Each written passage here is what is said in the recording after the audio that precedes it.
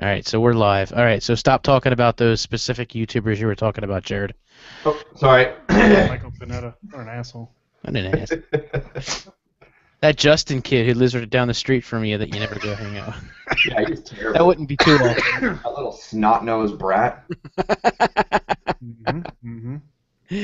uh, I always joke with him because he's like, oh, gonna go to the CES, can hang out with you. I'm like, Justin, you're 17 years old. It's not gonna look good that a 39-year-old is hanging out with a 17-year-old. I was when It I met looks up with 12.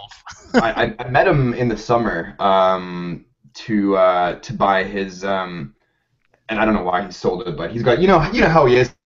He's bloody particular about everything he buys, right? So he had this mint condition Manfrotto. I forget the model number, but one of those fluid video heads. Yeah. Mint condition.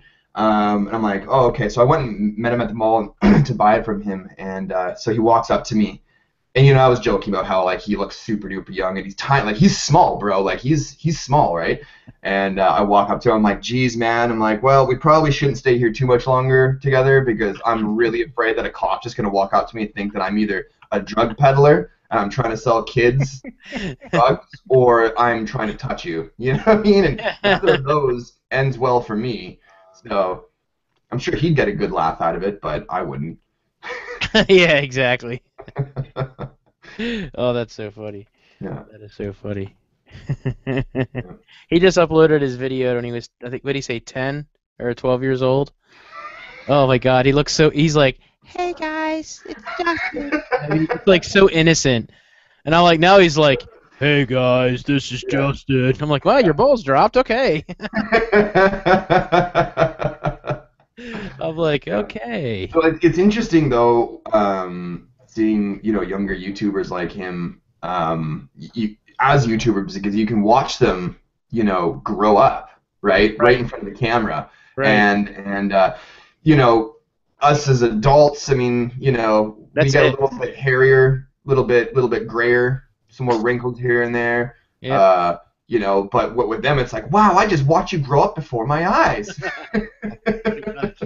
Yeah. Well, you got one I know is one of the biggest is Marquez. Like, I mean, he got on there. Hey guys, this is Marquez. Yeah. I got more subscribers than you bastards can get ever. Yeah. He's actually had, I don't know if a lot of people know this, but he's had several, I don't know exactly how many, but he's had other YouTube channels other than the MKBHD channel before. And I don't know what he did with them, but I mean, yeah, and I think those videos may be gone, or if he saved them and then just re-uploaded them to his new channel when he sort of first started the MKBHD. But man, there are videos of him mega young, dude. Yeah, like it was like great. really young. And when I I mean, watch I him, remember when he started. yeah. He was a great kid to talk to. Always, super supportive and and he's just an all around good kid. And I was always showed like, a yeah. clip of his first video in that USA Today article. Did you guys see that? Yeah, I saw it. There's a video also, and it showed like his very first video. Yeah, It well, was it's bad. so little. It's funny. I know that he tweeted or said something on Google Plus or Twitter, something about I guess he was featured on like Fox News or something like that, or Fox Business or something like that, and because I guess they were talking about how Vic I always screw up his last name, Vic Condotra, the Google guy, called him the best tech reviewer on the planet right now, and that blew up the internet for a bit there, and so I mean he's been on a lot of things. He's been interviewed by people. He's interviewed the CEO of Motorola, and man. Big stuff. Stuff I couldn't do. Hey, Tim Cook is back. Sorry, I'm looking at our. I'm looking at our How come room. Tim Cook's always in our room, but He's never working on that bendable phone. Boom. Too soon? he doesn't need to. He doesn't need to, because it doesn't. Are we over this Ben Gate? Yeah, we are. Now, like, can we move on with life? Is that okay? Is it? Yeah. I think it's more than okay to move on. Sweet. I don't think we're going to talk about it at all. Sweet. So.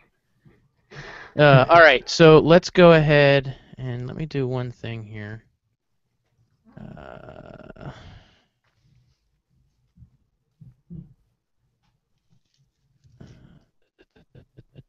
Just making sure. All right, all that is live. Let me test one thing here real quick. Oh no, I can't play that. I can do this. Let me just bring the room up. Bengate. Yeah, we are. All right, cool. So that's recording.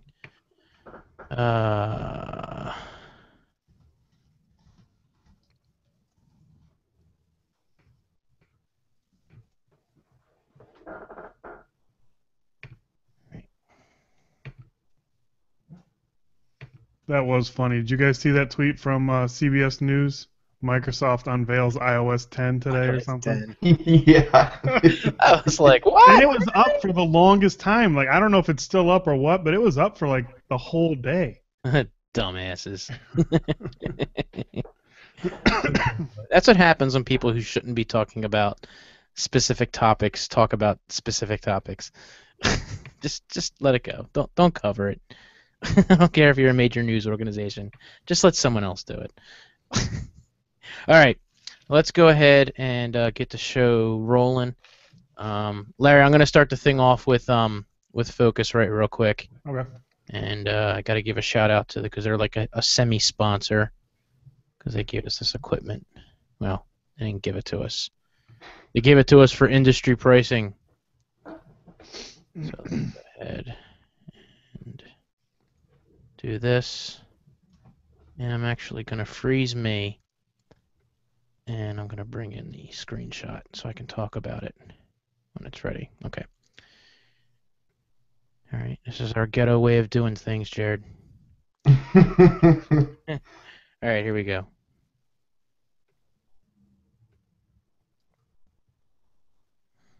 No, that's not it. Oh, that's not happening. Okay, here we go.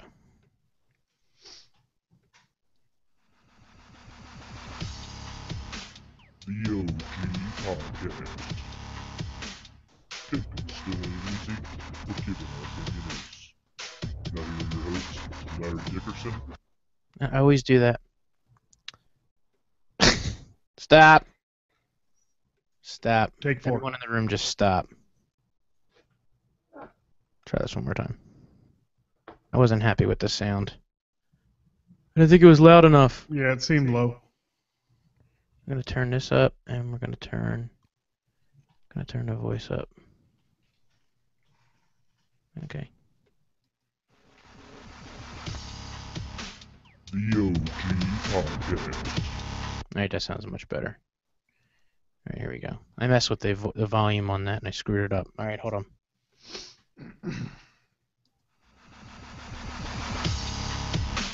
The OG Podcast. Still easy, but giving opinions. Now here are your hosts, Larry Dickerson and Michael. Yeah. Good evening, everyone. Welcome to the show. And actually, before I start, peoples, I need to just kind of give a quick shout out to one of our new semi-sponsors in the show here. And that's the folks over at Focusrite who are actually cool enough to send us out a couple of the Fortes that we use to broadcast a show. This thing is a 2x4 USB audio interface for Mac and PC, and just has absolutely incredible interfaces that you can use on the screen.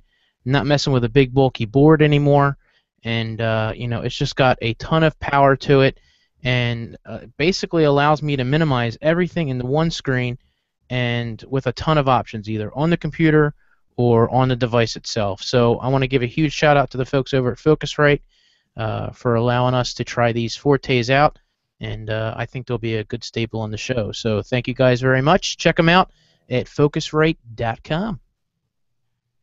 All right, so welcome to the show, everybody. Have a good show for you folks tonight. Something a little bit different. We're going to kind of go head on and talk about a problem that nobody talks about at all. Nobody. But before we do that, let me introduce my host, my co-host, Mr. Larry Dickerson. Larry, how you doing tonight, bud? I am fantastic. Hello, everybody. Awesome, awesome. Turn your volume up a little bit. I can't hear you. Barely. I mean, I can hear you, but Can you hear me better now? yeah, that's better. That's better. Maybe I was too far away. So, what's new, Larry? You spent a little bit of time at the Apple Store or at the Verizon Store today? Verizon store. I got the Moto X the first day it came out from Verizon, and this is the third one I've had since Friday. Sweet. So I don't know if it's just my luck or if it is some quality issues with Motorola. But the first one had a chewed up SIM card tray, like around it was all chewed up. Looked like somebody literally ate it or was chewing on it. So I took that one back, and then the other one, the front-facing speaker, was blown out and tinny. You could barely make out what anybody was saying. So now we're on number 3, and fingers are crossed. Wow. Yeah. That's not good. Last phone I had this many hardware issues with was the Palm Pre. So I'm really hoping that this is not a indication of things to come. The Palm Pre. Wow. You know, that's funny you mentioned the Palm Pre because I actually have a question for our host, but our guest. I'm gonna back away from that for a minute. So, ladies and gentlemen, I would like to introduce our guest today, and he is not familiar to the iOS world, as you guys might that follow me if you're not into Android. But Jared Busch, also known as the Smoking Android, joins us tonight. Jared, how you doing tonight, bud? I'm good, man. I'm good. Thanks for having me. No, it's great to have you on the show because, I mean, I've been trying to expand, you know, for a while now, just out of the iOS ecosystem, and I've been through checking other things out, checking other devices out, and doing all that, going through different channels and trying to learn the best I can. And of course, you and I met up down, you know, along the way, just chit-chatting about things, and you know, I think me trying to ask some stupid questions about Android and whatnot. But you know, we talked. You know, I wanted to get you on the show just to chit-chat, and you were like, "Well, I don't know much about Apple," and I'm like, "Well, that's perfect because now we can have a head-to-head argument about why one is better than the other." But Yeah. really, what I wanted to do is just kind of It's not learn really a little bit an about argument. It's you. quite one-sided, really, and Well, maybe we can change that tonight. Not. no. No, I can see. We're going to figure out the iOS versus Android all tonight on the podcast. Like, by the Yeah. time we sign off, everything's going to be done. 5 a.m. will be done, East Coast time, by the time we figure it out. Every topic we can cover. Every nuance. Every nuance. No, I'm just kidding. No. Actually, I think it'll be more of a learning experience because there's, you know, lots of things that I've learned and lots of things that I find, you know, comforting about iOS. And there's things comforting about Android when I tried it out. But I want to learn a little bit about the Jared that's not YouTube Jared. Jared, it's away from YouTube.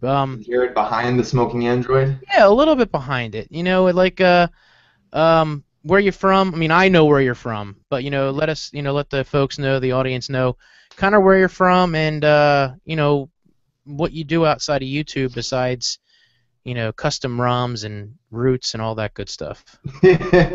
Well, I'm sure a lot of your audience probably knows Justin from JTech Apple. I think they might, yeah. Yep. So him and I actually live on the same island, Victoria City, Vancouver Uh-oh. Island.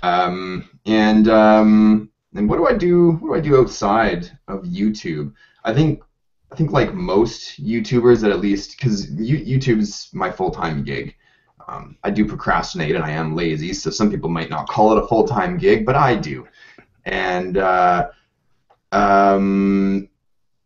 yeah, so when I'm not making videos, what do? I like playing video games a lot. I've toned down video games quite a bit. You know, if you talked to me 10 years ago, that's all I did. I would go to work, come home, and play video games. But now I try and get out there and do things. It's really nice out here, so I like to get out, go kayaking, and do outdoor things with my friends and on guys trips. And what happens at those trips, I won't talk about on air. But yeah, well, we have fun, It's dudes getting away from the wives for a few days. Man, we've got stuff to do. Okay, so it's not like Brokeback Mountain stuff, but it's no. Not that there's anything wrong with that. No, not that there's anything wrong with that. This it's fine. No. No. No, you know what though? Like a lot of the other guys. Like, I mean, I even heard Austin say once that he was getting interviewed by someone. They're like, so what do you do when you're not making YouTube videos? And he's like, I don't know, sitting on my computer and thinking about what videos to make next. That's really what it comes down to, right? Yeah. Time it's like I like to be in front of the computer so that I'm always like, I can see the Twitter feed if anything news breaks, and Google Plus and YouTube, so I can catch up on whatever else I'm missing, and so on and so forth. And so that's I pretty much spend a lot of my time behind the computer though when I'm not doing videos. No, I know how you feel. Yeah. I know how you feel. So like, what did you do? Like, what's like? I guess like, what's the worst job you had, or like a job that you had? Was it anything related to tech that even like spurred the idea of doing what you're doing now? Did you quit a job to start YouTube? What's that? Did you quit a job to start YouTube? Yeah, kind of. So what first got me into, I've always been into tech forever. But it was more like that, right? I liked learning about, I loved learning how to mod my computers and hacking programs so I didn't have to pay for them, and the whole 9 yards, right? Piracy is wrong. Sounds familiar. Unless you can get away with it. Yeah, exactly. And that was all good and stuff. But then I kind of got bored of computers, and then I kind of got into, like, even when flip phones were out, I kind of got into flip phones because I started working at Radio Shack. And, the new Motorola's would come in with, like, a camera, 0.3 megapixel camera. Oh, my God! It's got a freaking camera on it? On a phone? What the heck? This is Star Trek. This is Star Trek right now. 4 megapixels? It's just like it was 4 pixels? So I thought it was the coolest thing ever, and so I started getting into that. And then eventually I left that job, and I went to work at mobile solutions type company. I mean, they did everything. It's called Victoria Mobile Radio. I don't know if anybody wants to search them on the internet, but they did all kinds of shit. And but the carrier that we used was TELUS Mobility, so we got a lot of the phones from TELUS here in Canada, the carrier out here. And then I got into phones because we got handed all these phones for free so that we could show in front of our clients and stuff like that. And I managed a bunch of businesses, so I was always going in there and like, but check out the cool features that this BlackBerry can do that your piece of shit Nokia can't, stuff like that, right? And then eventually I ended up leaving that job and working because it was just so stressful, man. Like, I was gonna say, do you want to kill yourself? it was I'm dealing with people's, like, with the companies like 10 upwards of 50. So when there's like a discrepancy on their bill, right? Those discrepancies are usually in the thousands. They're like, why is there an extra $5,000 on our bill? I'm like, oh, geez. So I have to look into it, right? And so every Monday I dreaded going to work because I knew I was going to get chewed out by somebody because that carrier screwed up their bill, but I'm the first line of defense. So anyways, so I quit there. I left there, and I went on to another job that was a lot more physically exerting. And that was good, and it was a good job, and I liked it. I was good at it. I liked some of the people I worked with, but my boss is a dick, like a lot of bosses are.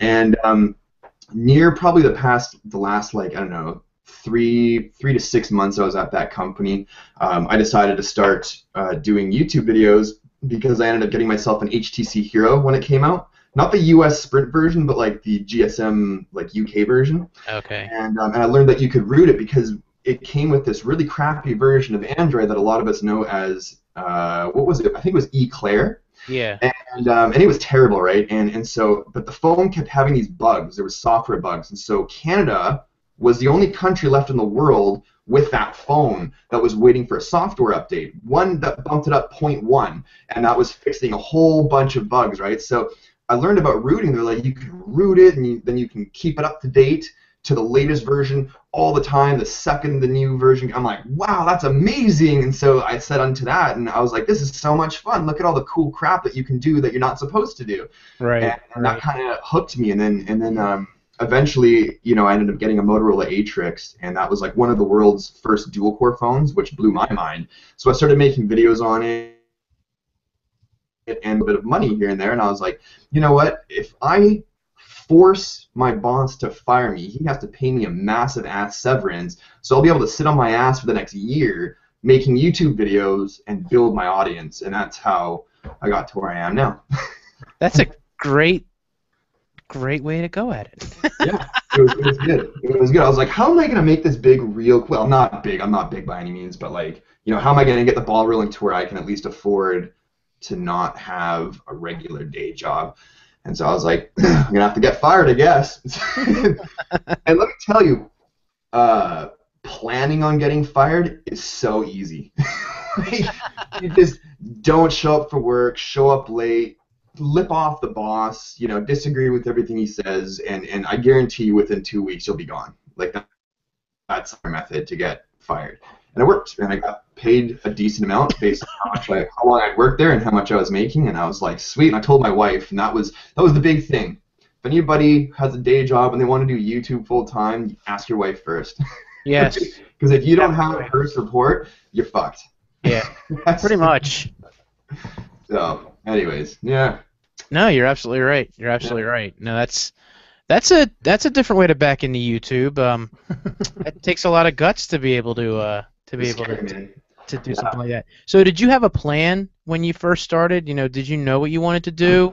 Yeah, I started out thinking my idea was to just do modding related videos, because there was already a couple of big channels that were doing the actual review portion, like Techno Buffalo. He was actually probably the sole reason why I got into it, and then after him, then I started finding all the different other online Android modders as well that made videos. But he did it, and I was like, sweet, well, there's guys like him that get all the attention, so there's no point in me reviewing phones, so I may as well just mod them. Make videos on that. I did, and that was it, and that's the way it went for probably the first 2.5, maybe even 3 years. About 2.5 years. I've been doing this just a little over 3 years now, but eventually you start getting people that are like, they don't have, maybe I'll do a video on the Samsung Galaxy S3 at that time, right? Like a how to root video. And then I'll do another video on like a specific ROM for it, or this or that or the other. But there's like, half when they start leaving comments like, well, why do you keep doing all these shitty videos on phones I don't have? And I'm like, well, I don't know what phone you have, man. And crazy. So and it started getting out of control. So I just started to slow down, and then people basically started thinking of me as their personal tech support guy. So any way possible, they would find ways to contact me. My YouTube messages, it's just flooded with hundreds and hundreds every week requests for tech support. The comments, nothing but tech support questions. Wow. And it got to a point where I was like, I can't do this anymore. So I kind of keep it to a real minimum now when it comes to modding. I am actually planning very soon here to start doing a couple of more modding videos for people out there. But I'm trying to keep it to like, I don't want to go like hardcore death bar. It's too much. Right. Well, I noticed when you first started doing videos, that Motorola Atrix was like the staple of your videos, because every one I would go through, it was just like, that's what you were using, and I was like, that was a powerful phone back then. Yeah, it was a good phone at the time. I mean, it was probably the worst phone I could have picked at that time. Like, everyone went with the Samsung Galaxy S2, right? And then I'm like, I'll get the Motorola Atrix. That was so stupid. That was so stupid. It was such a terrible idea. So when you dropped that in the water and you did that race video, got everything to turn back on and work, did you end up trading that phone in? I didn't look any of the see any videos where you said you had to trade it in. Did that just continue to work? You never needed to do anything with it? Yeah, that was it. Wow. Put it That for a few that's a days tough phone. and that was it. Yeah, that was impressive actually, and I still own it. I still have it. Still Haven't have moved it. it. Yeah, yeah. Wow, that's not worth anything now, but yeah, I No. can see why.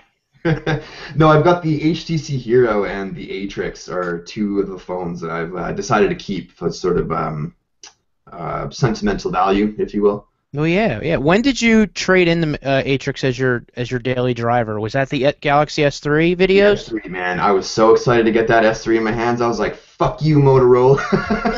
I'm gonna get a billion views off of this bloody phone." And let me tell you, that phone is what actually put me if on the proverbial map, if you will. Like, I mean, nobody knew about me until I got the S3.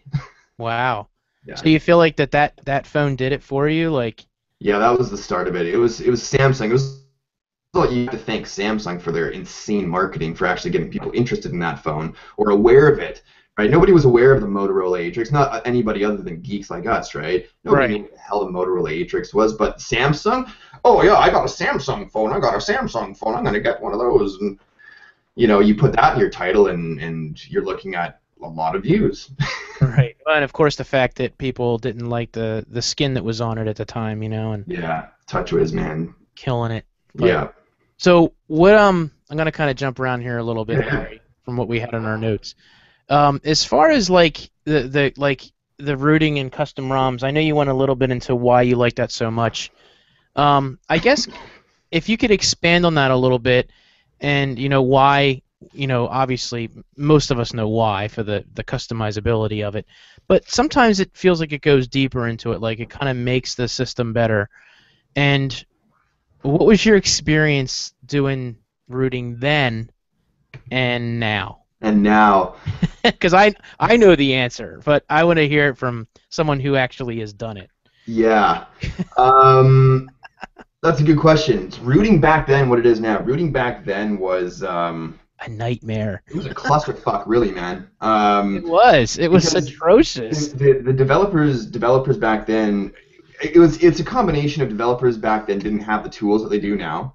Right. They don't Right. have also Google has refined the operating system so bloody much now that like a lot of these developers, as long as they know what they're doing, they can kind of like stumble around in the dark in code and then figure out how to root some of these phones, right? Not all of them. Some of them are big pains in the ass, but so tools to be able to root it and stuff. And a lot of them, and because a lot of them have rooted so many phones, um, they already kind of know the process and process of elimination, to get it done quicker. Mhm. And then they can also then, by doing that, they make it so much easier for us as the end users to root it. Like Chainfire, a lot of the Android modders out there know who Chainfire is a recognized developer over at xdadevelopers.com, and he makes, in my opinion, the safest and easiest possible way to root your phone. I mean, it's just so stupid easy. It's just my videos. A lot of the videos of how to root videos I've done in the past are based on his root method, and in the title I say, root your phone in under 5 minutes, and Right. it actually takes. It's quicker than that. The actual process itself takes about 20 seconds. But then it comes down to things as well like bootloader unlocking. Like Nexus phones, right? You get a Nexus phone, and Google's like, well, we're going to lock it, but you can easily type in a command to easily unlock it. Well, that's sweet. Well, that works, But then you get phones like some Samsung phones from AT&T as an example, right? Like AT&T locks down their bootloaders or asks Samsung to lock the bootloaders down, and then you start running into issues, and so it's easier now, but there's still limitations. There's still limitations with every phone. It's different with every phone and every carrier. Yeah. I mean, I watched one of your videos, and I hate to keep coming back to this. I don't know if you even want to talk about your old videos. I'm fine, man. I watched one of your old videos, and it was a four-parter, and I think it was 10 to 15 minutes, maybe even longer, for Yeah. each video Yeah. on rooting. And it was like, guys, it was like a 40-minute video Dude, and it was dude, like that was the Motorola Atrix file. one. Yeah. Atrix, like with the HTC Hero, in order to root that phone, you had to create something called a gold card. So that gold card downgraded the firmware even further than the current version you have, and then once you downgrade to that version, then there's no longer the special security code that prevents you from rooting the phone, because then you can root the phone once it's downgraded, and then now you can start flashing the upgraded, and I'm just like, holy shit. Then you got the Motorola Atrix, and Motorola, they used NVIDIA with their whatever the hell their processor was, the Tegra processor, and they refused to release any information at the time to like unlock the bootloader and stuff. So in order to root this phone, it was this huge fucking workaround, man. And that was, next to the HTC Hero, probably hands down the hardest device I have ever modded in my entire life. That device can go straight to hell. I'm going to keep it in my drawer, but it's a special place in hell for that phone, seriously. Yeah, and so sometimes that's how long the videos took, especially considering I was new back then. I didn't know. I'm just, I script my videos now, right? So I can keep them mega short. Yeah. Whereas before, I kind of go off like one of my buddies. Some of the people that might be watching, they know who Josh is from What Would Josh Do, and he makes a lot of really long videos, whether it be a tutorial or he's just ranting about something. I never personally wanted to go for long videos like that, but it happened. I know. I used to do long videos like that. And if it makes you feel any better, when we used to jailbreak our iPhones, the process started off the same way. It was a really tricky back end, enter the exact code that you need to enter, download this file, convert it, It's because it's all new. Now the process itself has been refined, right? Yeah, it's just it's one click. Developers have done it so many times now. It's so easy now, right? Yeah. It's a beautiful thing now. It's a beautiful thing. So that is one thing that I guess iPhones would have over Androids, is that it's the same method for you guys, right? It's the same method to jailbreak. The only difference there's obvious differences between rooting and jailbreaking, but you guys don't get custom ROMs like we do, but at least I don't think you guys do with jailbreaking. You can do custom ROMs where everything looks completely different. Okay. Is it more of a theme though, or is it like actual? I think it's more of a theme. Yeah, they have a springboard where you can change it around a little bit, but it is heavily theme based. Okay. To do that. So you can't edit things like the toggles and shit like that. You can't move them around and stuff. No. At least I don't think so. It's been a little while since I've jailbroken. What was that? Nothing. So let me back up and then we'll move forward. But why Android? Why did you start with that? Is that because of what the industry you were working in? I mean, did you have to sell iPhones then? No. iPhone didn't exist then. Android didn't exist then either. I'm sure it did back in what the hell's his bloody name, Ruben or whatever the fuck his name was, who actually created it. I can't remember. And that's really bad. I should know. Android because of the tinkering, man. I don't know if it's my ADD or what the hell it is, but I'm never satisfied with something. I'll get bored of something so friggin' quick, right? Just like why people like changing wallpapers around, right? I like changing. I also, a big draw of it was pushing it to do things that you're not supposed to do as far as the manufacturers are aware, right? Right. Smartphones, man, you have so much freedom. There's so much you can do with these phones other than just texting, sending emails, and browsing the web. I mean, with the sensors they put in these phones, the radios they put in these phones, the technology in general they put in these phones. With Android phones, when you root it, it's insane what you can do with these devices. It's just mind blowing. I mean, if you really wanted to be a super devious hacker, I mean, I've been on the side of Android where I've learned and found applications that you can hack Wi-Fi passwords. You can jump onto an open Wi-Fi network and view somebody's actual activity on Facebook. I've actually done that. You can get onto public Wi-Fi networks and bump people off of it so that I've done that in hotels before. I've been called out to Vancouver to go to meetings with Samsung, and I'm sitting in the hotel and I'm getting 13 kilobytes a second. I'm like, this is retarded. So I'm like, oh, just boop, and you see all the people getting knocked off the network, and then you do a speed test, and next thing you know, you're getting 5 megabits a second. I'm like, yeah, like only with Android, baby. Stay off, stay off, stay off. Yeah.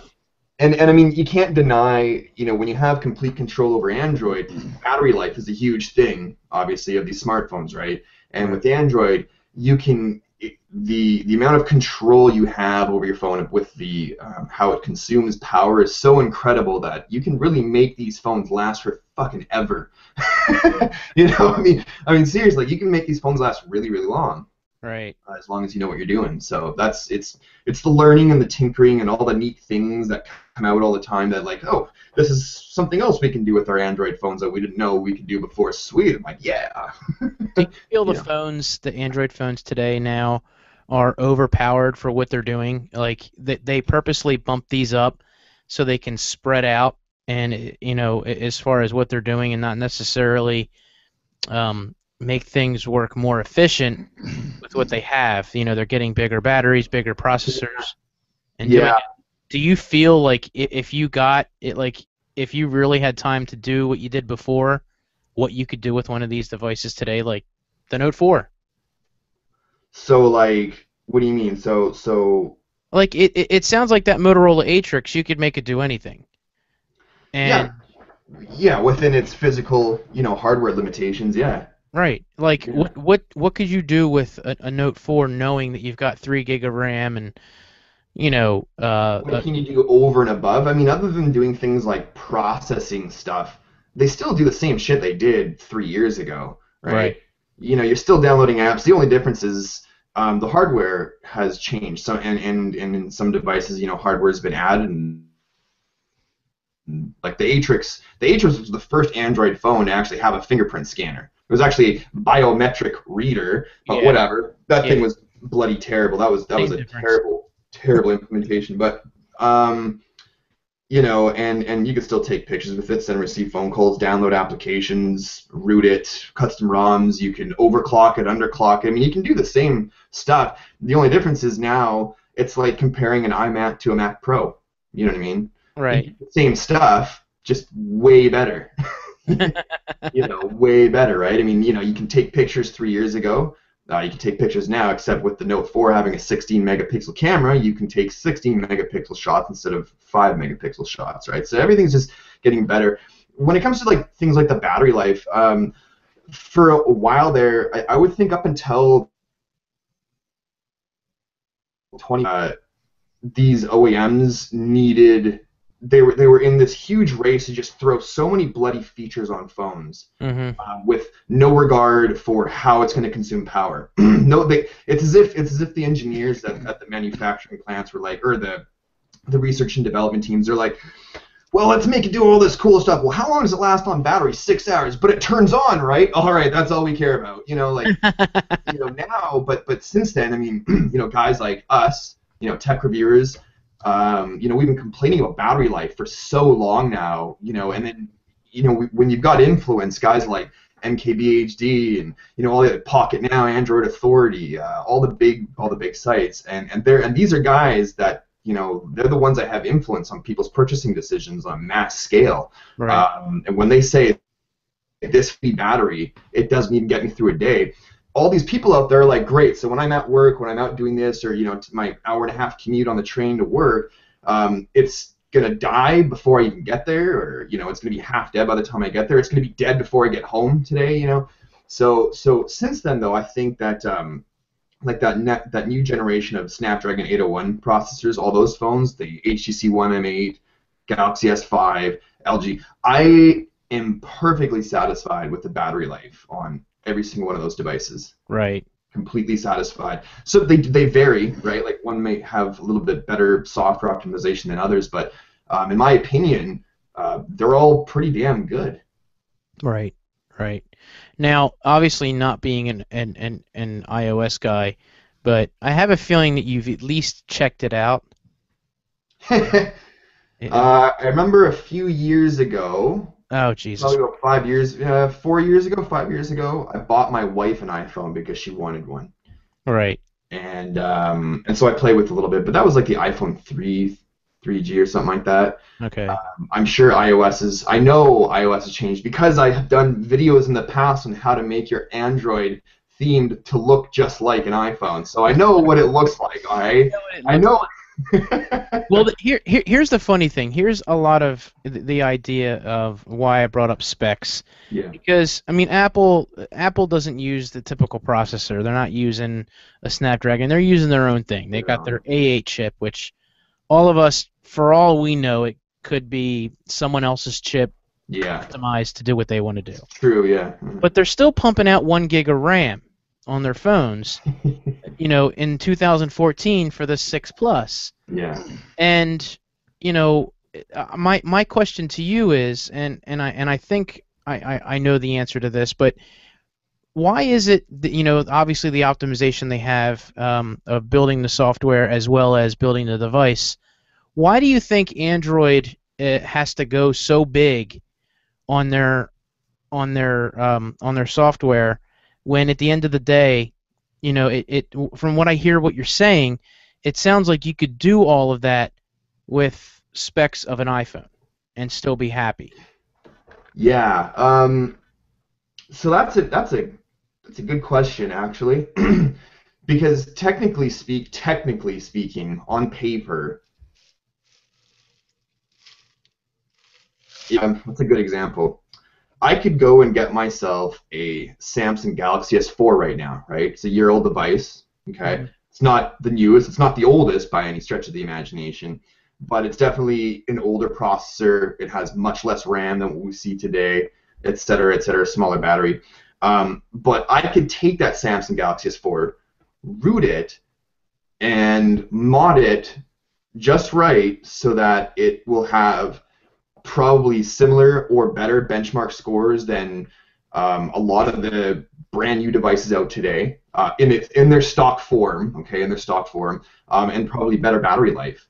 But the thing is that, you know, these companies, they don't want to give users the control to be able to do that normally, because fried phones in the past by being like, oh, this is an older, you know, back when I had my Galaxy S3, right? I'm like, oh, I got to stretch this thing out a little bit longer, you know, I can't afford a new phone yet, so I'm going to have to really stretch it out, so I'll overclock it just a little bit too much, and then your phone doesn't turn on anymore and shit like that, right?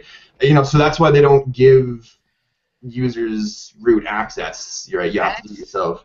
That's the $1 million answer that I wanted to hear, because for people who are strictly on iOS, that is the reason why people like Android, that like to tinker with Android. Mm-hmm. That's the answer I was hoping to get when I asked that question.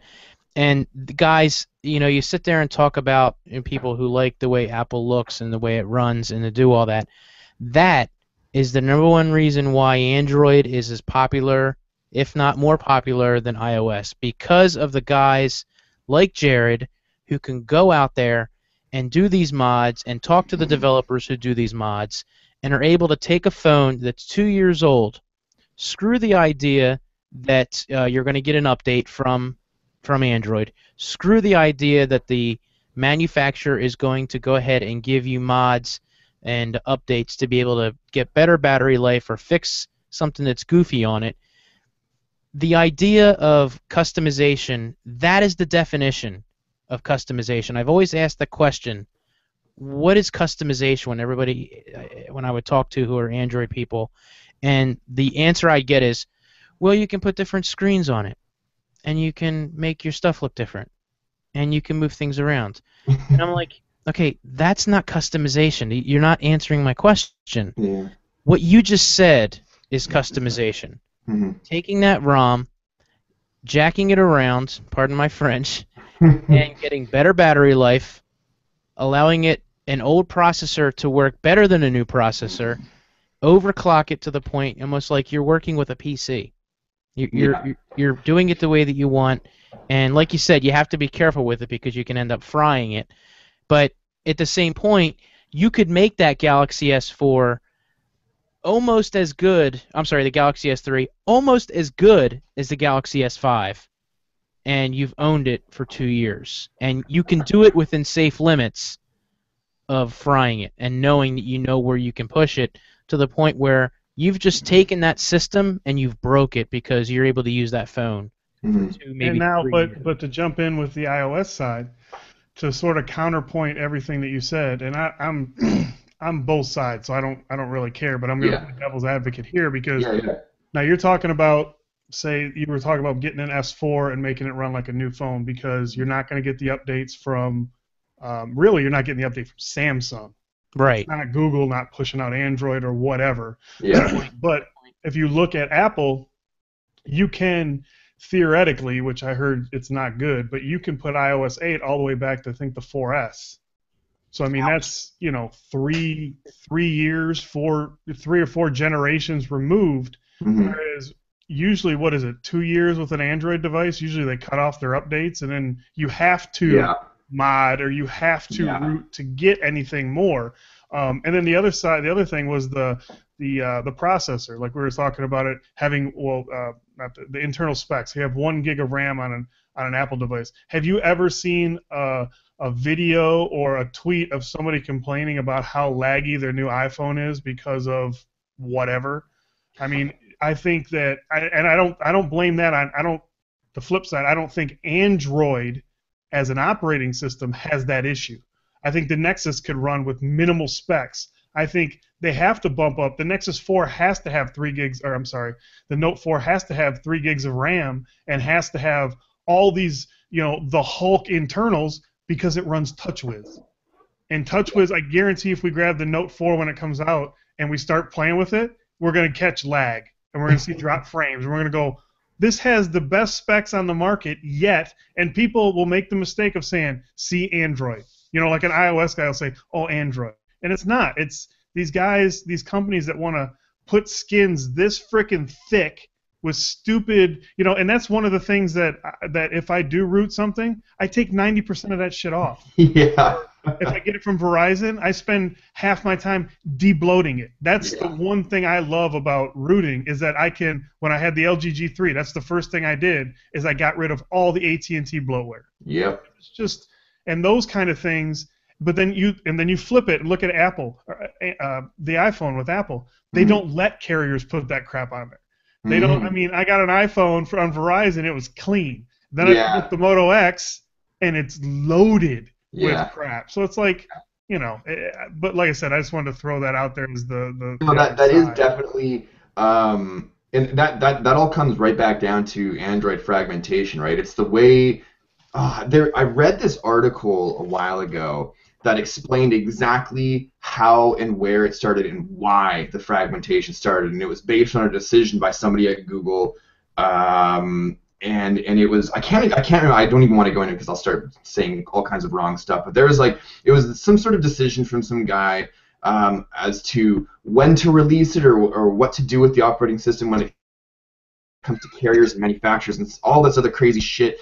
And there was all this left hand didn't know what the right hand was doing kind of thing. Next thing you know, you've got phones that are all this fragmentation's going on, and meanwhile, iPhone users are like, "Sweet, dude, I'm running an iPhone 4 and I have iOS 8 on it," and it's like, "Oh shit," But that's where KitKat came in because they developed KitKat so that it can run on devices with as low as 512 megabytes of RAM. I almost said kilobytes. That would have been like a calculator. With 512 megabytes of RAM. So that's Google. Google's already making pretty big leaps, and they already did with KitKat at getting phones in the hands of people, cheap-ass phones with the absolute latest version of Android, and it runs at least okay. I mean, there are some. I mean, you can go pick yourself up some of the Chinese phone retailer partners that I work with,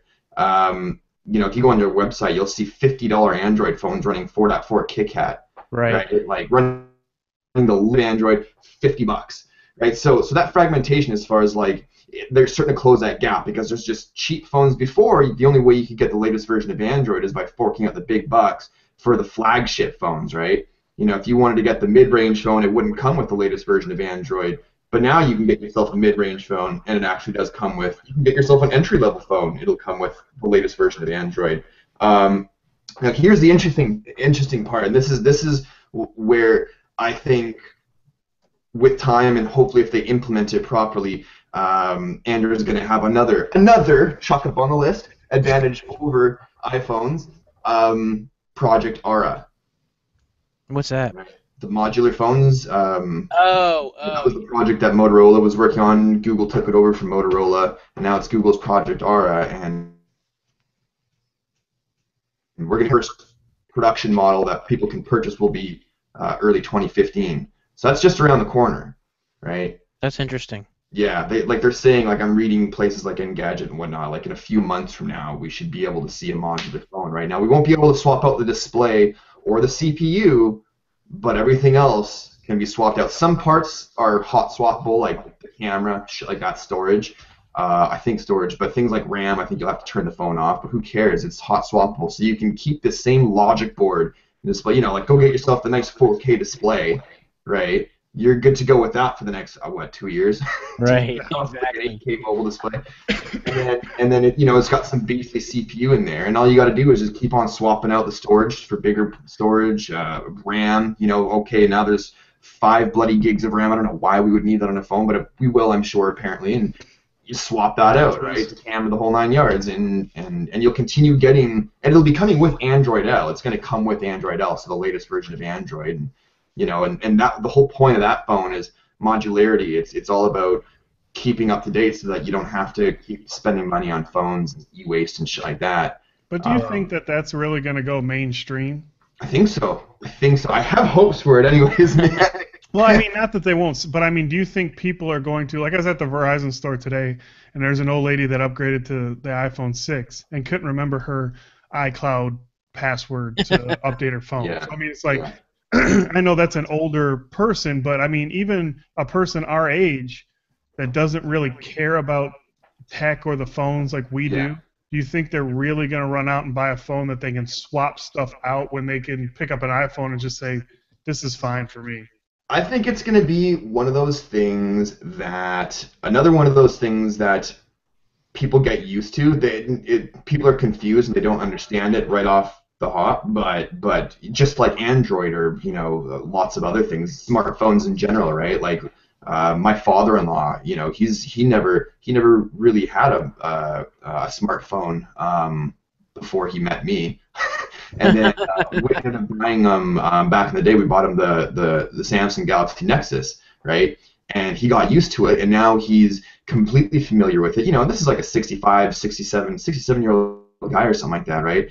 And he's taking pictures all the time, and he's, oh yeah, check this out, and I added this cool filter to it, and all this other neat shit he's done, and apps he's downloaded that I've never even heard of. I'm like, cool, man. So, it goes to show that, even like a 67-year-old man can fall in familiarity with a product if they want to. And so I can see, for example, someone going into the store, let's say 2 years from now, they buy themselves the next Project Aura phone, whatever the hell, Project Aura 2.0.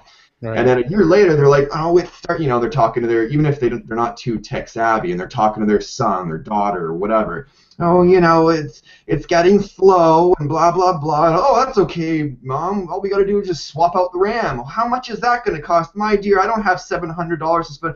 It's going to be $50. Don't worry about it. Oh, that's affordable. Next thing you know, you just upgraded the RAM. Mom's phone's flying like it did the first day she bought it, and she only is out of pocket $50. And I think quit downloading porn. Yeah. Yeah. Mom has some issues. It's things like that, and then she'll end up telling her friends, and it'll spread. I think it's just like when PCs came out, the modularity of PCs, right? Yeah. People at the beginning were afraid, like, what? You could swap out the video card and sound card and fucking everything. Now everyone's into it. 6-year-old kids are PCs for Christmas with all the parts so they can put them together themselves. I mean, it'll happen. I think. I have faith. I think the only other issue too is to make it like a consumer product. Like at least what I've seen so far is ugly. Yeah, like you said, the modularity of it is great, but unless that's in some kind of sleek. It doesn't look ergonomic at all. In its current state, it looks like a bloody brick. It looks like Nokia built it. Yeah. Do you think we'll see this? Do you Yeah. think we'll see this at CES this year? Yes, I think there was some conference happening very soon, and they're going to be having the actual full working production unit of Project Aura Oh, on display for people to play with. So when it comes to CES, I would not be surprised if it was there. Then again, I've said I expect to see one thing at CES and then it never shows up.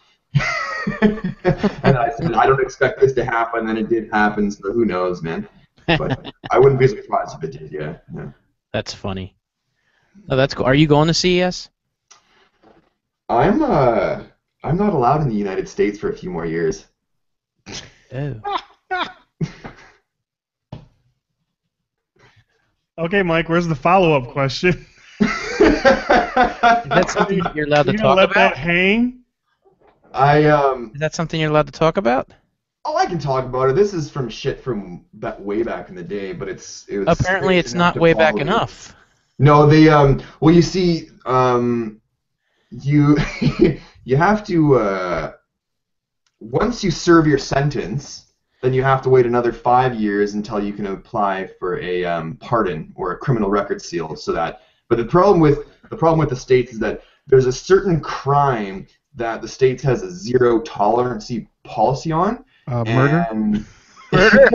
no, and I know, especially because I was red flagged and interrogated at a U.S. border once for a couple. Especially since then, I know that I won't make it across the border. I'd get to Vegas, I'd step off the plane, and they'd be like, "Get your Canadian white ass back on there and get the fuck out of here." Take this little Chinese kid with you. Yeah, this little Chinese kid with all this bloody blue clothes he's wearing on. Get him the hell out of here. So, He looks like a Smurf. so what'd you do? Oh, I can't talk about that now. Oh, now I can tell you guys off camera, but did it have to do with any kind of paraphernalia? I can't say anything. That's the only thing with tinkering computers. Yeah, Nah. were you Let's just say I was more big time than paraphernalia, and we'll leave it at that. Okay, I think we got the answer. Do I feel like I'm on Howard Stern or something here? I don't. This I just got like some This exclusive. is shit. This is shit I don't usually discuss, especially not in my own personal videos, because if people, it's amazing how people's opinions can change. You know. Wow, this is good. Small things, yeah. No. Okay, so we'll go ahead and change the topic. Yeah, why don't you take a hard left and let's get into Go ahead. Go ahead. his. Go ahead, Larry. Okay, I'll take it. All right, so in our notes, I'll just sort of, not verbatim, but we're wondering about your setup. We talked a little bit, I think, before we went actually live, that you're using the GH4, and Yep. that you moved over to that a month or so ago. 4K. But what software, what are you using? What's your process for doing a video, including your actual equipment? So obviously you product in, you play with it for a bit, and then it's time to write or do your review. Some people do it on the fly, like the way I used to, right? Just start up the camera's facing your desk, all you see is hands, desk, and a phone, and you just talk. But the problem is those videos usually end up turning into 20 to 45-minute videos. I don't like that. My viewers especially didn't like that. I got told that thousands of times. So what I did was I actually invested in a teleprompter. The same one as that Justin has. It's $150 or something on YouTube, on eBay, but it works really, really well. It's small, it's affordable, and so then I'll just go onto Google Drive, create a document, write my script, download it, email it to myself, grab my tablet, load it onto my tablet, and then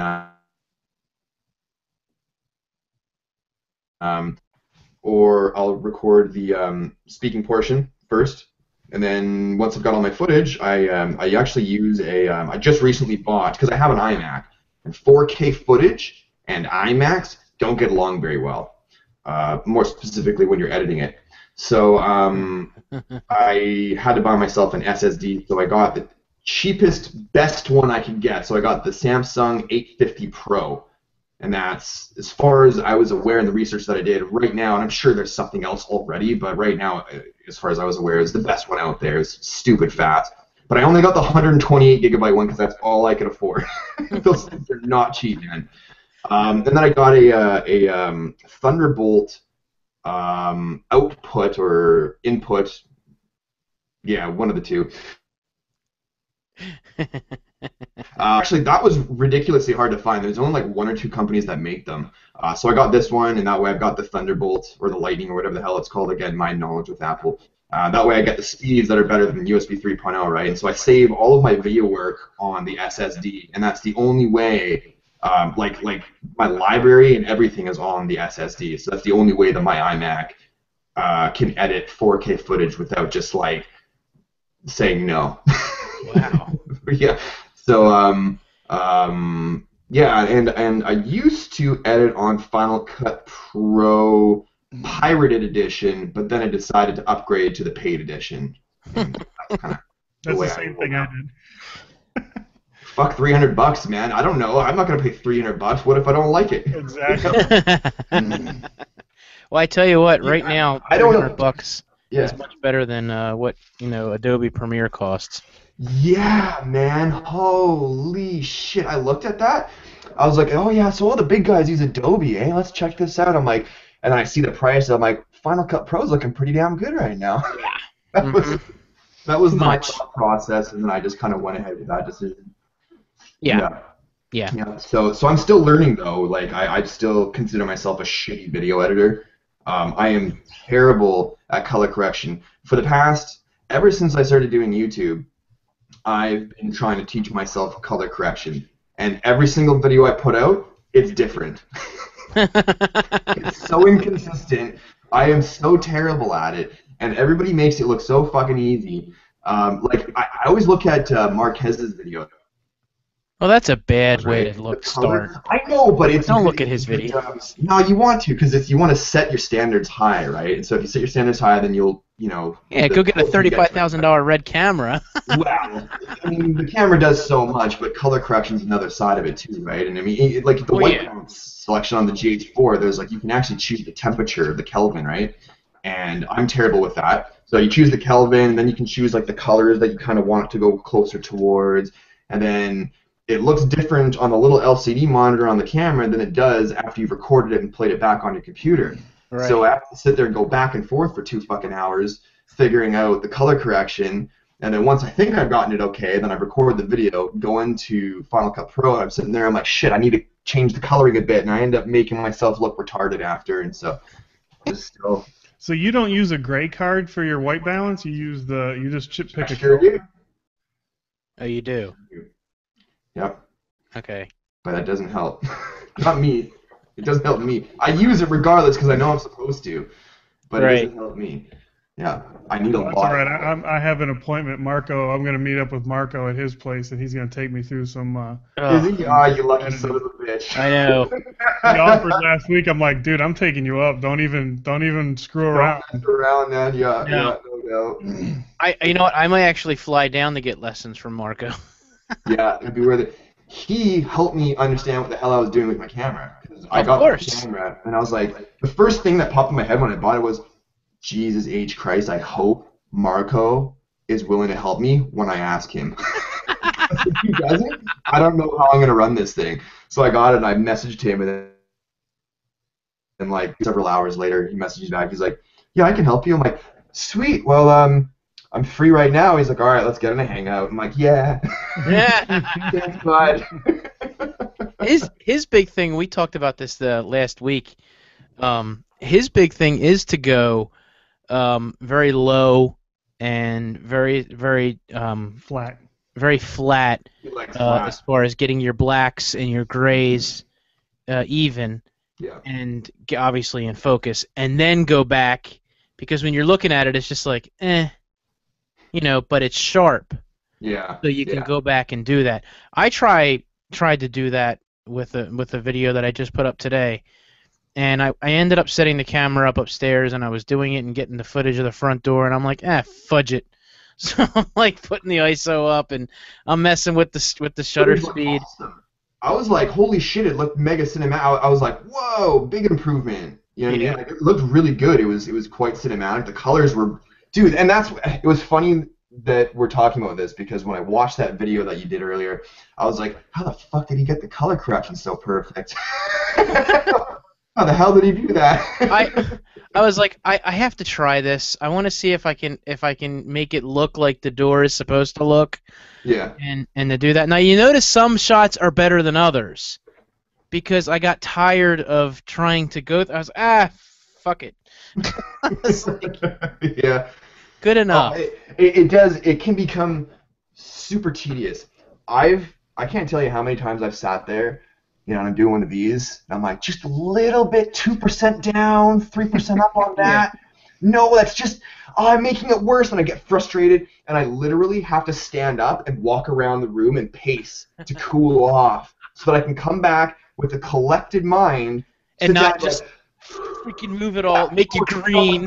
Stop it! Why can't you be perfect? And then you look at Marquez's videos, right? And like the color looks so natural and it's consistent every single video, and it drives me nuts.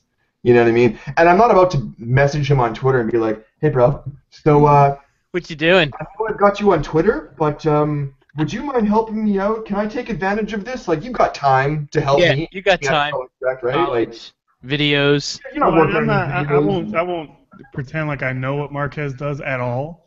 But aren't, say, 90% of his shots, he's in the same position with the same lighting every time? Yeah, so there are steps you can take to keep consistency.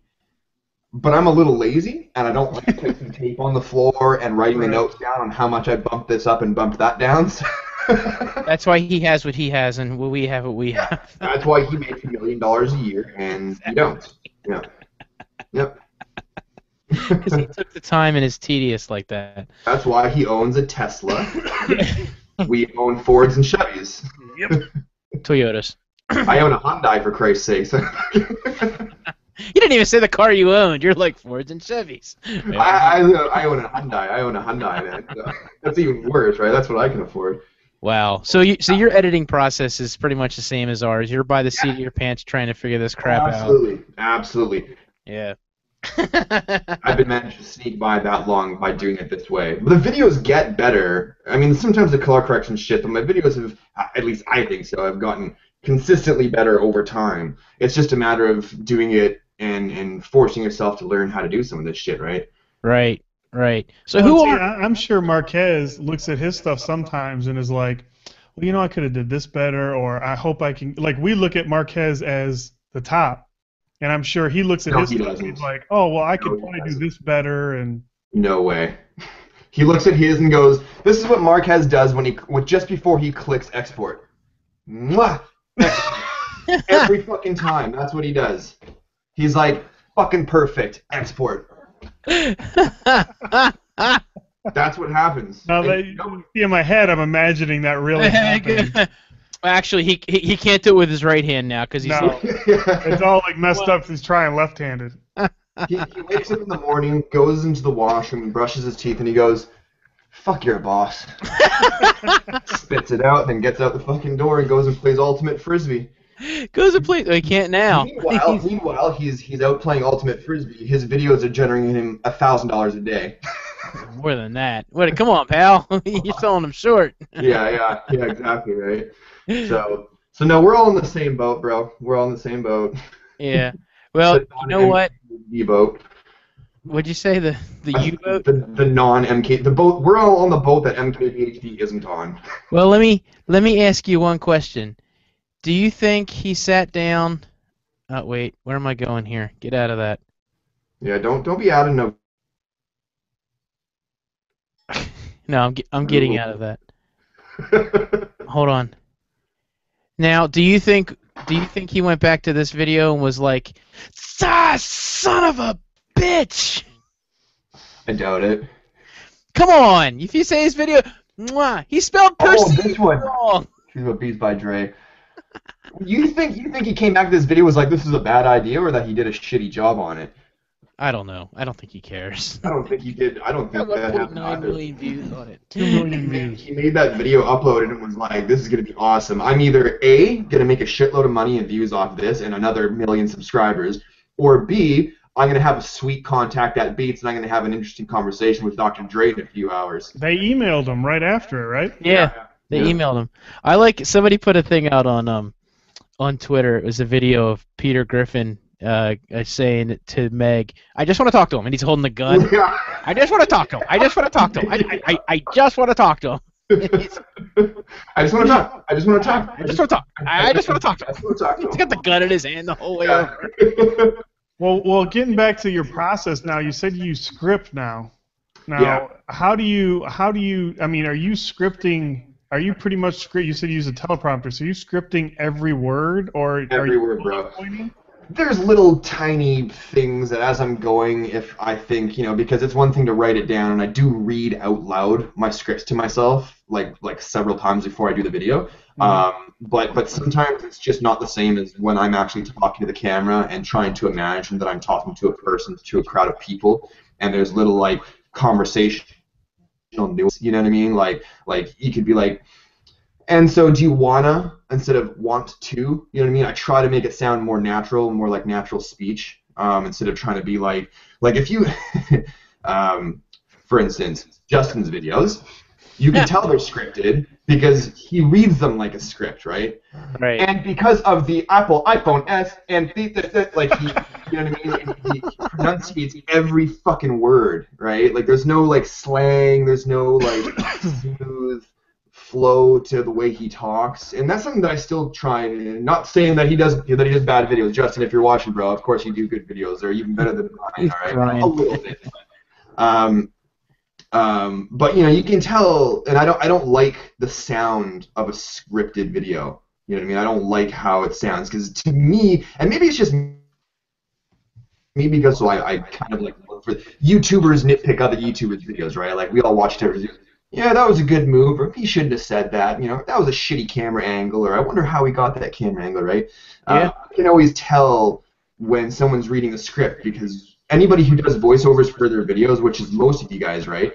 You're all reading off of a script. You're not just speaking off the seat of your pants, right? So. I never do script. Oh, really? You don't do script? Dude, yours sounds professional enough to be scripted. Well, thank you, but no. I like. But you can tell I don't do script. Well, the little nuances, it sounds like you guys are just like, you guys are injecting the nuances to make it sound like natural speech. You know what I mean? Which I was like, fuck, they're doing a pretty fucking good job, man. Well, I'll tell you what, the only reason I don't script is I can't type. So literally, it would take me days. Like, my wife can type, and she's just like, "Drrr," and I'm like, you're not even really typing anything. You're Okay. bullshitting. And then I look, and she's got like a whole page. I'm over here like, Yeah. I don't bother scripting because I write the way that I talk. And ever since I was younger, people always told me that you're not supposed to do that. And I'm like, what do you mean I'm not supposed to write the way that I talk? That's how you know it's me. And they're like, no, you have to be more professional. So I'm like, sorry. Like, so when I type an article on my website, which I've rarely done, I'll write it and I'll look at it, and my wife goes, you're typing like you're talking. I'm like, well, you know what? That's my fucking website then. That's how I'm doing it. You know what, though? It's my website. That's the thing with today, though, is that nowadays it's not about we're not all the internet isn't made up of official news channels anymore. There's no single authority on things like back when CNN was like the only most biggest news network and shit like that, right? Now it's about personality, right? So unless you want to be like Pocket Now or Techno Buffalo or any of the bigger ones, Phone Arena, GSM, and all those places, right? I don't know about you, but I don't have a staff of 30 people. I don't bring in hundreds of thousands of dollars a year and have investors that need me to be professional and blah blah blah. I'm not trying to be this professional entity, right? I'm trying to be what we're all trying to be. Fucking geeks who love tech and that are trying to share their experiences and their thoughts about it, right? We're all independent people. We're not companies. We're not a news agency. I don't have agency, in front of on my right. I have YouTube video producer, and that's it, right? And I think, when you're doing YouTube videos, that's kind of where most people got their start, was from just being themselves, right? Right. That's how they got popular. Yeah. So Um, so with that YouTube culture, you know, like when you sit there and talk about the idea of getting on camera and saying, "This is how I feel about something," do you think people that have gotten up higher aren't aren't as excited about getting on video? I mean, think about what we're able to accomplish by going on and doing a video and just talking about it. Someone like Marquez has to actually, he just can't get on camera anymore and go, "Hey guys, what's going on?" like he used to. Don't you think that that's missing a little bit of the idea of why you would want to start to do this? I mean, would you like, you want mean to like the get to that sparks point? starting to fizzle out? Is that what you mean? What's that? Like the sparks starting to fizzle out, or? I don't know necessarily the spark is fizzling out. It's just like everything that goes up now has to be here. Like he's at a certain level and he can't just throw out a, "Hey, what the hell's going on, guys? Oh, This is yeah, just yeah. Yeah, I mean, doesn't that? I mean, you can't get on there and go, "Hey, you know what? I was just trying out this camera today, and this is what I found out." Everything has to be perfect now. Dude, Everything's a production. absolutely. Oh, absolutely. And it's only gonna get worse. It's only gonna get worse. When I started doing YouTube videos, it was just easy breezy, man. I used to pump out. There was a solid 6 months where I was putting out like five because I was so excited. Like I Say that finally. again. You actually broke up. Oh, sorry. There was a point in time where I used to put out like 5 videos a day. My subscribers used to message me and be like, "Dude, slow down on the videos because I like them, but I don't have time to watch all of them for the day. I miss them, right?" I'm like, "Oh shit, sorry, right?" Um, because I was so excited, I would see a widget, this new thing, this, a new that, and I just want to share it right away. And because I didn't care, and the expectation of high production value wasn't quite there yet. Nobody had done high production value like MKBHD did, right? Like before he started going all balls deep on high production value, nobody really gave a shit. I mean, as long as they could see it, the camera wasn't shaky, you had a friggin' tripod, people dug your videos, right? Right. Um, Right. Especially personality. And so I would just put that camera on the tripod, fire it up, and just off I go. I didn't care if it took 15 minutes because people liked it. And I was actually, my channel was growing way faster than it was now. Like I was getting like 150 subscribers a day. Um, and then I kind of got burnt out. And on top of being burnt out from doing so many videos, then Marquez shows up on the street. And all of a sudden his videos are like mega high production value and they only get better and better, and then a couple of other tech tubers decide that they want to start making some higher production value videos. So then all of a sudden it becomes this thing where it's like it's the new standard. Got to have minimum 1080p. It's probably got to be a DSLR if you want a decent image quality, Hmm. and you want to get some different angles and do this and do that and maintaining to watch, even though the whole thing is just about one fucking item, right? Like, you know what I mean? Exactly. The goddamn phone. How many angles and shit do you want to like? Oh, where's the disco ball and all these the red carpet, right? But we pull it off, don't we? We make it work.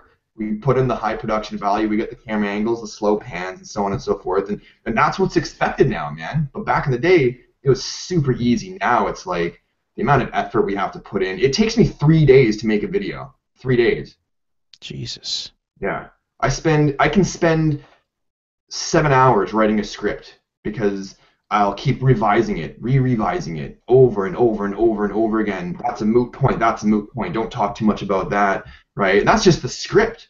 And then I gotta do the B-roll footage, right? And you always want to make sure you have more B-roll footage than you need, right? Right, because you want to go And back and be like, I don't want that. I want this compared exactly, to your exactly, voiceover. right? Maybe it was a little bit shaky the first time, right? And so that takes a while, and then so you record the B-roll footage. So I do the script in one day, B-roll and the speaking portion in one day, and then if I'm up to it, if I have the energy, I'll edit that night. And editing can take me anywhere from depending on the length of the video, 2 to 6 hours, right? Hmm. Color correction, the editing, blah blah blah blah blah, and then of course the bloody export with 4K nowadays takes like an hour and a half. So it's like, you know, You need yeah, better speeds. yeah, exactly. So it's a lot more difficult now, man. That's actually been discouraging to me, right? That's why I generally Yeah. now some of my viewers will see one video a week, one video every 2 weeks out of me, because I put 3 full solid days of working with video, and it gets 4,000 views, and I'm like, was that really worth 4 days worth of work? Right. I mean, so it's a bit discouraging sometimes. The level of production value that's expected in videos these days takes time, man. And that Marquez, that fucker probably puts in so much time and effort in his videos, man. Oh But he's yeah. got the vision, right? He's really good at envisioning the videos and how it's going to go down before it even happens, right? So that's sort of a gift of his, I think, personally. Yeah, I'm thinking weeks for his videos Yeah. when he Yeah. does things. He puts in a lot of time and effort because he wants them to be perfect. And just like you Yeah. said, right, and just like Larry was talking about, there's a certain level where it's like, if you were to go down a bit, people are gonna be like, "Whoa!" They'll point you out, right? Like, Yeah. there was even a couple. There was a guy, I'm not gonna mention his name, but he's a more prominent YouTuber, and he was like, we were talking about Marquez, and this is not insulting Marquez in any way, shape, or form, but because sometimes you have your good days and you have your bad days, and I was like, said to me, I can't remember which video it was regarding, but he's like, it looks like he's gone down in quality, the quality of his actual reviews in the past couple of months. I'm like, you think so? And he's like, yeah, like sometimes it's awesome, it'll blow me away in the next second, or in the next video, it's like, it was still a great video, every video he puts out is great, but it just didn't have the same sort of oomph that the last one did. I'm like, really? I think that's like everybody, right? You put that much time and effort into a video, I mean, every single time consistently, it's like, holy man, there's only so much I you mean, can you do. can't you can't have the Beats by Dre video every time. Yeah, You yeah, know, exactly, the, exactly. the the fact that you get half of your subscriber views, and it's not even your subscriber views, you get half the views of the number of subscribers that you have, is considered a triumph these days. Yeah, Half, yeah. or even a quarter is huge. I heard it was 10%. If you have 10, 10% of your subscribers watching your videos, then you're considered a success. yeah. You know? And if you end up going viral, and people don't realize this in the room, and you get a video that gets more views than your subscribers, you're still only getting maybe 15-20% of your subscribers watching that video. Yeah. The rest is from around YouTube. And I can go back and I can look at that. Any video that I've been lucky enough, I had one video that I did months ago that got more than double the subscribers I have, and actually almost triple. And I went in there and looked, and it was because it was a rumor video on the Galaxy S3, Yeah. and maybe 15% of my subscribers watched it. The rest was from YouTube land. Yeah. Yeah, Had nothing 15%. to do with subscribers. Well, It I sucks. mean, that makes me feel good though, because you're saying 10%. I got about a little bit over 4,000 subscribers, and my videos will get, right around 500, give or take, whatever. But then I get that anomaly, like Mike said, where I did the iPhone 6 time lapse, and it had like 23,000 views. And it's just Yeah. like, what? Wow. It Yeah. happens. It Yeah. happens. So, Jared, about the whole YouTube culture, Mhm. how all that goes and everything, and you and I have had a conversation in regards to channels coming out of nowhere. Yeah. And sometimes it's deserved, and other times you just kind of like you're scratching your head and you're like, Mm-hmm. why and how? And for years and years and years, I've gone down that path of the content being king, Yeah. being honest, and just the whole nine. Now, Yeah. I started in 2009, and I was, with the original crew of people that were coming up, and I got with a guy that did a lot of case reviews, and I got with him, and I took the mentality of, you need to be honest, you need to just basically speak your mind, and never lie, and if Yeah. you don't feel right, don't get on camera. Yeah. That's the mentality that I took. And then there started to be this shift, and it's probably about when you came into the game. Mhm. You know, either you had the guys that had great content and, you know, had a lot of information, or you guys that came out with the super short and sweet videos. And they started getting better in their production. But you'd look at the video and you'd go, what did I learn? Yeah. But they were getting views Yeah. because it was about the latest and greatest. So I had this chip on my shoulder about that. So I let it all, basically, reason why I'm at where I'm at now, because it went all past me. Yeah. And I refused to do it. Yeah. No, c'est la vie. You make mistakes. Yeah. You know? Yeah. But I just feel better that when I get on camera, as I get on camera because I felt good. Mhm. I don't get on camera. I still don't get on camera when I'm in a pissy mood because I Mm-hmm. know it will come out in the video. Yeah. You know? So, You must Yeah. never be on camera. shut up, Dick.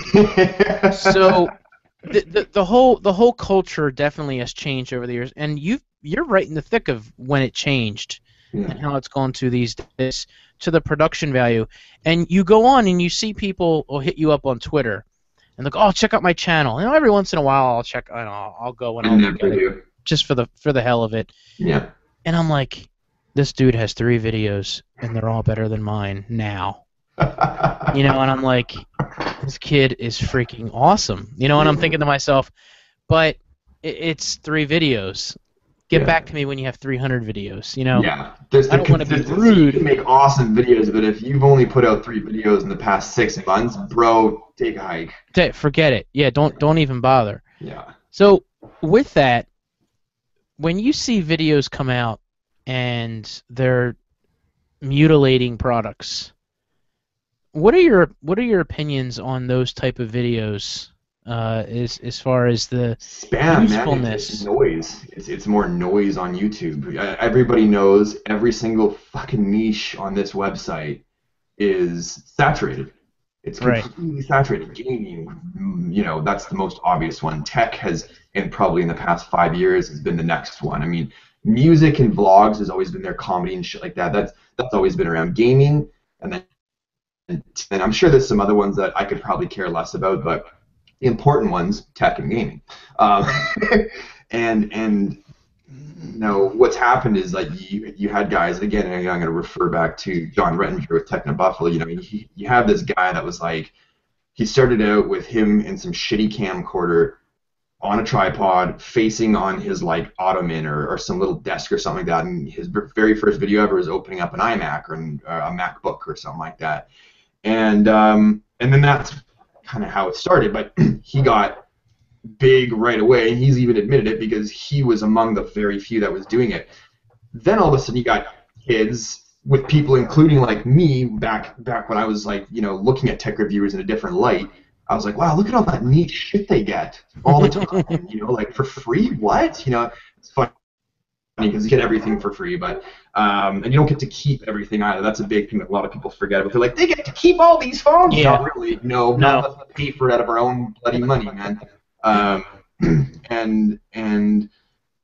so, you know, back then it was like, it was a little bit different. You know, it wasn't so much noise. Now everybody wants to be a tech reviewer, and I think it's a lot of these, you know, teenagers think that way because the only thing they see in their head is free gadgets, free gadgets, free gadgets, right? And I can make money in free gadgets. That's all they're seeing in their head. I swear that's what they're seeing in their heads when they start, at least anyways. And a lot of them make garbage videos, right? Like, you know, they might even be able to pull off some awesome, okay, there's there's a YouTuber, a group, there's these 2 guys that run the same channel. They are. There's two guys. They're younger. They're young. They run the same channel, and they've got the right idea. But in my personal opinion, the information they provide in their reviews is not adequate enough to actually call it a review. It's more of an overview, if anything, right? Now, when you label it review, right, and then you throw that on YouTube, and then you got guys like you, Larry, me, Danny, Justin, that take this very seriously, work very hard on our videos, and we do our absolute best to be as conscious as possible when we're talking about the product that we're reviewing, to provide the most important information and the most relevant information about that product, as opposed to just It's white. It also comes in pink and purple. Nobody gives a shit, Right. But that's what they do. right? And that's not a review. And there's so many of those out there that it's completely saturated every single bloody search result relating to tech that there is. You type in anything, and I guarantee you, you will find a slew of terrible videos on that product, right? And everybody's got to start from somewhere. That's the thing, right? And we all did terrible videos. My very first video I've already deleted from my channel a couple of years ago because I was that embarrassed. I was like, you know what? A lot of tech reviewers go back and they check out some of their old videos with their. I'm like, I am not doing that. There is no way. So everybody, but it's the ones that continue to their they push. You know what I mean? It's like, but you're not even saying anything about the product. What about the battery life, bro? What about how many pixels is the display? What's the PPI of the display, man? They're like, and do you guys remember when the HTC One M8 video got leaked of that kid who took the phone from his parents? That was painful. And you watched that video, right? And everybody made fun of the video because the kid was so fucking bad at talking about the phone, right? Yeah. There is a video like that for every single topic you can think of. Oh, yeah. But you know what, though? Because he was first, it got millions of views. Yeah. And that drives me nuts because you could have maybe done a great video and then used those views, use the revenue generated from that video to put towards better equipment to better yourself, right? Yeah. So. And that's the thing that makes me laugh is I sit there and that was one of the things, the big chips I had on my shoulder. It's money is king. Cash is king. If you can get the cash to go out there and buy the new phone that comes out, the new, which is, and you know this, which is always huge, getting any kind of new Apple computer when it first comes out, the laptops, the desktops, the Mac Pro, you put a video out there, and if you're one of the first ones to get that, you're guaranteed minimum 100,000 views on that. Jeez. If you do a half-ass job, you're still going to get 100,000 views. And that's. And I still don't want to be discouraging to people out there that maybe want to start and they're maybe the quality of their videos isn't up to snuff right now. I mean, I don't want to sound like an asshole. I mean, I know I'm an asshole, but I don't want to come off as like a total complete dick, right? Yeah. I just want to but it's and there's certain products that it doesn't matter if you do a shitty video on or not. One of my buddies, his videos are good quality, that what he does, but when he reviews a phone, he doesn't actually review them. He just does a shitload of small videos about every aspect, like the different languages that you can use on this particular phone. And he'll make a 4-minute video of the languages. You know what? 180,000 views later, it makes you start thinking. Right? Yeah. And it's like, yeah, maybe those videos are kind of necessary, but I just feel like they're still pulling attention away from the videos that should be getting more attention. Right. It's. But if you're trying to build, it's that, and you know what the thing is, and what a really good thing to say to the guys that may be in here that are just starting up or want to start up or have started up.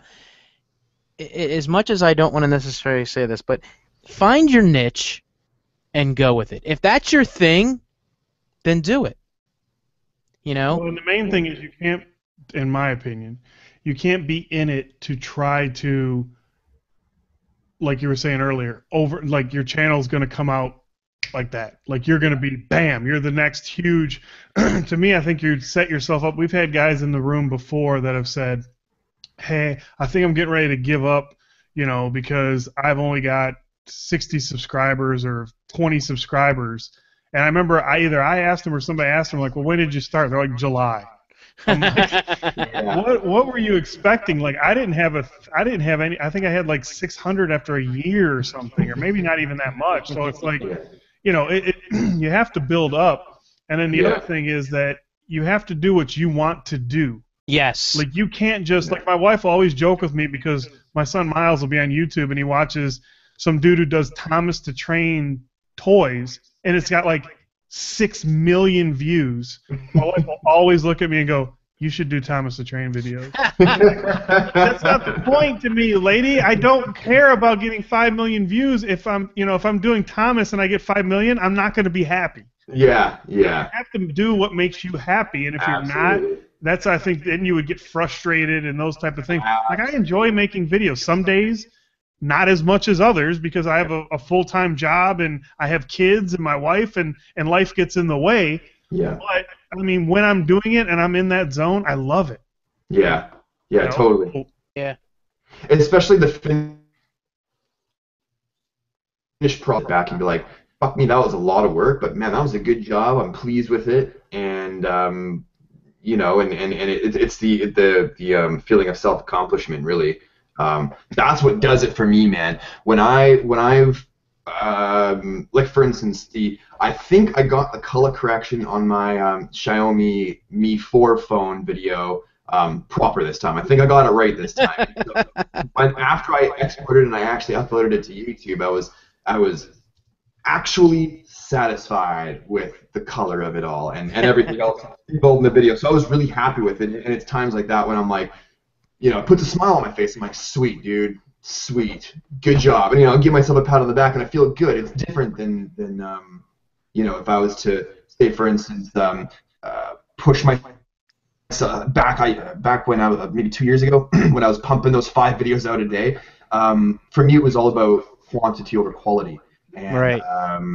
Sometimes that works, and I've got examples of that. I've got YouTubers right now that are making huge incomes off of pure quantity, and their videos, and they even know and have admitted their videos are garbage and they don't give a shit. Yeah. But I was like, it got to a point where I was like, first of all, the quantity over quality is starting to burn me out.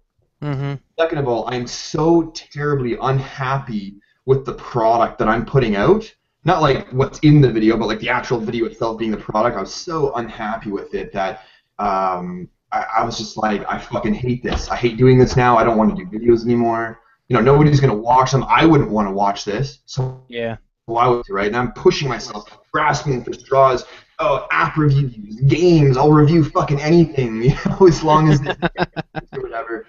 And then I eventually I actually wrote this long post on Google Plus to my followers because I find personally that my Google Plus followers are a little bit more personable than my followers on Twitter, and like I can actually have conversations with the people on Google Plus, especially because there's no 140 or whatever 110 character limit. But and I wrote this long post out being like, guys, I'm really feeling discouraged. You know, like I put all this time and effort in these videos, nobody watches them, etc., etc., etc. Talking about how I do videos like this, and then other YouTubers will put out really shit videos, but those are the ones that get views, just like we were just talking about now. And they were like, dude, slow videos. They're like quality over quantity. They're like, you know, and a lot of them were like, I don't know about you, man, but or the rest of the guys in here, but I could care less about if I only see one video a week from you. As long as it's a good video, that's all I care about. You know? Right. Like, I'll be completely honest with you, Jared. I haven't watched any of your videos in the past 2 weeks because they're shitty. Thanks. Fair enough, man. Fair enough. You know, that's what I wanted to hear, right? That's what I was looking. I don't want people to sugarcoat things. Don't worry, dude. You're doing fine. Don't give up. It's like, don't tell me that if it's literally not working, right? Like, you know, I could pretend to climb up Mount Everest all day long, and someone could say, "Good job, Jared. You're climbing up Mount Everest." And really, I'm just walking up my stairs. It doesn't mean I'm getting anywhere, right? You just call your stairs Mount Everest. Yeah, every time. That's what it is. It was like, my wife's like, "What'd you do today?" I'm like, "Went jogging up and down Mount Everest today. No biggie." Yeah, so it became a quality thing for me, and I got burnt out really quickly. And I think a lot of people that are starting out, you know, they'll try so hard into what they think is a good video, the best that they can do at that point in time with their, you know, the limited knowledge and equipment that they might have. And then after 6 months, you know, and they've got 600 subscribers or even less than that, you know, maybe 100 or something like that. Man, that gets discouraging. It does, but you know what the thing is? If after that 6 months you've gotten those 600 subscribers and you've talked to 0 people in the industry or doing tech or any of that, Yeah. then yeah, you're failing. Yeah. The idea is to get into the community Yeah. and talk to people about and talk to people about what you know Well, and ask the there's a questions. fine line with that. You do not, in my opinion, again, I'm taking the Dom in my opinion. In my opinion, you don't. You want people to recognize you for what you're putting out. You Oh no, don't no, no. want to That's what I shove mean. your content down someone's throat No, no, and no. say, "Check me out, check me out, No. check me out, check me out." I don't even mean that. I'm Yeah. just talking in talking to the community. Hmm. Like this. Someone come in here as we're doing the show and start chit-chatting and asking questions, legitimate questions. Hey, I want to know this, or hey, I enjoy your stuff, and just do that week after week and just continue to do your stuff. Yeah. Eventually the conversation is going to come up and go, "Hey, what do you do?" Yeah. You have to naturally let it Yeah, flow. that's how I met Mike on Yeah. Twitter. We had some common things. Detroit Borg, Danny, Marco. I mean, those type of guys. Jonathan more came after I started doing the show with Mike, but still, I mean, it was a natural progression to where you can see guys start following you on Twitter. They'll start answering tweets, or they'll respond to a tweet that you just put out. And and to Or me, they'll being a comment in your smaller video. YouTuber, that gets you. It builds you up to where you're like, hey, these big guys are even noticing what little old me's doing. So it gives you some more confidence and helps you, get back into your. Absolutely. And that's how you have to do it. You Yeah. have to let your content speak for itself. And like you said, Jared, when you get done doing something and you've spent 4 hours on it and you go, I like what I said there, Yeah.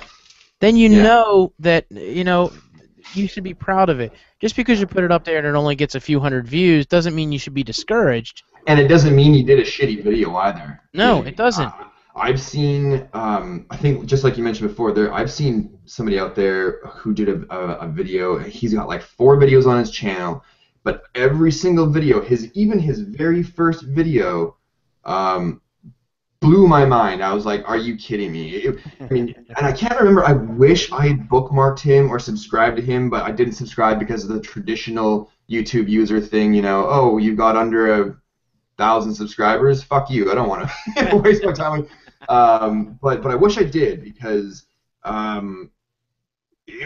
people think that Marquez's videos are like mega cinematic and beautiful looking when it comes to as beautiful as you can make tech look, anyways. Mm-hmm. He must have been like 17, 18 years old. It was phenomenal. Like he must have been he must have been in school, must have gone in film class or something like that, and just excelled at it because the work he did was just mind blowing. Right. But he stopped after it was like 4 videos, and then it's like, oh, he hasn't uploaded a video in 6 months, and I'm like, dude. Why? Because your first couple of videos only got like 1,000 views? Like, bro, man, like your videos are so good that if you just kept going, all it takes is a few of the right people to catch your videos, and you're off, man. You're off to the races, especially with the quality they were putting out. I'm afraid that there's so many YouTubers out there that might be making some really awesome quality content, but because they haven't been discovered, because YouTube's just so saturated, so hard to get that they give up. Right. And that's the that's thing that. is, you have to be able to know just to keep doing it because you enjoy it, and and understand that what you're putting out, if you are confident that it will take off. Yeah.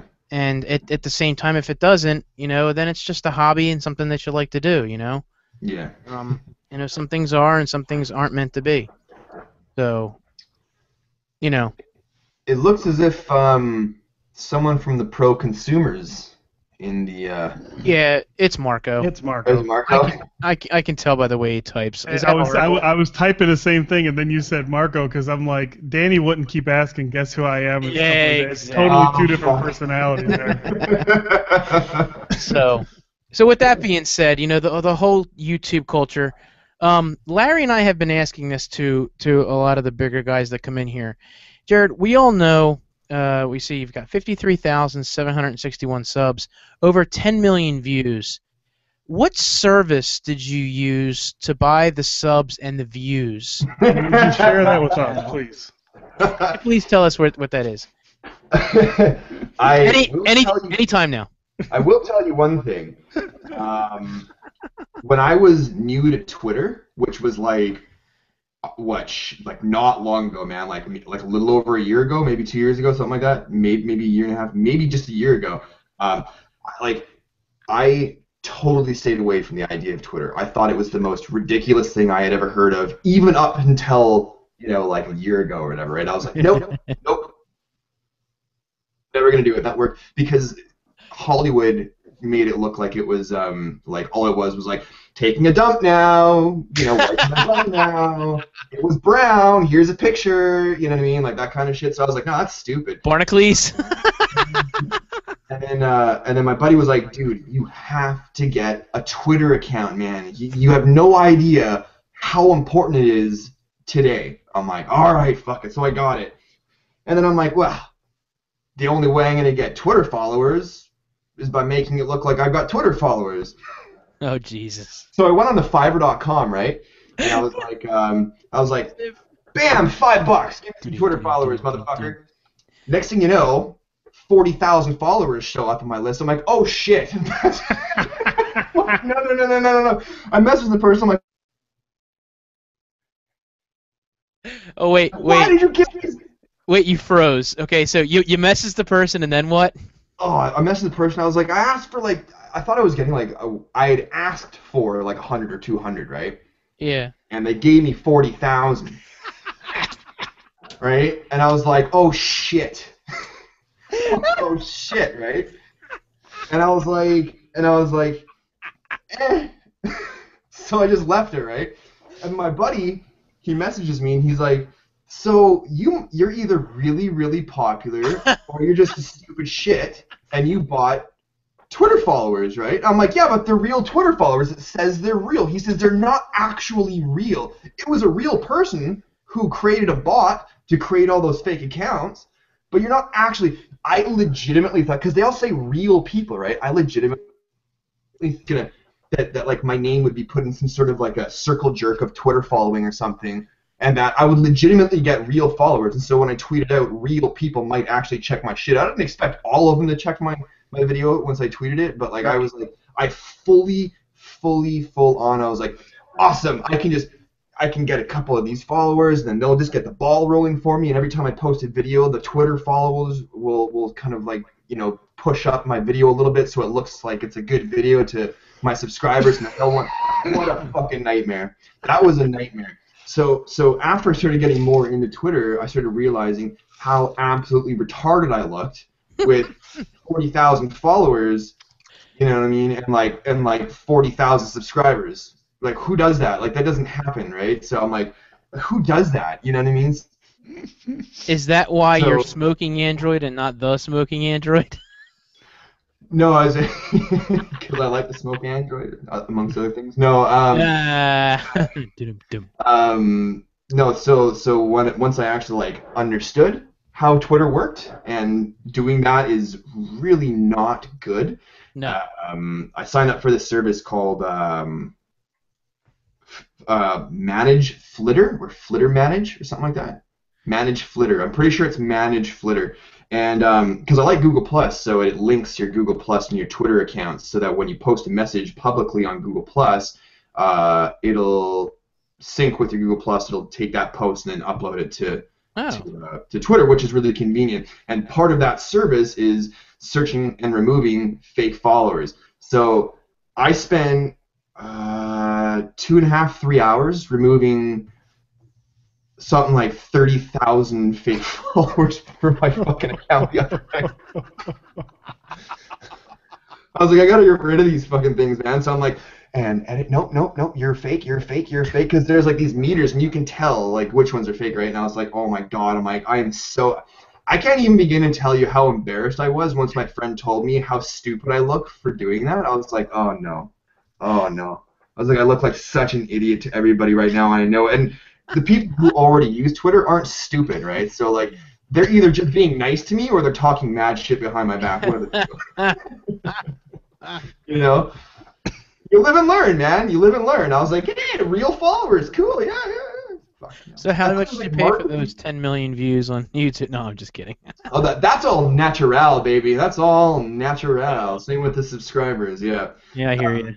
But you'll see that it slowed down though. Like, I mean, Yeah. ever since that YouTube layout change, Oh, 2014, was it 2013 or 2014? I think it Remember? was I 2013. think it was 2013. I can You know, see on the graph my channel going like this, and then January 5th, it went. 2013, I was I went like, from 29,000 subs to 23,000 in like wow, a few days. And wow. all that cleared out from the beginning of all those people who were no longer on YouTube. I had about 400 or 500 get cleared out. Oh, it hurt. It And I hurt thought so I bad. thought that was okay. I was like, oh shit! I was afraid it was going to be like the majority of my channel. And you know, and Posting 53,000 subscribers, I post a video, I expect a decent amount of views. But when you don't get them, you know that everybody that subscribes to your channel doesn't watch your videos. They're passive subscribers, right? Oh, I better subscribe to him just in case 4 years from now I need some information on something. I might be able to look him up or something, you know. And yeah, man, it hurts. it hurts, man. It hurts. Yeah. I do have a question for you. Can you re-explain to the people listening the magnitude of just how little Justin C is? Just how little he is?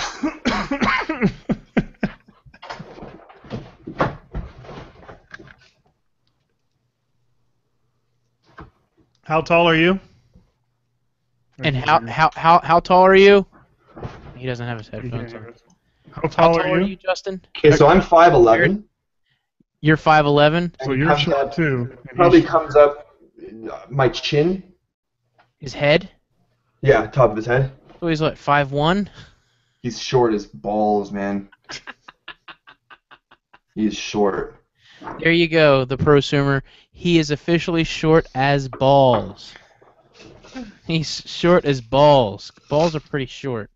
I mean, unless you're old, then they He's just still a hang growing down. boy, though. You just watch. Give it Oh yeah, yeah, years, I know. has He's a like, growth he'd be like spurt, 6'4". This monkey.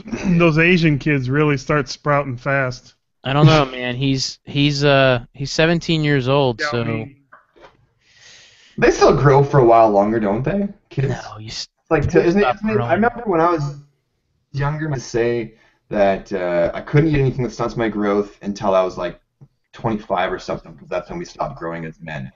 really 25. I thought that's what I heard. I think I was this tall when I was in 5th grade.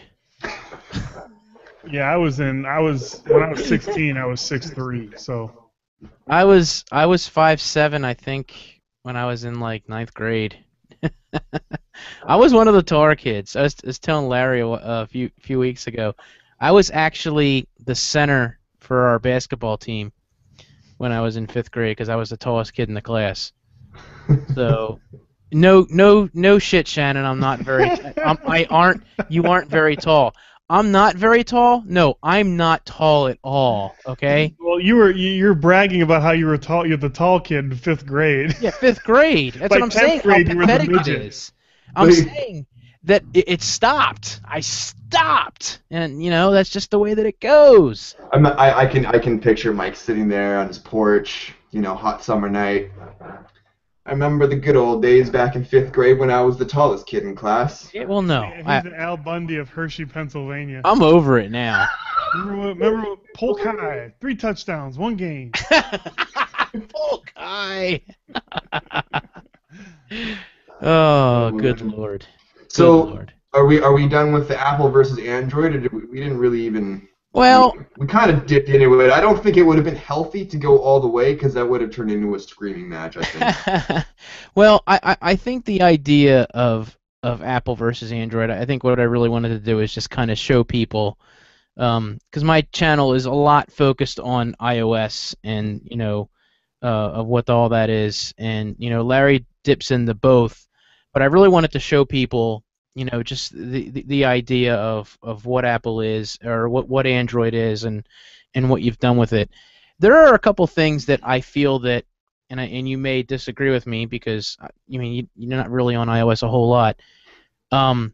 there are a few things about Android that I find lacking, and it's the apps. Um, we've had this discussion that we've gone through different applications that are on both phones, Mhm. and things are missing on the Android side as opposed to the iOS side. And I think I don't know. I don't know if it's so much that they're missing. It's that traditional way that people are used to searching for applications like they are on iPhones. Like Justin's like, I had this argument with Justin the other day. Fuck, he pisses me off sometimes. But anyways, so I had this argument with him like weeks ago, and it was leading up to the new iPhone. And he's like, I was just poking fun at him, blah blah blah. iPhone sucks, yada yada yada. He goes, yeah, well, oh man, I sure love being able to respond to and send text messages right on my desktop. I'm like, that's sweet. I can do that too. He goes, not with Android, you can. I said, yeah, I can. And like, okay, first of all, Hangouts, anybody? Right. Well, actually, that's no, you can't have the SMS and stuff. But okay, let me backtrack. Pretend I never said Hangouts, and I know what I'm talking about. Push Bullet does that, except it does even more, right? So like, I'm not going to go down that road of what Push Bullet is, but then he goes, oh yeah, I'm sure Android has an app for everything that iPhones have apps for, except they're so hard to find and nobody ever uses them. Well, that's not true. Push Bullet has hundreds of thousands, if not millions, of downloads, and it's used specifically because people know about it, know what it does. You know what I mean? It's like, so I mean, it's like the apps that you might want on the iPhone that are only available on iOS. I'm sure there's going to be some that you just won't be able to get on Android. I mean, if they develop only for iPhone, right, then that's it. But you can also find imitations, I guess you could say, for lack of better words, or substitutes for Android. Yeah. The difference a lot of the time, though, is that it's free on Android. Right. It's right. free. But you know what, though? I'm having the issue right now where I can't find an Android app that I want desperately on iOS, and that's Phoenix, the Twitter app. I mean, I love that application, and now I'm back on iOS, part-time, and like their Twitter apps are horrible. Oh my God, no. Horrible. Tweetbot is so much better than Phoenix. It's not funny. You just don't know how to use it. Every time I favor, retweet, or anything, it goes ding. Ding! Oh Jesus! Like super freaking loud, and he goes, "Oh, you can fix that. You mute your phone." Oh, okay. Well, yeah, you gotta mute your phone. That's great. When I'm in Twitter, I'm gonna mute it, and then I'll do what I want to do, and then I'll remember to turn it back on so I actually hear my freaking phone ring. I told you how to turn it. You could turn it all the way off on your Android phone or on the settings. And that's the thing with iPhones. There's no separate media ringtone and notification tone volume adjustments, is there? It's either fucking on or off, right? Like I don't know now. I'd really have to go back and look at it, but yeah, I'm not sure. As of right now, yeah, I think that's it. I think that's it. But you know what, Jared? When I was talking about different applications, there are applications that are big applications that are on each side. Mm-hmm. And I'll use the old example of YouTube. That there are features on that application on iOS that aren't on Android. Oh, really? Yeah, and and that's just one, off the top of my head that I can think of. Well, and the biggest, and to point out that one for me, going back to iOS after being on Android for so long, was that I could be watching your video, and I'm like, you make a point or something, and I'm like, oh, I want to comment about that. And I jump to the comments. On Android, it pushes me out and takes me to Google Plus or whatever. The video stops, all that. iOS, it opens up, the video's still playing in the background. I can't see it, but I can still hear it, and it's playing. I can start my comment or make my whole comment, post it, and then be right back into the video, which seems like a little stupid thing, but it is something that... It's important. Yeah. It's important. Yeah. I know exactly what you're talking about, and I have to agree with you. Google can't make their own product. Like, I think they want it so much better on iOS. Yeah. People are like, man, this is so good. It must be awesome on Android. And it's This is what it's like on the platform that it's not even developed for. Yeah. Yeah. Imagine what it'd be like on an Android. And then you get Android, like, what the hell? And the same thing with doing your comments, doing the newest first as opposed to top comments. Yeah. Like sometimes the top comments are like, "This guy's a fat fuck," and I'm like, I don't want to look at that anymore. I want to Yeah. look at newest first. I'm Yeah. done looking at people thumbs upping that I'm a fat fuck. I know that, you know. Yeah. Yeah. So like, I want to go to the newest comments so I can hit up the people and go, "Oh, hey, thanks for watching the video." Blah blah blah blah.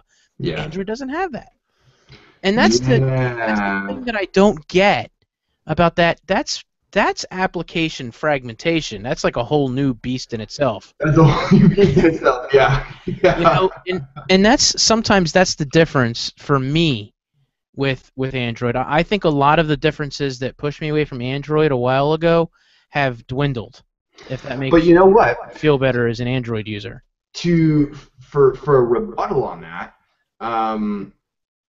if you go onto the Play Store and you type in YouTube, okay, yes, you're going to come up with the YouTube app. You're also going to come up with about 400 other apps, custom YouTube players and shit like that will have all sorts of different crazy features and additions or exclusions and stuff for you to find the right app, right? I mean, if I was Right. easy to go and do like a quick search right now.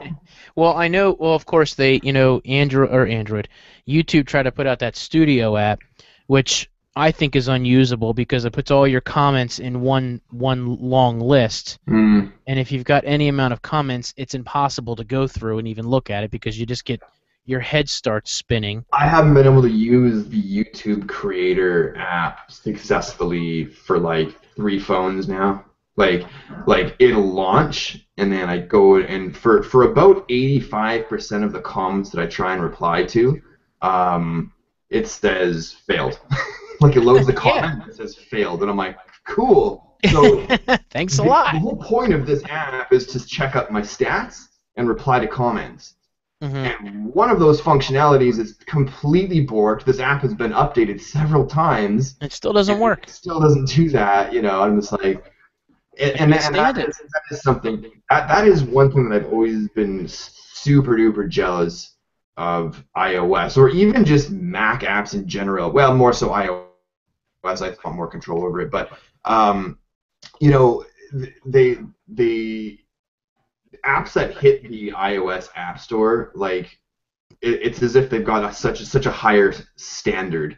It's like your app has to be good and working, or it's not going on our App Store, kind of an idea, right? And Google's like, fuck, I don't give a shit. Look, if they can install it and we can make money off of either ad revenue or premium purchase, I don't care if it gives them a big middle finger at the end of the day. You know what I'm saying? As long as the APK can literally physically be installed on their phone, we don't give a shit. Yeah, we Right? don't care what it does. As long as it doesn't get us as Google into trouble for allowing crazy malware to be on our, App Store, right? Right. It's different standards and protocols. Like Google just like in the beginning, back when I got my HTC Hero, I sat there for 3 hours one night and I went through the entire Google Play Store at the time, whatever the hell it was called, the Google App Store at the time, front to back, every single application that was available on the Play Store at that time I had seen. And they, no holds barred, they did not care. You could have the worst applications on there that did nothing, nothing, and Google didn't care, right? Nope. And I can't even begin to imagine the amount of malware that was probably running amok back then, back before Google even gave 2 shits about malware problems and issues like that, you know what I mean? Now they're like, because all these developers and Android modders and stuff have been pointing out all these exploits and how, like, people can hack phones and, and do all this bad stuff, and Google's like, shit, okay, we better get this fixed, otherwise we're going to lose our gain on Apple, right? Yeah. Yeah. Nobody had that problem with Apple, well, at least not until recently. By the way, Jennifer Lawrence? Smoking. By the way, if it makes you feel any better, you want to talk about a horrible app store? You go to Windows. Windows, yeah, that's not true. BlackBerry even, man. I used the Windows HTC HTC 8, 8X or something like that. Just Mm-hmm. because I liked the way that it looked. Yeah. And I was using that between the 4S and the 5 and the 5S. Oh yeah, yeah, And I used it for like 4 months. yeah.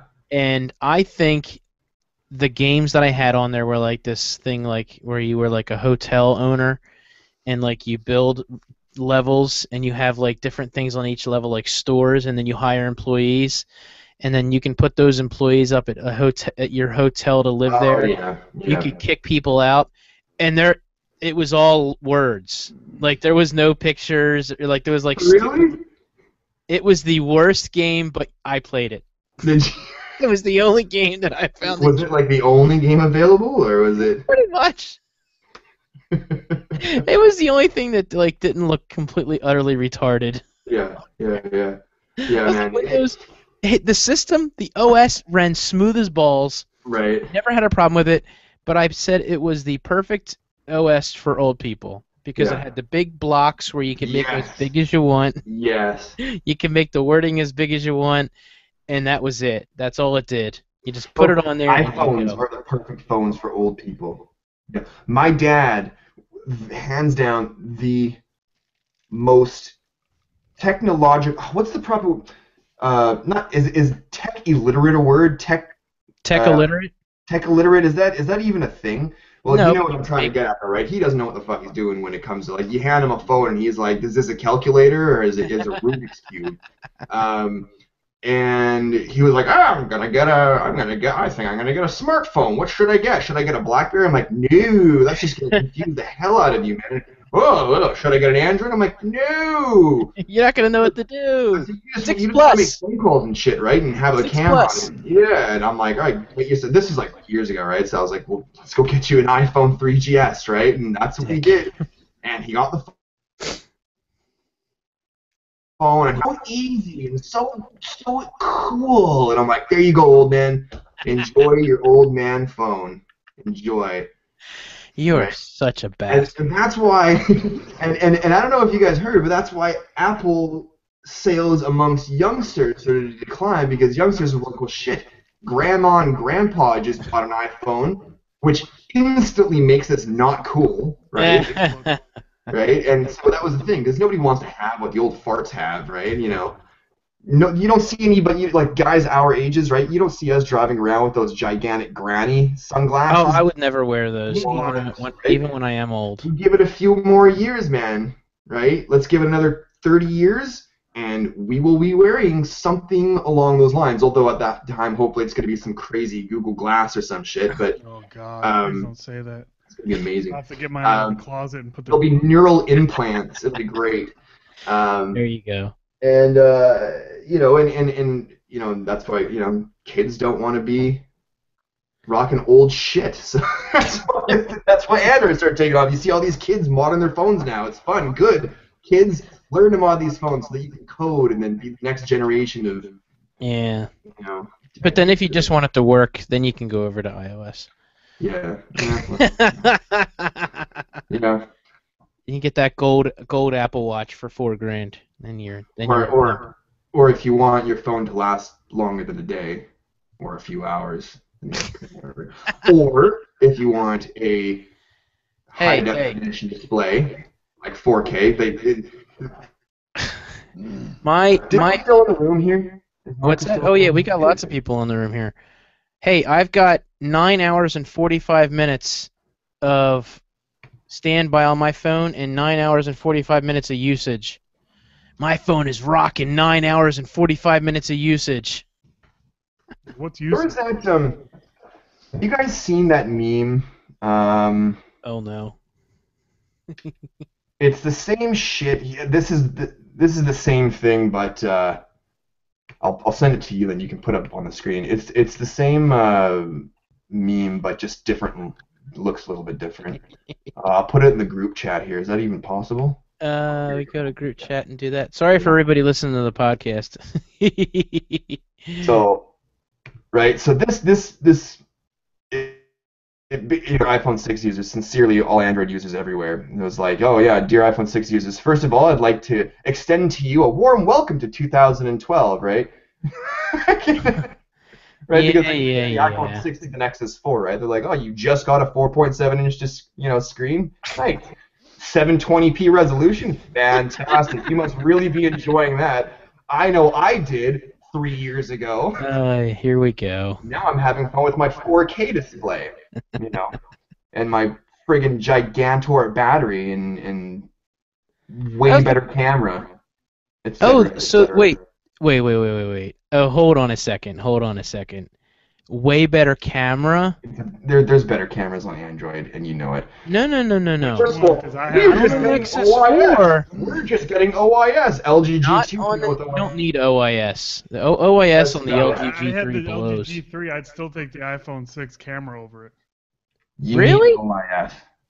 You I got it think on that OIS. I think the pictures on LG G3 are better than iOS on a different level. I didn't like the video better because I thought the OIS was a little bit shuttery, like Hmm. not the main focus of the picture. Like But rolling shutter. yeah, like around it, like on the video, like for like Mm. the because it felt like it was like out here it was, and then it focused on the inside, almost like you did a balance tracking on Final Cut where you've fixed the shake and you've stabilized the center of the frame of the picture. So whatever in the center of the frame of your picture Hmm. felt there was wobbling on the outside. It was really like I don't know. It just there was something that wasn't right about it. So, but we're talking about the Nexus 4 here.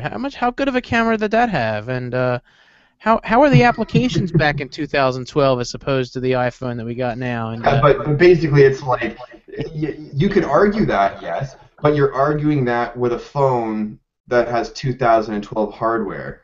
it doesn't need. Fantastic. The software is great now. You guys got all kinds of cool apps and shit like that, but your phones still suck.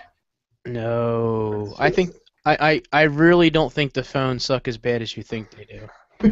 I know they don't. I know they don't. I was just going to break out well, Mike and I have tried a bunch of Android phones this year. How many iOS phones have you tried? All I would need to do is try one to see what the whole bloody thing's all about, right? With Android, That's it's a the, different experience from yeah.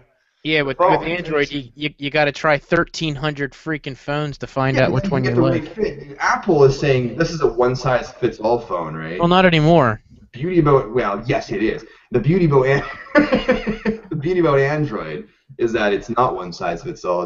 You can have your 4.7 inch. You can have there's still Androids with 3.5 inch displays that you can buy brand new today. That's too small. You know, I know, but it's just saying, right? Guys like Justin love phones like that. That's why he loves an Makes them iPhone. feel huge. Makes Yeah, it yeah. feel huge. And if you don't care about a great camera, go with the HTC One M8. If you care about a great camera, get yourself an Oppo Find 7Q HD or the fucking If you can get it. Samsung or something, right? If you want stock Android, because you're sick and tired of these carriers and the retarded bloatware, Right. get a Nexus. It's like Unless it's just you're on Verizon. yeah. Speaking of which, I got my Moto S today finally. It just became available in Oh, Canada. nice. And I fucking had to go with the black one. I was so pissed off. They're like, yeah, black one right now. The bamboo one comes out on the 31st. I'm like, well, I could be a moron as a YouTuber and wait till the 31st to get the phone in, or I go with the black one now. So. You want to do an unboxing live right now? You just did. You know what I've always wanted to do with an unboxing? Just grab a phone, but I've always been afraid to do it. I suppose if I grabbed some pillows, that would be pretty funny, but I'd be like this. You guys want to see your unboxing? Let me do it with this, okay?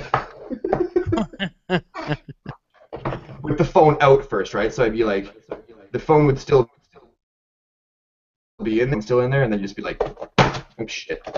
It's not coming out like the way I want. There, it's unboxed. That's what I want someone to do one day. Just dump a box out and be like, enjoy, There it is. Right? You know what I saw the other day? I forget what channel it was. They did an unboxing underwater for the waterproof. Is that for that Sony Really? Xperia? Yeah, for the Sony Xperia. He had That's cool. it was badass. He's like, oh hey, oh, well these are floating away. Sony sold headphones, I think it was last year, in a bottle of water. They were waterproof headphones, and you bought them. There was some vending machine, and they were like in a bottle of water. Yeah, yeah, that was a pretty cool marketing gimmick. People were saying they said don't drink the fucking water because that's a terribly disgusting idea. And B, they were saying that like, okay, as soon as you pull, it was like when you get the headphones out of the bottle of water, make sure you like wash the hell out of them because of all the bacteria that has probably built up from these headphones being in there for so long in water that's from third world China or something. Yeah, exactly. Like, From the gutters. Hey, before we get too far away from it, let me know, tweet me or something, and let me know what you think of the camera on the Moto X. the Moto X, eh? Oh. Because I found Looked at too many images. Have you played around with it enough? I got it Friday, and then I was shooting some stuff just fooling around, and the camera's pretty bad. Really? Even just the interface too. Marquez pointed it out on his thing, but I think you can change it. But stock, like as soon as you tap the screen, it takes the picture. Like really? It won't autofocus. I mean, you can change it. Yeah, but it's supposed to do that. Yeah, but I couldn't get it to focus on what I wanted it to focus on. Like the longest time, I had like a flower, like the standard flower in front of me, and I'm trying to take the picture, and I'm hitting the flower, but it was already focused on the background. It would just take the picture. Really? Yeah, I'm sure it's just going to be a software upgrade or something. It's going to be a software update, yeah. Yeah. Wow. Yeah, not just scream software update, because the beauty about like little bugs like that is that if you're experiencing it, then 14,000 other people are too. Right. Ouch. You know, it's true. It's true. 9. There's 9 other people. I was just gonna say, like when Apple thinks it's fucking 9 people. It's probably like 900. Or like who did they 1,000. think they were trying to kid? Like, really? A lot of those people are like, that worldwide. I bet it. I'm not going to tell anybody. I'll just put a case on it and it'll be fine. Yeah, exactly. You know? The way it is. All right. You know what? I don't even want to talk about that. We've been doing this for over 2 hours, so yeah, man. I'm going to wrap Marco up. in here and talk shit, or are you wrapping up? I'm just going to wrap up the podcast portion. Yeah. We can keep talking video in here because this will actually be fun to put up on YouTube. So everybody on the podcast, thank you guys very, very much for joining us. We're actually have another guest coming on after, someone that's already been on the podcast. So if you want to catch that, check out my channel at Tech Examined on YouTube. YouTube.com/Tech Examined. I just hope it's not Marco again. Yeah, it's Marco. And Jared, I want to thank you very, very much for coming on the show and taking time out. Hey, man, thanks. I hope I didn't talk too much. No, not at all. That's I was happy. It wasn't scripted, so I couldn't keep it all short form. You know what I'm saying? No. That's the whole point of We this. try to limit our guests to 140 words. Yeah, this is Twitter. Obviously, this didn't work out too well. Jared, what do you think about Androids? You have 140 characters or less to reply. I'm like, Android, iOS sucks. Android's the best. iOS sucks. Android's the best. iOS sucks. Android's the best. Okay, how many characters is that so far? So, no, I appreciate you coming by, and you guys definitely got to check out his channel at youtube.com/TheSmokingAndroid here on YouTube, and Smoking Android on Twitter, and his website, The Smoking Android. I'll put all the links down below in the description, and you can check it out. So thank you so much for joining us. I appreciate it. Cheers, man. And, Thanks for having me. Definitely. And, of course, Larry, my wonderful co-host. I'm sorry, what? Hope you feel better, buddy. Looking all dapper with his button up. Yeah, I know. I wish the didn't get people a chance to change from work before. wish all the this. people could see him. And he's strategically placed all of his camera equipment around the background so that it looks like he's professional. That was literally getting it out of the way of the kids that were climbing on it earlier.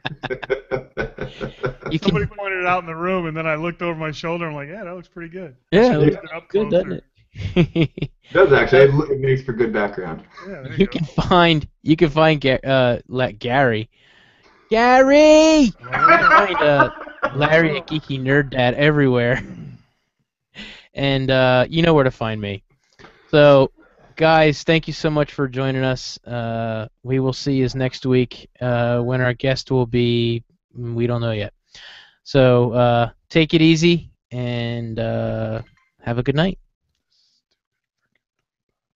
Peace. Is that what you're waiting for? You bastard.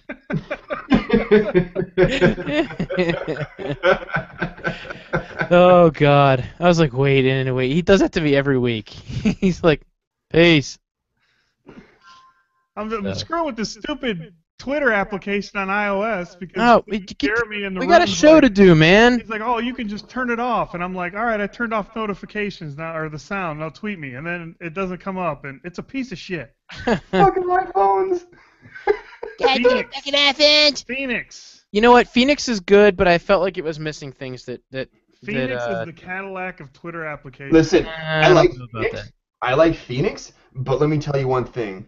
It was poorly coded, and you can feel it. When I first downloaded it, I think I had just gotten the HTC One M8 or something like that. And dude, it lags like balls sometimes. It was only for like the first like month or something that I owned it. Now I never have a problem with it, but man, it ran like shit. Like I'd load it up and I'm trying to scroll through all the posts and it's like Yeah. it's really annoying. Well, you know, For that. Tweetbot just got updated for iOS 8 today, so it's definitely running much better than it did. So I was extremely excited when they came out with that. And Yo, who charges $20 for a Twitter app? who charges $20 for a Twitter app? Tweetbot, man. No, they don't. Yeah, I fucking paid $18 for their Twitter app. Twitter app on iMac. Yeah.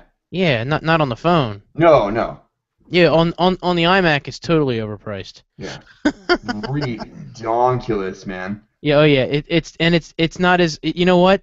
The Twitter app on iMac is nowhere near as good as the one on the phone. It was Yeah. quarter of the price. Are we still live? Oh shit. Yeah, we're live in the room. But I ended the podcast. So, but yeah, everybody's still in the room. I'm glad I told you that and start talking bad about Marco right before he comes. Marco. Yep. There he Every is. live stream there is anymore. What's up? There's Marco. So, what's up, buddy? I gotta get you a new baseball hat, man. Android is terrible. You know what? No fucking what? You know what? Fuck. Can we just listen? You guys are fucking okay.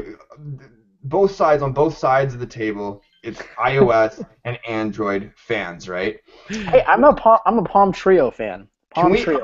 Yeah, I was gonna say, can we Hey, all just agree that thank Christ we're not like Windows Phones fans or like, you know what I mean, or like You know, WebOS. if Windows Phone came out before the iPhone, I can almost guarantee you that the whole industry would be completely different right now. Completely different. It's so true. Isn't that insane how true that is? If Microsoft took the lead on that, oh my god. I don't think If Apple would be Microsoft took the lead on that, we'd still have Windows at the bottom of our phone, and we'd have to use a stylus to get to it. But there was Windows Mobile before but iOS. it never took off. Oh, no, it's it didn't. It didn't. I No. had it. It was horrible. If Yeah. if we had Windows Phone 7 The Treo. before the iPhone was first introduced, everyone in this room, like, it would be the Windows blog. It would be It the would be 9 Windows. to 5 Microsoft. Yeah. It wouldn't be 9 to 5 Microsoft. and the level of aftermarket development would be just as big as Android. Micro Guaranteed. It'd be like, dude, it would be the PC master race. It would be the Windows Phone would be fucking huge right now. Huge. Yeah, you're right. It would be. Now, and out of all those, at least we're not rocking Ubuntu phone, for Christ's sakes, whatever that abomination came out as a production fucking model. Ubuntu phone. Let's make Ubuntu phone. That's a terrible idea. That's terrible. Why would you do that? Hey, you know, when at least you have a phone. At least you have a phone with solid specs, a great price, but nobody can get it because you have to be invited. And then they ask chicks basically to get naked for pictures for Yeah, invites. yeah. What if the iPhone had an invite system? How would we do that differently? Dude, then the people. Are you invited to buy the iPhone 6? I can't wait to get the bamboo back for my OnePlus. What's this? I can't wait to get my bamboo back for the OnePlus. Never That's gonna happen. Never gonna get it. Never gonna get it.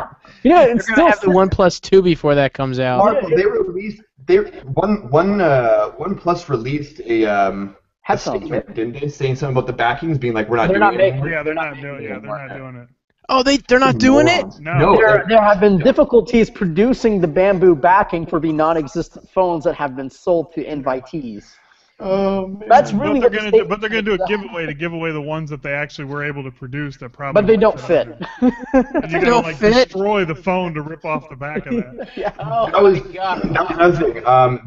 The OnePlus One 2 apparently is OnePlus is really focusing on the whole removable backing thing because they didn't realize how shitty of a made and gave the OnePlus One to remove it, because you can remove the backing off the OnePlus One. You got to take out the SIM card tray, pry it up, and 9 times out of 10 you're gonna snap some of those clips. And that's what a lot of people have been doing. They've been trying just to look, because you can do it, right? They're like, I just want to see what the OnePlus One. So they rip it off, they put it back on, they snap it all to shit, and the thing sits with like gaps in between. It's not seamless anymore.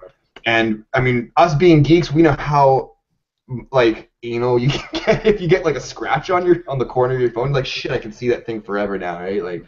So what are you saying? Man. So, You mean a scratch on the corner of your phone? My iPhone doesn't have a scratch on the corner of its phone. No, but my like OnePlus me, One. drop your fucking LG G3 from 4.5 feet.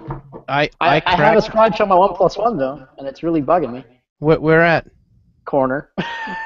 Yeah, see, I had a crack on the top right corner of my OnePlus One. It drove me nuts. my And I still- OnePlus One didn't want to work with AT&T. Oh Jesus! My white OnePlus One ended up getting a dead pixel in the bottom right display within 2 days of owning it. Oh. I barely used it. Yeah. Where's your Genius Bar appointment for OnePlus One? Oh no, it's not. That's not gonna happen. That's a feature. Actually, let me redo that, because actually I did have my OnePlus One replaced. One, it took about 2 weeks to convince them that my OnePlus One was faulty. But the interesting thing is, like, they sent somebody to pick it up, like a carrier service, and then 2 days later I had a new OnePlus One shipped to me, no questions asked. Like, it just I wasn't expecting it. I just got the phone shipped. I'm like, oh, that's pretty good customer service, but I didn't like the 2 weeks of me email. Like, I'm getting emails like at 3 o'clock in the morning when I'm asleep. I'm like, well, yeah, because they're in China, obviously. They're not awake. Yeah. It's like an insurance company. They were just hoping you would give up.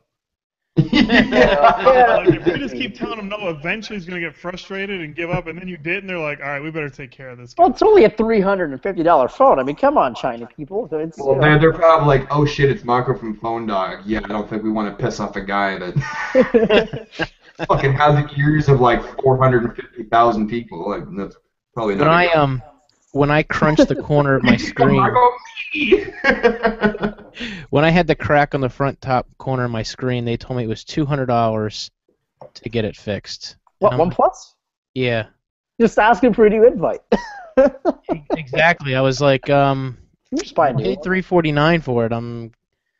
I just might as well buy a new one. Well, and the shitty thing about getting the OnePlus Ones through third-party vendors, like how I got my white one, you have to go through them You have to for be a member of warranty. KKK. So I have to so I have to send the if I wanted to get it replaced, I would have had to send my white one back to China, pay the return shipping fee, right? And then they send it, right? And we all know how long it takes to ship and receive from China, right? So that would have been gone for like a couple of weeks, and then I have to wait for them to deal with OnePlus. And after, I mean, as soon as you send it, like, who knows how the hell they're gonna get it done? And then who knows how long until OnePlus sends them the replacement to then send, at which I have to pay for the return shipping there as well. Yeah. Right. So either wait for an invite directly from OnePlus so that if your US OnePlus fucks up, you can send it back to them and get a US replacement, or it's like get it from China and just expect that there's no warranty on it. Like when that phone shipped to my house, it's like there's no warranty on this. I'm gonna root it, I'm gonna mod it, and I'm gonna see what I can do to this thing. I'm gonna molest it, and then I'm going to sell it to somebody. And that's just what I did. And then I bought a GH4.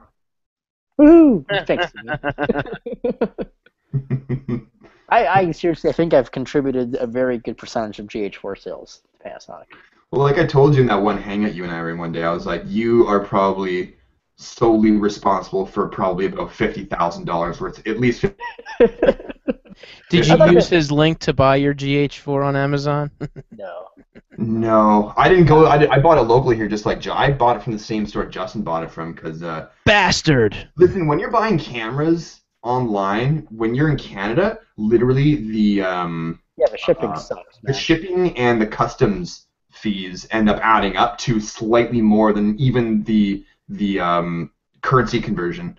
So you know what Justin does a lot of? He buys a ton of stuff and ships it has it shipped to me, and then I ship it to him like in a big giant box, and he says, "Put on there it's like $10.50." I'm like, what if it breaks? Oh well. I'm like, okay. And that's a prime example of a teenager that's spoiled and still hasn't learned the value of a dollar yet. Exactly. A Canadian dollar with Queen Victoria on it. Yeah, but you know what the problem is? None of them have broken yet. So he thinks he's untouchable now. Yeah. Larry, you should have like done something to his Mac Pro, like take out a RAM stick or something. Flop it upside down or something. He wouldn't have noticed. You know that, right? That was before I really knew him, so I was actually really. That would have been epic. Like that would have been great.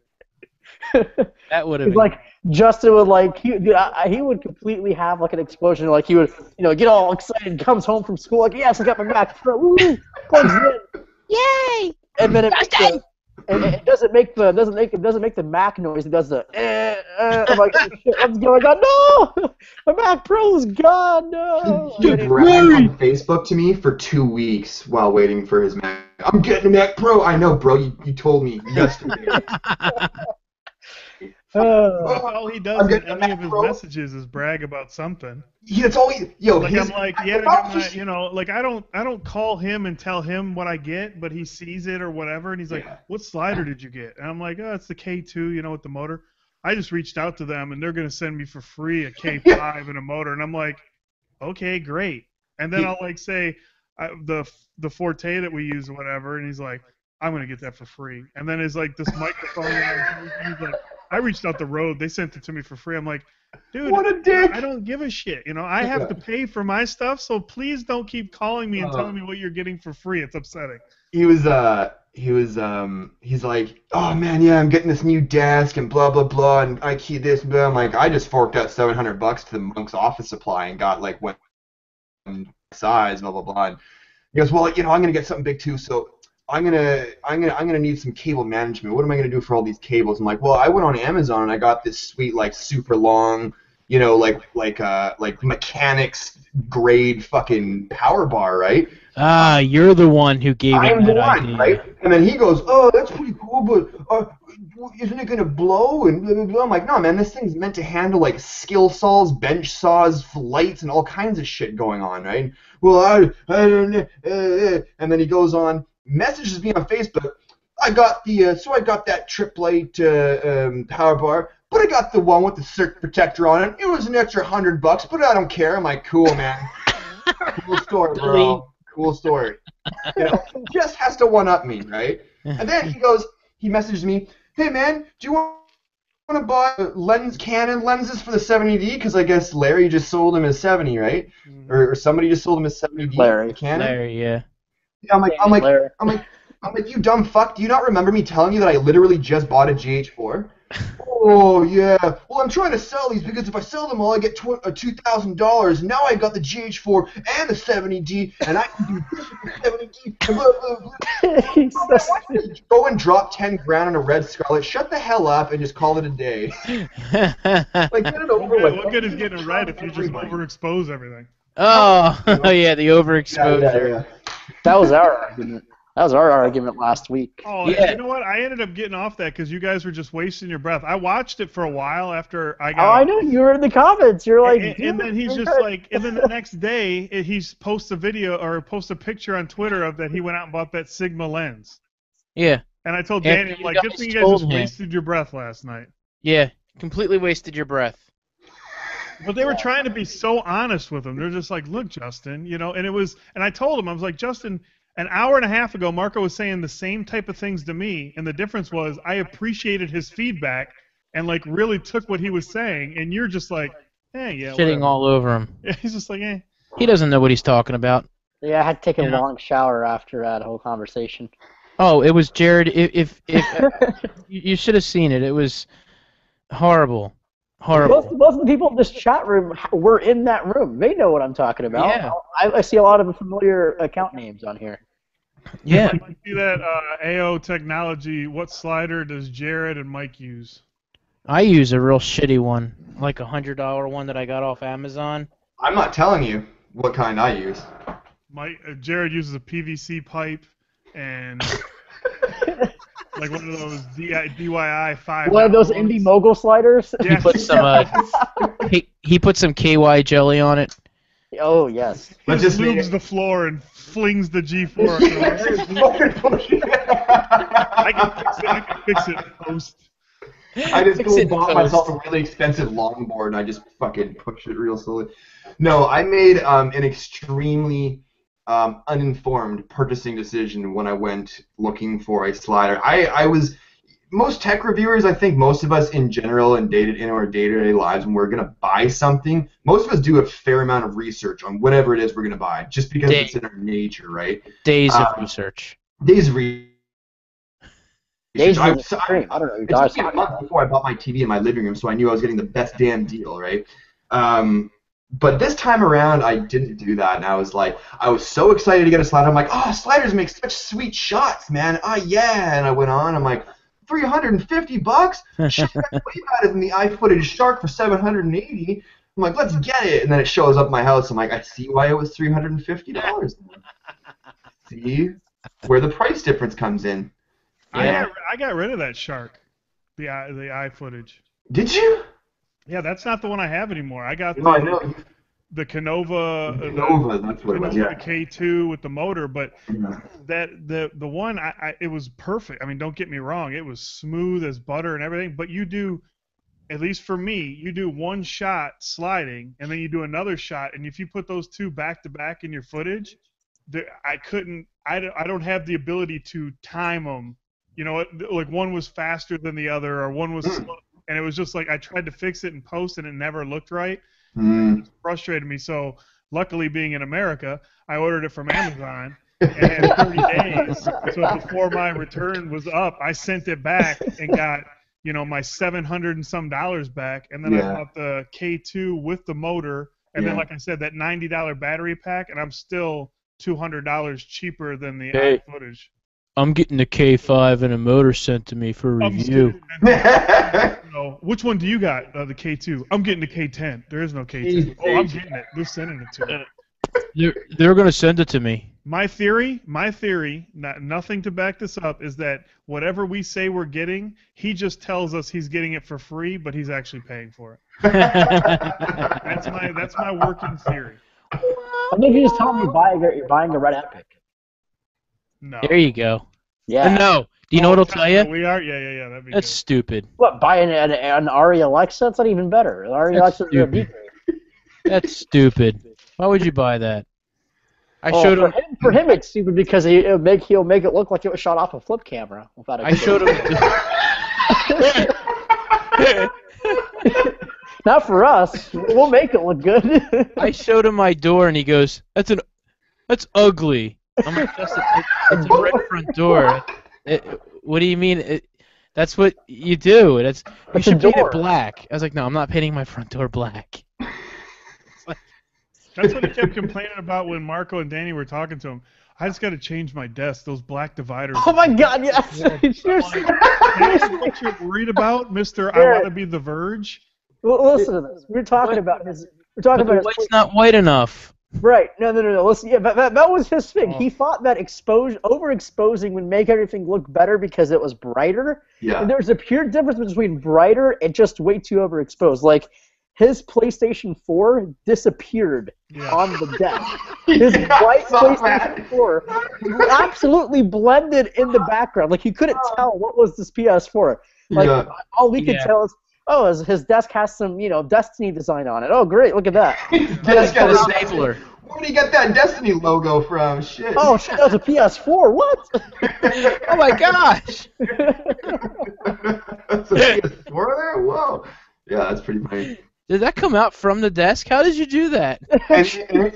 And if I can take a moment, again, Justin makes great videos, but if I can take a moment just to poke fun at his videos as of recent, is it just me or is he trying to make his videos look more and more like an actual iPhone promotional advertisement commercial? Like he's got all the little desk fucking, like the pencil holder and some books and shit and That's Apple The Verge. It's The Verge. It's The Verge. He's so. I'm like, what the fuck is this? Like, are we in school? What are we? Next week he's gonna buy a bookshelf with fake books. He's gonna be. He's trying to be like The Verge. That's exactly what he's trying to do. He's gonna buy the bookshelf, like the white bookshelf with the books on him. Yeah. He's gonna buy David Pierce. That's what he's gonna do. He's got Sit him up in the corner. and he's got the little pencil holder. I'm like, how much stapling and taping are you planning on doing in this video, bro? I don't really think it's necessary. And then he's got the one pencil in there. It's like, wow, there's. That's my not guys. $40 pencil. Set up those notebooks and do all that stuff. Yeah. Probably longer than we'd spend on making our whole video. You know that he's sitting there going like this. Oh yeah, he is. He's crazy like that. Crazy Hey, Asian. man. Hey, He'll man. It's his style, and I'm not gonna knock it. I'll just make fun of it. You should watch Danny and I. Oh, who gives a whatever.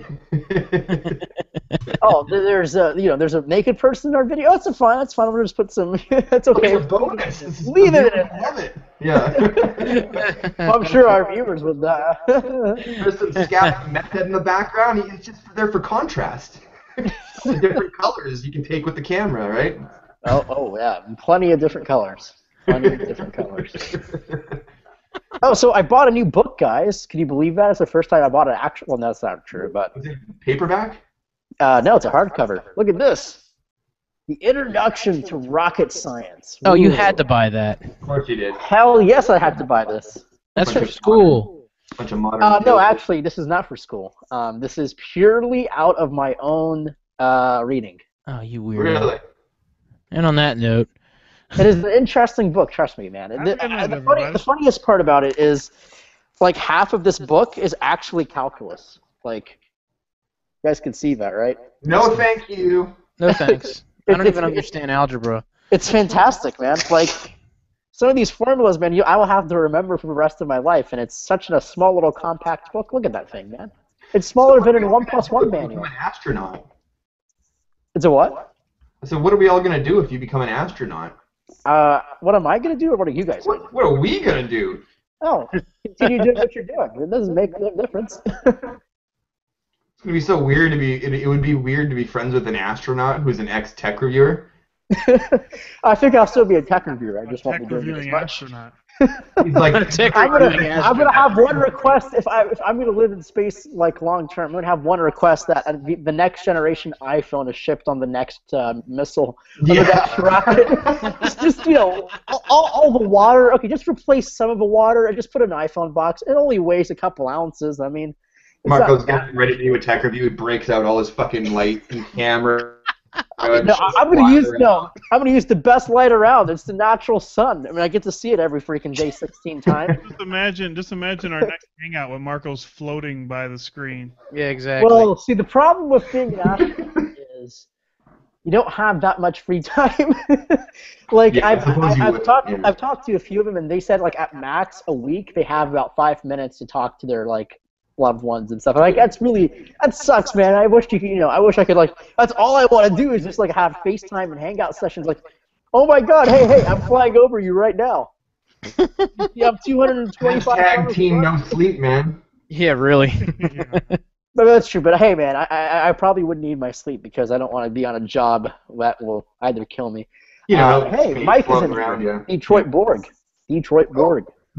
Yeah, he was in here. And I believe also Judna. average consumer is in here as Yeah, well. Judner's in Yeah, here. every time he's on this chat, man, I feel so bad about me. Like, I went up. I like our channel just kind of rivals his channel by name. Oh, Jesus, here we go again. Every time I bring this up when Judder's in here, he says it's no problem, but I always think that that he's just being polite and nice. I know he's angry at me. He's actually told me in personal. No, I'm just kidding.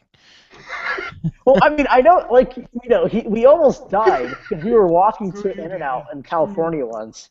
We were crossing the street, and like I think Judder wanted to kill me. I think he pushed me backwards towards the cars.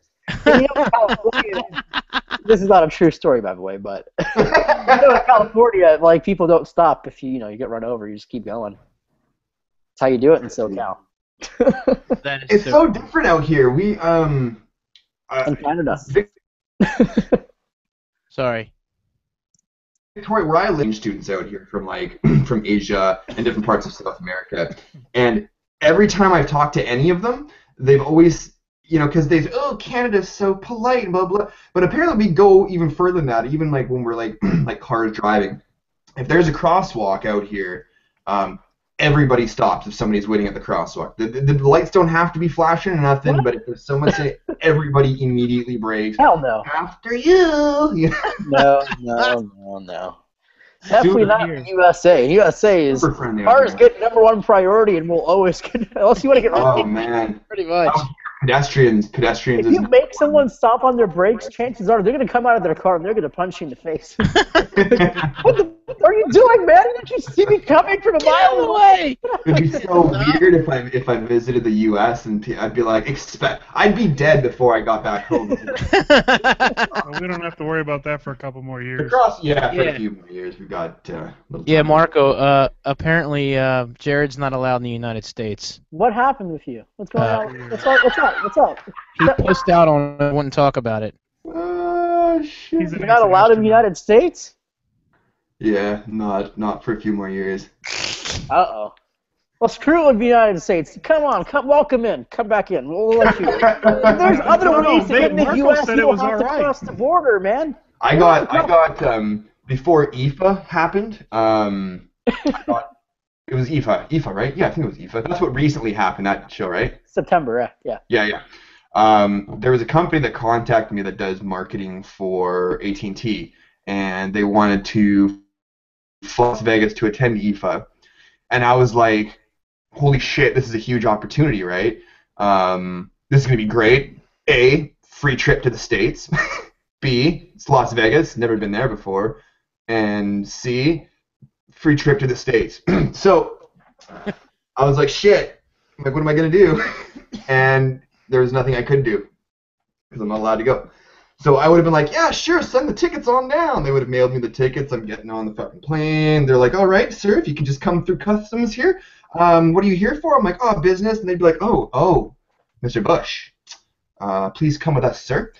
And they'd probably do what they did last time: take me off, strip search me, Whoa. and then check the threads of my clothing to make sure I don't have guns and atomic bombs and shit hidden on me. You must have done something serious. U.S. customs agents do not fuck around, man. Let me tell you. Holy. When they have a nose for something, when they think they've caught on to something, which they had right to last time they harassed me, but they didn't find anything. They are ruthless, man. They are Yeah, they are. like really mean. I started getting so frustrated. I started yelling at them. I'm like, "Look, if you're gonna keep me here, I'm calling my fucking lawyer." And no, there's no need for that. No. What There's am no I doing need for here that. then? Man? Fuck. Yeah. That's funny. I'll tell you guys sometime soon why I'm not allowed, but not while there's a bunch of people in here. By law, I'm not allowed in British Columbia. I was kidding. You're not allowed in British Columbia. Everybody's allowed in British Columbia. No, I'm not allowed in Europe or in England anymore because I made too much fun of the Queen of England and Elton John. Basically, they're the same thing. So, again, I'm not allowed in that country. Are you serious? No, I'm just kidding, man. Oh, I was gonna say. Like, everyone knows the Elton John, Queen Elizabeth, the whole joke thing, man. Anytime I talk to someone from England, man, I always say, "So how's the Queen, Elton John?" Come on. That was rough. That was rough. How is that rough? Let's edit that out. It's Yeah. not on the podcast. It isn't on the sound podcast. effects. It's all right. Cricket. Well, it's either that or I could read you the first chapter of this book. Okay, Mike, let's end the pot. Let's end it. Yeah. All right, everybody, that was great. There's If he some starts really reading that, I'm going to be interesting really stuff. pissed I missed the Pirates game. No, you're not. Yeah, I got shut down, but... Judger trying to kill Marco. Confirmed. Confirmed. Oh, yes, we have it in writing. Fact, You I've found out never lots been of to stuff. Canada? Mike, You can literally live look 10 across the minutes way and away. be there. There's a bridge, but you have to pay for it. Well, actually, we used to not ask for your passports anymore, There. but Put in the now. group chat. What's that? Oh yeah, okay. That's an interesting way to tell people. Well, that's just us. Yeah. Ah, interesting. I hope that's just us. I've never used that feature. I just screenshotted it and tweeted it, but that's just my followers. I don't have that many. But see, that's why I don't Wow. tell people, right? Because they'll get a completely different opinion of who I am today. That all went down about 10 years ago, right? So You were a kid. Yeah, there's Da, stories da, da. we all could tell. Yes. When, yeah, so News- growing up and becoming an adult. Newsflash: Jared just liked to eat donuts, and they were not available in Canada at the time. So he just wanted to get so many donuts, so he kept crossing the border, and they just told him not to. Yeah, and smuggling Dunkin' Donuts back into Canada. There's a. I added something there, so you got something on me now. Whoa! Oh my God! I can't see. Don't worry. People in the chat room, do not be alarmed. We're only talking about donuts. Yes. So should we get Michael and Judner in here, or are they just If they gonna? want to, I'd love to have them in if they Mike want to beat come in. And Detroit chat. Borg. Mike ain't gonna come in. He's come in at once. He came on the iPhone 6 launch. Yeah, it's because he didn't think anybody. Yeah, that was 300 people watching. We only got 25 people watching. You got the smoking android in here. You got Geeky Nerd Dad. You got MTP Flyer, former MTP Flyers Tech Examined. You got Marco, Oh, no Judner, one knows who Marco is. and myself, and we'll just start tweeting out and Google Plusing, and we'll get this bitch up to 100. I can tweet it right now. Let's tweet. Let's. I'll be sleeping by then, so screw that. Detroit Borg tweeted about 8 minutes ago. Go bug these fools. What? Is that what he said? As soon as he He's got talking in, about Marco. he goes, I popped back in. You guys are still talking about Justin? That's pretty funny. So Detroit Borg has never been to Canada. No. Fact. Yeah. I mean, that's Neither have I, actually. I've been so close to be. I've actually never been to Canada. Well, that's not true. I've been in Canada for a brief amount of time, but I was hoping, like, I was at the Detroit Auto Show beginning this year, and I planned a whole day to go to Windsor, and then I was warned not to go into Windsor, so I didn't I go. liked it. No. If you're gonna go to Ontario, go to Toronto and just that's it. I want to go to the Hockey Hall of Fame. That's what I want to go. I saw a cool video from Toronto. A guy bent an iPhone right in the middle of some square. Oh yeah, I think that's my friend. His name is. There was a That's not a comment. good joke. That's not a good joke anymore. I should have just said that. There was a comment in his video. It said, "Oh, this guy, he's got his paid actors to come on and stand around in a circle jerk and bend a phone." Yeah, I actually read that comment, and that's a prime example of you just can't win with some people, man. No, you can't. You could have physically paid for that guy to fly out. Who's like, listen, you go and grab random assholes off the street and bring them here just so I can prove it just to you. The guy's been like, you're full of shit. You paid everybody within the last 8 square blocks to fucking. Yeah. You know, like. Like, it sounds like it sounds like another Canadian. Can we sticking up do for a another bench test on the Canadian. 1+1? Yeah, go for it. Hold on, I'll lock the screen on you. Go ahead. It's not working. Gonna shatter in his face. It's bending, but it's just not staying bent. Don't do that, dude. You lose an eye, you're out. Yeah, really. Losing an eye. Oh, don't worry. I'm not losing an eye. Hey, so next to 5.9-inch display, excluding the fucking bezels. No, that's insane. So we're looking at in real life dimensions. We're probably The looking, Galaxy Mega. That's what it is. yeah, right. Like we're probably looking at about 6.1 inches, aren't we? Like in actual dimensions, like something just ridiculous. That's what Mike looks at all the time. Like this? Why do you still have that as your personal driver? Oh, you What's don't have it as your personal daily driver, do No, you? I'm still reviewing it actually. I have to Who's do. that? Huawei? How long does it Yes. take for you to say it's too damn big? It's the Huawei. Yeah, I actually like it. Blah, blah, blah, blah, I know. What about Danny? I went back to my iPhone 6 today, and I absolutely love the size. It feels good to have a phone that I can use. I'm catching up to the feed where Marco's bending the the OnePlus. Marco's got little tiny dainty hands and wrists. I do not. Okay, my wrists may be small, but my hands are not very small. I have like bigger. My hands are big compared to my wrists. Put it against your face. That's the My test. hands? Yeah. It's as big as my face. If only I was there to do the. Yeah, I was just thinking that. It's so immature but funny. We totally could have got him to do You guys that. are clever, but you're not clever enough. I'm talking to a rocket scientist. I'm just kidding. Hold on. I'm calling Danny right now. You know what would have been great is if we were all there and Marcus was like, "What? It's fucking as big as," and then Larry's like, "Wham!" And then he's like, "Hey, rocket scientist!" Marcus was like, I hate you guys. Larry, I would revoke your lesson, but actually I still. know. Yeah. I "Oh, still. so right here, Marco's handing out free Final Cut Pro color correction lessons." Hey man, Yes, I'm an I am. hour away from him. You guys gotta. Your geography's just all fucked up. You gotta. Your geography's all fucked up. You're like got a tether on that you can't leave Canada. Yeah. Mike's never gonna make that drive again. Oh God, I'm never making that drive again.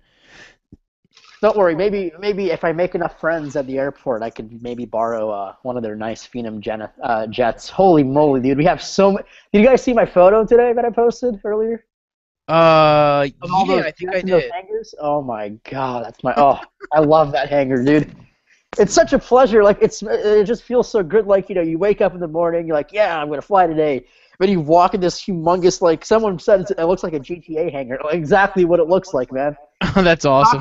You're talking about like, 15 million a pop, and you have 7 jets in here. I'm like, geez, that's a lot of money. Just sitting in here, and I can touch That's everything. awesome. I can open it. And like, oh, I just gotta make. I just gotta make. And it's funny because like most of the jets are owned by like your celebrities, like what's his name? I can't remember his name. Jay-Z. No, I'm talking about like country music stars, guys. I mean, this is Nashville, by the way. Oh. Kid Rock. I think he has a plane over here, actually. Hey, I have no clue. look, like the man Pitbull said, if it flies, floats, or fucks, you rent it. You rent it? No, people buy it here. That's what he said. I've never heard about. Pitbull would know. That's how I I model mean, do my you know life. what fractional ownership is of a plane? Do what? A fractional ownership of a plane? Oh, isn't it like 12 people own it?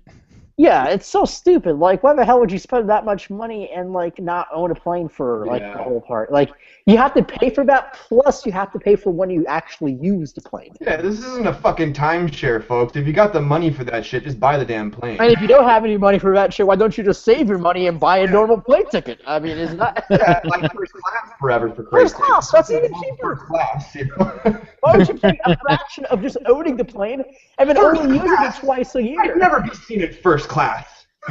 I tell you what, though, once you fly on a private jet, it's hard to stand in one of those frickin' lines again. Yeah, no, that's the best. That's the best thing, man. Like I can go from my car, like the security line. There is no security line where I fly. You basically go from one room, hangar, turn on the engines, and you fly. That's beautiful. Like it's so beautiful, man. Like That's what, right by where Mike lives in Oakland County, there's Oakland County Airport, and that's where I've flown right from there down into Winchester to Winchester Airport. It's amazing just to walk in, and they're like, hey, how's it going? Have some coffee, and then you just walk out the door and walk onto a plane. yeah, you feel like a boss, like Oh, Tony it's- Stark, man. Yeah. You see The what? dude who owns it just pulls his car up right next to it, and he's like, all right, and then somebody takes his car away for him, and he just died, and I'm like, what's up, man? That's sweet. Yo, Mike just brought up reminded me of something in that video that Marco and Danny did together. It's a press.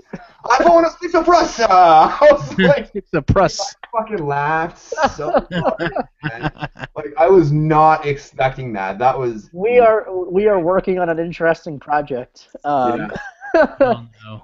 There may or may not be a channel coming very soon that Another could one. be of many things. It could be a J.K. Chin technology reviews. So all of the reviews done in J.K. Chin native tongue. Or Oh second, god. learning how to speak in that language with Danny Winget. Oh my goodness. This should be good. So it could it would work like this, like nice elevator music and stuff playing in the background. It would like say, I would say processor, and then Daddy would say processor.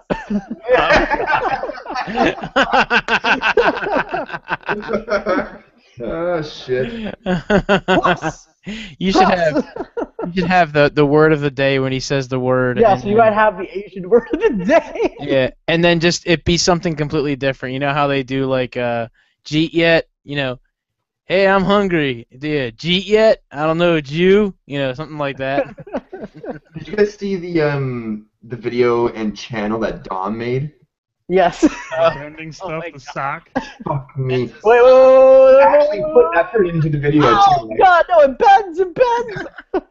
I was like, for a total joke video, like he did a pretty good job on it. Like I was just shaking my head, grinning the whole time, like this is retarded, but it's so great. I was on the Hangouts of Dom when he made that channel. I'm like, dude, what the hell is wrong with you? Like, and then when I watched the freaking videos, I'm like, dude, this is genius. Yeah. I'm like, I could be editing a video, or I could be making a video about it bends. about how my finger bends. Finger bend. It's like fuck. It was good. It was good. That was it. Then and the music is what really gets me. Like the music is fantastic in that channel too. Oh, yeah. He totally earned my subscription that day. Really? Not only as a friend, but as a genius creation of a thing. Like, I mean, come on, with your sock bed. I mean, a sock, and you stretching a sock, and it just pushes it towards each other like it bends. I'm getting tweeted from I think viewers. They're like, one of them's one of my followers. Going to figure out why smoking Android's not allowed in the U.S. And then Carlos is like #FBI. Don't worry, the FBI is not involved with donuts. They're not involved with donuts. The FBI would be who is no. Who? There's another agency out there in the States. It's the drug and gun Enforcement at DEA. Yeah. DEA, that's it. That's who would be coming after my ass. Not But to you give didn't do away anything wrong what now. in the States for it. Nope. All right, That guys. killed Well, me. I'm out. I gotta. Oh shit. I may have to. I have some business I have to take care of in the morning. It may involve unemploying somebody. So. Sleep He's gonna fire somebody. Oh my god. Oh my god. I thought he was about to be like, I've got some serious business in the morning. I've got to evacuate my fucking bowels and that shit. Hey, Justin. I gotta take care of some stuff in the morning. So I'd like to not be totally exhausted because that makes me more crabby. Yeah. Crabby. Or Just keep your hands in your pocket and don't hit anybody. Oh no, I can't do that. I run the place, so it would be really bad if I start beating the shit out of this guy. Probably. You don't want, but you don't want the person that you're gonna be disowning tomorrow. So he'd be, to start punching, No. throwing swings at you. Oh, trust me. If he does that, then it's on. So I'm perfectly fine with Wouldn't that be fucked up if they were watching right now and they go into work and then you're like, I need to talk to you, and they're like, Oh, shit. it would be pretty obvious. The dude was sleeping when I walked in today, so Oh. it wouldn't be a big surprise. Yep. That Yep. sucks. So he's expecting it most likely. He's like, it's not a matter of if I'm gonna get fired. It's just a Well, matter I mean, of don't get me wrong. I probably won't as long as his attitude's right. But because I kicked him out today. But if I walk in there tomorrow and he's got an attitude, then I'm not dealing with that. So out the fucking door, Johnny. I'll record it and put it on YouTube tomorrow. Yes. There you go. Yes. Yeah, Yes. but I gotta go. I gotta get some sleep, guys. Okay, brother. All right, man. It was a great show. Thanks for everybody, and Jared, Yep. Marco for showing up like you always do now. Yeah, you should just add me on the old guys podcast. Yeah. You're Sure. not old. As a regular. Hey, man, give it a couple years, I'll be old. Yeah, but no one's dead. No, you won't be dead. That's true. Mike will probably be dead. Whoa, whoa, whoa, what? Mike's not Oh, old, man. shit. I'm not as old as Detroit Borg. Yeah, well, you're. Oh snap! Mike says. Those shots are fired. Mike fired. always says he's 35. He's not 35. There's no way. Mike is 25. What are you talking about? I'm 35. What are you guys talking about, man? All right, see you guys. Later, All right, dude. Larry. I'll talk to you tomorrow, bud. Bye. Bye. So where's Winjit at? Winjit's probably either at work or with his kid. I think he's at work. He hit me up earlier today, and it sounded like he was at work. Well, I saw he posted. He was on Facebook today, so no, maybe not. I don't know. He's Might have so been on his break. He's so occupied. Got one of those late night type jobs. Has know, what? Got like a late night type job. He works. Does he make it publicly known? I don't think so. No, I've never heard. I don't think he does. How do I use a chat? Yeah, there you go. Oh, let's just say he works in the medical industry Oh, okay. and has odd hours. Medical marijuana dispensaries usually are open 24 hours. There you go. That's what he does. Oh, okay. Yeah, well, that would Thanks, explain it all right. Yeah. It's a very admirable career. Yes, it is, and he also has a kid. He has a new baby boy that's just turned 6 months old. Yeah, that's got to be fun. Jesus Christ. Yeah, he is working today. Never mind. Yeah, he's at work. His wife wasn't at work. That's what it was. He was waiting for that. Like, I was waiting for him to look what I replied to. How old is Marco? Marco's 30 years old. I'm 30 years old, man. I'm so old. Like, my body started to break down. I'm not 30 years old. I wish I was 30. I wish I was not 30. How old am I? I don't make it publicly known, but I can chat it. Oh, you just said you did. What do you mean I just said I did? I'm not 30. You think I'm 30? No, I'm not 30 years old. I'm 30 years old. Are you older or younger I'm younger, man. than I? That's how old you are? You're so full of shit. No way. How old do you think I am? You look horrible. Well, I don't know. What are you talking about? I thought you were closer to my age. Not because based on your no. looks, but just based on I'm your... still at school, man. Well, I mean, I'm in graduate school, but, whatever. Who the fuck runs an entire website and YouTube channel at your age? Nobody. You're ridiculous. I don't like you anymore. That's why I look like this, is because I'm way too overstressed, man. I don't know how kids your age can get stressed. I don't understand how that works. Well, let's see. I go to school full time. I make YouTube videos for a living. Yeah. I run the staff. And you're young and you have more than enough energy to... Oh no. I wish I had it. I wish I had enough energy when I was still like in high school.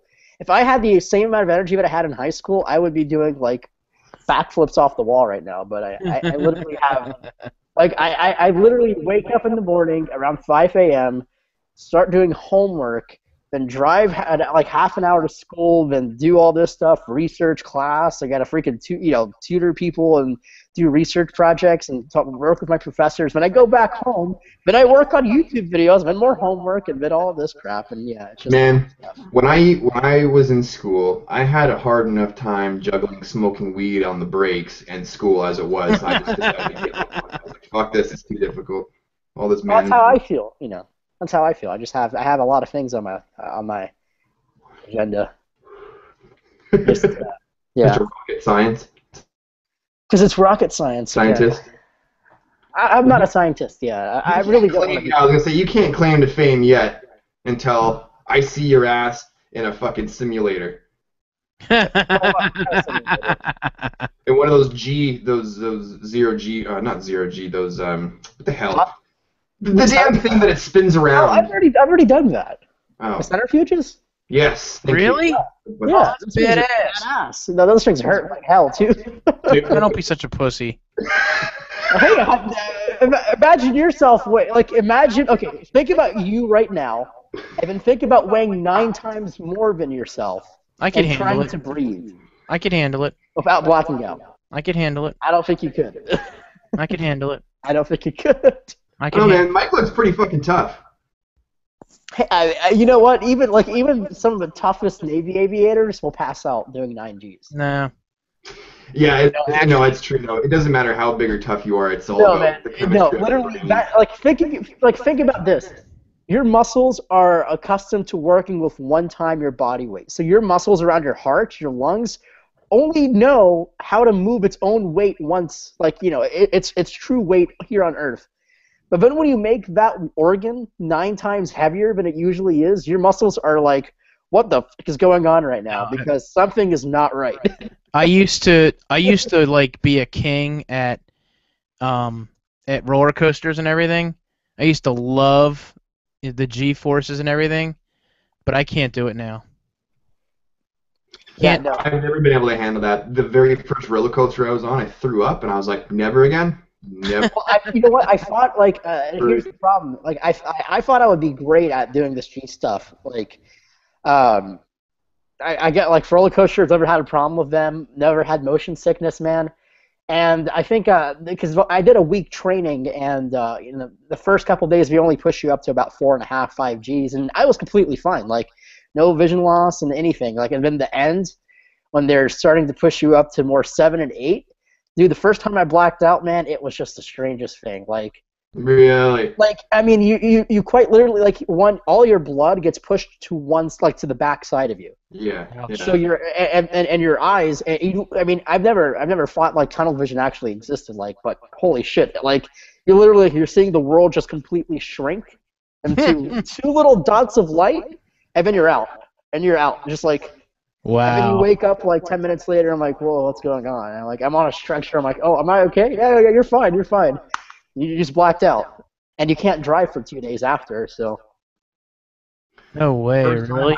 Yeah, it's called. Yeah, if anyone wants to look it up, it's called G-Lock. A lot of. Oh yeah. Dude, that would aviators have to go through that, man. But then when I came back, this is before they taught me how to breathe and everything. But that's why people think it's so stupid, but there's an actual procedure people do where you tense up all your muscles, you build up some oxygen inside of you before you hit that G, and you support your diaphragm by making a hic noise and releasing a small amount of it. Right. So you sound really stupid, and any pilot, an Air Force or Navy pilot would say you don't have to make a noise. But when you don't know how to do it, the first time you do it, you're screaming this hic noise, oh, I don't want to die, I don't want to black out, I don't want to black out, no. So we've got all these astronauts on these big rockets flying up to space, basically screaming in their helmets. Well, I think Something like what is it? launching is actually not as bad as you think. Usually, a normal launch would get you about 3 to 4 Gs. Not very bad. Actually, kind of enjoyable. Because if you ever listen to any of the communications in a during the launch, vibrating that's going on. Oh yeah. Yeah. People say when that thing launches. And I have a cool story to talk about. I actually met a new astronaut just this weekend. He Nice. lives in my state, and he's one of the who worked on the Hubble telescope. Oh wow. If anyone knows, Robert Hoot Gibson, actually lives in Murfreesboro. But back to my story anyway. When they launch, your vision completely goes taking a camera and just keep doing this, and that's what their vision looks like. Nothing is clear. You're like, ah. I don't like that. I would probably piss myself. And you know what the funny thing is? You sit there and watch it take off, and you go, "Man, look how solid that is." And everything's shaking the shit inside. Oh yeah, everything feels so solid, and oh shit, no, everything is things are flying off, the whole dashboard is just creaking and squeaking, and Yeah. Man, but God, dude, I can't. I think that's just the coolest way to go to work. Marco's getting a boner for space again. Yeah, I know exactly. Dude, Jared and I had a great conversation about it. Actually, that was a good conversation. Yeah. That was a really good conversation. But no, I just think about it it's the coolest thing in the world, man. It is the fucking coolest thing in the world. Yeah, could you imagine that? Who the fucking thing have done other something cool cool than gone to space? Oh, what have you done? Oh, I bungee jumped out of a plane. I did this. Cool. I went to space. Oh. traveling at 5 miles a second. Hey, Ooh. hey, did you hear Marco died? Yeah, he's up. He died in space. He's still up there floating around. How many people can say that? That would be a terrible way to die, though. I do not want to die that way. You'd be a hero. I don't want to know how how it feels to have your blood boil You'd or be anything a hero. boil. You No. wouldn't even feel it. Well, Marco's on the dying. rocket going up there. The only thing that's running through his head is what Mike just said. No, dude. You know what? I think I've accepted the fact, this is what really kind of, it's going to get really deep for just a little bit, for just a couple seconds here. Here we go. I thought about, what I want to do as a profession, and then I thought about, well, how is this going to affect my immediate family, like my mom, my dad, and my sibling, and then I'm like, well, maybe I should really rethink about family life, and because I don't want, that sounds really bad. Like, I don't want to do something and then leave and then have something go wrong. But I don't know. Anyway, but I'm not afraid of that risk anymore. I think I've accepted that risk of what my accomplishment wants to be. Right. Because I think my accomplishment is much greater than the risk at hand. And It is. if I don't want to go, there's sure as hell someone behind me that wants to go, and I'm not. It's my opportunity. I'm not going to say no to it. And I'm just saying, if God forbid anything happened, we would be talking about you for the rest of our lives. Yeah. I don't know. Cool story to tell your friends. They fucked with my buddy the astronaut. He. I have you in these videos talking to you. Yeah. I mean, how cool is that? Let me tell you something though. You better actually follow through with becoming. Oh hell! Because if you don't, talk is cheap, and I will be pissed off. Like, oh yeah, my buddy the almost astronaut. Almost No. astronaut. Well, I mean, the thing is, I've looked at this task at hand, and I know how freaking difficult it's going to be. But no matter how difficult it's going to be, no one it's like the same way people that maybe in this chat say, "Oh my God, it's almost impossible to have a sustainable YouTube channel," but it's possible. I mean, people have done it before, and people have become an astronaut. People that you don't expect have become an astronaut. Sure. So Yeah. there's no defined limit that says I could not be an astronaut. It's just it takes my hard work and dedication to what I want to do, and if I work hard enough and I believe hard enough, then one day I will be there. Exactly. I will get to that point where I will be, again, strapping myself onto a rocket, sending a tweet right before we launch on my actual. Suckers. Look what my ride is. I got 1.6 million pounds of thrust behind my ass right now. That would be awesome. That would be totally awesome. What I really, if I could seriously, if I could change the time I was born, if I could be born in say the 1930s or 40s and be an astronaut in the Apollo time, holy shit, man! I would have done that. I would have done that in a heartbeat. Because I Out of don't all think the eras, when I've talked to people, out of all the eras that people want to live in, like if they could go back, not so much moving forward in the future, but people are like, if I could go anywhere, I want to go back to the 30s and 40s. yes. Yeah. If that's when all the cool shit, like you said, the space exploration, that's when it was the most exciting, I think. Well, part of the Great Depression in America, that wasn't a good part about it. That But sucks. after that, and then World War II, that was not very And then that good. too, and then Prohibition and all that other shit. Yeah.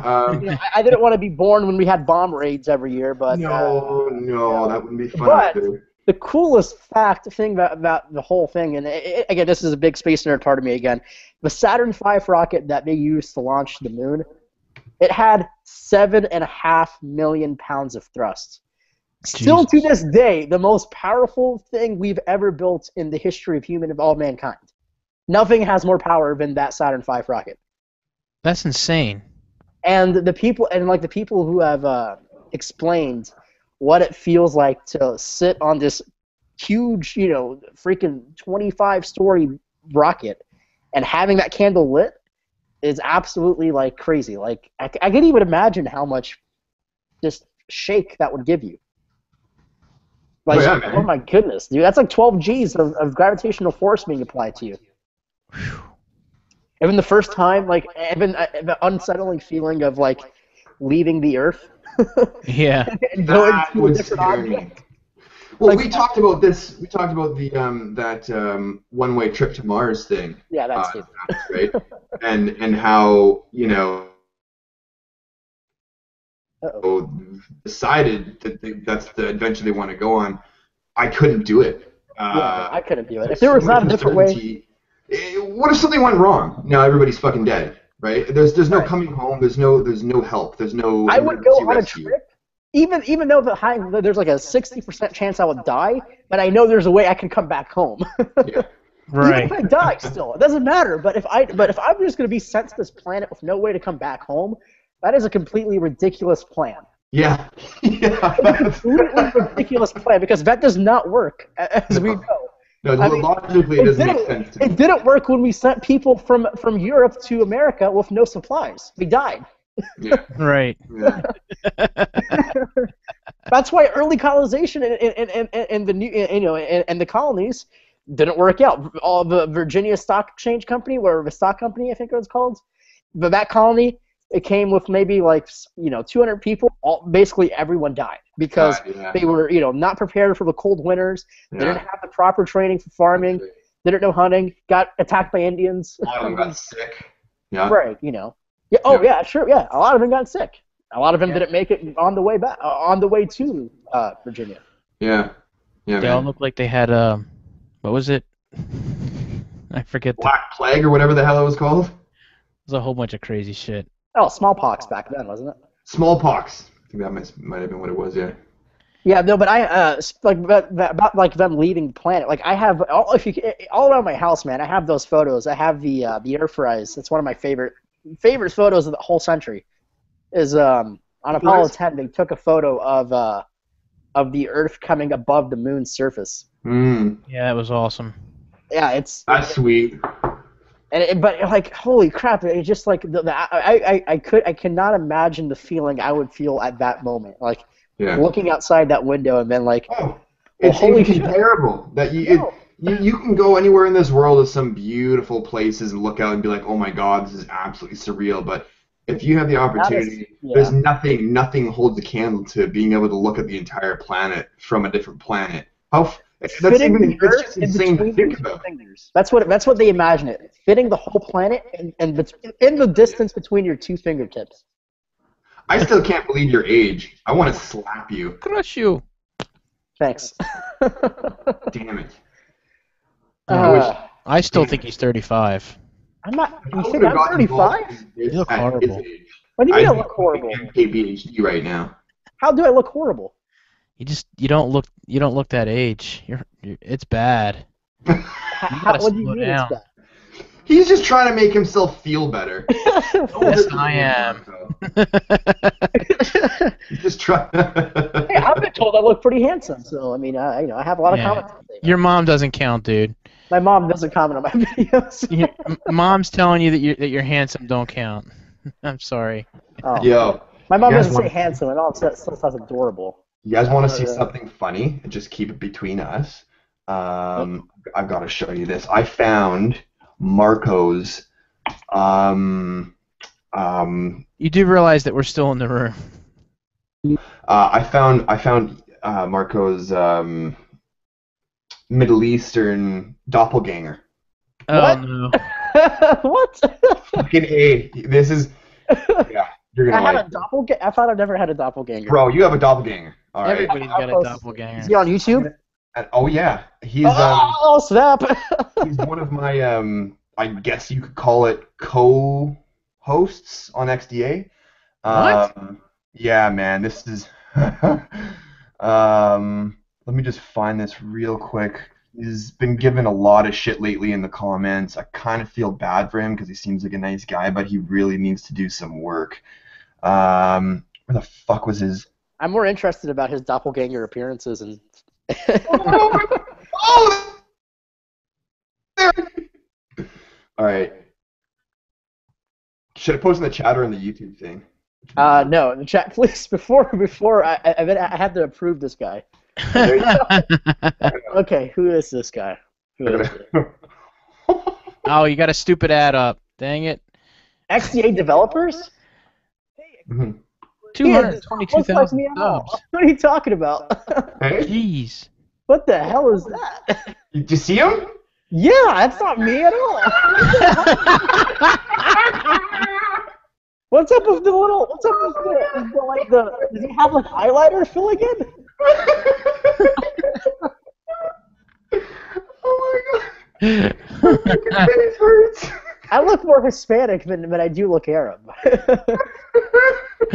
Oh my god. Yo, read the comments though. Like, this one guy says, "Did you use GPS lock on your eyebrows?" Oh, Jesus Oh Christ. my god. I think I've seen this guy before. Oh man, he's a nice guy though. He's got a great personality, but Great personality. That's but Totally not me, though. I don't know how the hell you think it's. I know I was obviously is an exaggeration, a doppelganger that exaggeration. unibrow. But you can see where I was going with that, eh? You got some. I have a facial G-fro. features, some prominent facial features, right? Oh my gosh. This guy's Oh, prominent man. facial features are just sort of to the next to.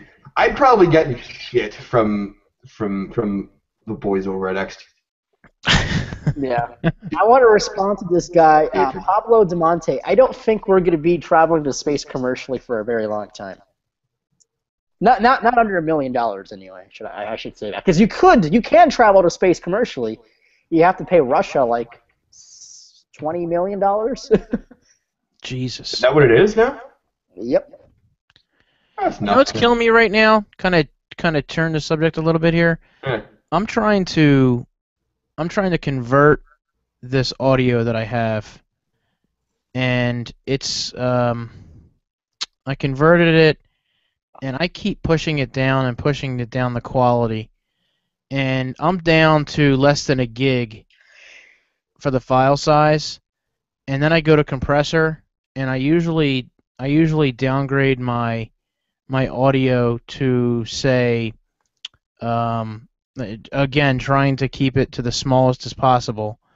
In compressor, when I add it, I put it to audio for HTTP live streaming, and that'll usually bump it down to what I need to. For the website, I need to keep it under 32 megabytes, and for the life of me, can't get it under 36. For compressing video or for compressing an audio podcast? Compressing our audio that we just did for the show, because it's over 2 gig. Well, compressor is really more best suited for the video compression. There's I believe, Mark, correct me if I'm wrong, I believe there should be there's a different dedicated audio compressor program out there, isn't there? That would Not from Apple though. No. Have you tried using GarageBand? No matter. I mean, I know how terrible that sounds. I can try it. And just pick the small, like 128 kilobytes per second. Yeah. Okay. Judner will know. Ask him. Judner, yeah. Judna. What about Lady Gaga wanting to perform in space? Yeah, no. All right. I do. No more like, false hopes of things happening in space for a long time. Like, it's sad to say, but like in our lifetimes, we probably won't see the commercialization of space travel. Not in a very extreme way. You don't think so? You're not going to have a family vacation to the moon for a very long time. There's nothing in the moon. Well, I mean, it doesn't matter. I mean, I would spend all day just hopping around, like, woo, yeah, 1/6 gravity, baby, woohoo. Look at me. People would be up there looking for Transformers. If you jump too hard, you actually might not come back. That would suck. Yeah. You'd be a hero. No, well, I mean, I can't come back. No. Imagine that on YouTube. Guy jumps off of moon. Guy jumps off the moon. See ya. You could totally do that on. An asteroid, though. Actually, we're about to land. No, we're about to land on a meteor. Really? A satellite that was launched over 10 years ago. Called the Rosetta. Back up. We launched something a while ago, and the purpose of it was to land on a meteor so we can mine it and check out some shit in it, right? I think I remember that. Well, not for that purpose. It was launched in 2004. It wasn't launched by America. It was launched by the European Space Agency. Ooh. And the purpose was to explore the composition of the rock it's inside the meteor. because it will better tell us how the Earth was created. Because when Earth was being made with all the space rocks, it was very hot. So all of the material, all the like the raw composite material was kind of all mashed and mixed together. Bill Nye the Science Guy. I really should make a science YouTube channel. I think that would be really cool. That would be fun. Yeah. Well, no. Marco, your name actually sounds like it would be like the perfect space exploration with Marco Hanna. Yes. On the Discovery Channel tonight at 9. No, actually, that is my dream job. My dream job, if I go to space, I want to be the guy that I want to set a world record to doing more educational live streams from space to to schools and universities all around the world. That is the one thing I want to do. Absolutely. Kiss ass. Hey, you guys had a great guy do it, Chris Hadfield, man. I look up to that guy. Chris Hadfield is Canada's rock star, man. The only thing I know about space in Canada is the arm. The arm? Oh, well, that's pretty damn important. Yeah, but we sold it because it broke. Without your arm, without Canada's arm, robotic arm, the International Space Station would not be here. Yeah. Yeah. And if anyone has never looked up the International Space Station, it's a wonderful, wonderful place. But you know what? As a Canadian, okay, we grow up and we learn about shit like that, right? And they're like, oh, Canada, we built the space arm. It's technology up there for the world and blah blah blah. I'm like, yeah, but the U.S. built the space shuttle to get them there, and that's pretty badass. You can't fly a fucking arm, all right? Space shuttle though, and it looks cool too. What do you? Yeah, I flew the space shuttle last night. What did you do? I operated the arm. Oh. It's really sad that our shuttle's gone, man. That was a great flying machine. The best flying machine, actually. Because if you look at the way that shuttle flew, apart from the 2 accidents that occurred, which 2 were also preventable, both of them were completely preventable, that shuttle would have had a perfect track record of flights. Yep. Because Challenger was too cold. Columbia, we could have done a repair in space. But all the other 90, 102 flights that the shuttle went, perfect. Nothing happened. Except those. It's funny. Based on age, you can tell how tired we all are. Marco's like, and I'm like, yeah. Mike's like, I'm also trying to do 3 other things while we're talking. So bear with me. fuck, I hate getting old. I'm trying to get the podcast up. I'm trying, I'm 12:07 is actually early for me. I'm usually up until about 3 a.m. and doing homework, so I'm actually okay right now. I'm just used to staying up. I just turned 30 this summer, and 2 days after it, I fucking had a midlife crisis. Oh, Jesus. Yeah, I'm not looking forward to mine. Lost my shit, man. Look at all that I've accomplished. Nothing. I'm like, I should be like fucking Donald Trump right now. What the hell? What the hell, man? I'm just too lazy to care. Fuck. You will be, man. One day you will be. Yeah. What? Too lazy Donald to care? Trump. No, Donald Trump. Oh. Well, yeah, you will be too lazy to care because, like, you broke your Ferrari. Oh, it's okay. Yeah. I'll go buy another one. $1,000. It's fine. Did you guys read about that? Oh, there's Dom. Holy shit. There's Dom. What's up? Yo, what's going on, man? And have a great day. Are you guys cashing in for the night or what? We're getting there. Yeah. Dom just woke up, by the way. Dom just woke up. Dom just started working. No, I didn't. I did just start working though for a little bit, but I didn't just wake up. See? I just started working on the beginning stages of my iPhone review. Uh-oh. Dom, can we have a sneak peek? Dom. Huh? Is it the best iPhone ever? Well, I mean, it's pretty much the same as the last iPhone, unless you want to. Is it the best iPhone that Apple has made ever? Bigger. I mean, I guess this is the best Samsung Galaxy ever, and this is the best 1+1 ever. You know, It's the only OnePlus 1. I guess And you it were, depends and on you how were you paid, look at and you were paid by OnePlus to say that. it. Yes, I was. Yes. Not a sponsor. 1+1. Not as much. Yes. The phone that you could never buy. So why the hell do we Yes. even bother And you know paying? what? This is the best iPhone 5S ever, and this one bends. Oh man, you know what? My iPhone 6 doesn't bend. This conforms to your body. Yeah, no, it's a feature, you guys. It's a feature. Yeah, but why can't it bend the other way like the It Galaxy forms Round? to your face, you know. So like, you Why press can't it the- bend? Asking ergonomics. It's nanotechnology that Apple's been using.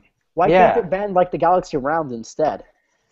I don't know. It's an That would engineering make more problem. with sense, Apple. you know. It'll come out. It'll come out on the iPhone 6s, dude. It would make it more narrower. The, whole the new- next iteration will have that feature. I don't Bigger know. and flexier. I mean, all jokes aside. I do like the the iPhone 6 and 6 Plus, but Apple fanboy! Oh my god! I mean, check it out. No, but comments. check it out. Check it out. This is just a preview from part of what I have here in my review, which is this is how I feel about the iPhone 6 and 6 Plus. It runs iOS 8. It's got a great camera and a thinner design and a handful of other features that make it better than the last iPhone. Sound like TheVerge.com. I mean, that's Just kidding. There's the review, folks. We're done. that's pretty much it. I mean, I'm gonna try to make my review under 20 seconds. So I could have removed my iPhone out like a second after I opened the box. Oh, it's an iPhone. I just want Dom to get on camera and go. Yeah. what are you talking about?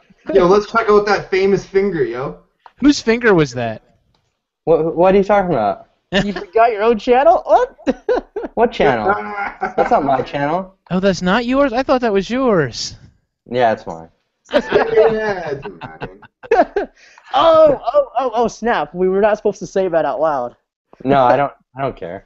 I mean, No, someone commented on Dom's on the figure video, like, this looks like Dom's hands. I'm like, dude, what the I was hell? just gonna say, look, you watch enough tech reviews from people you follow, and as odd as this is, you get to know and you become familiar with that particular extension of their body. And so when you see it, right, I can see because Dom's always wearing like the plaid pattern shirts, right? So you can see. I think your cuff was in the video a little bit, so you could kind of like see the edge of the plaid and your finger. I'm like, that's fucking Dom.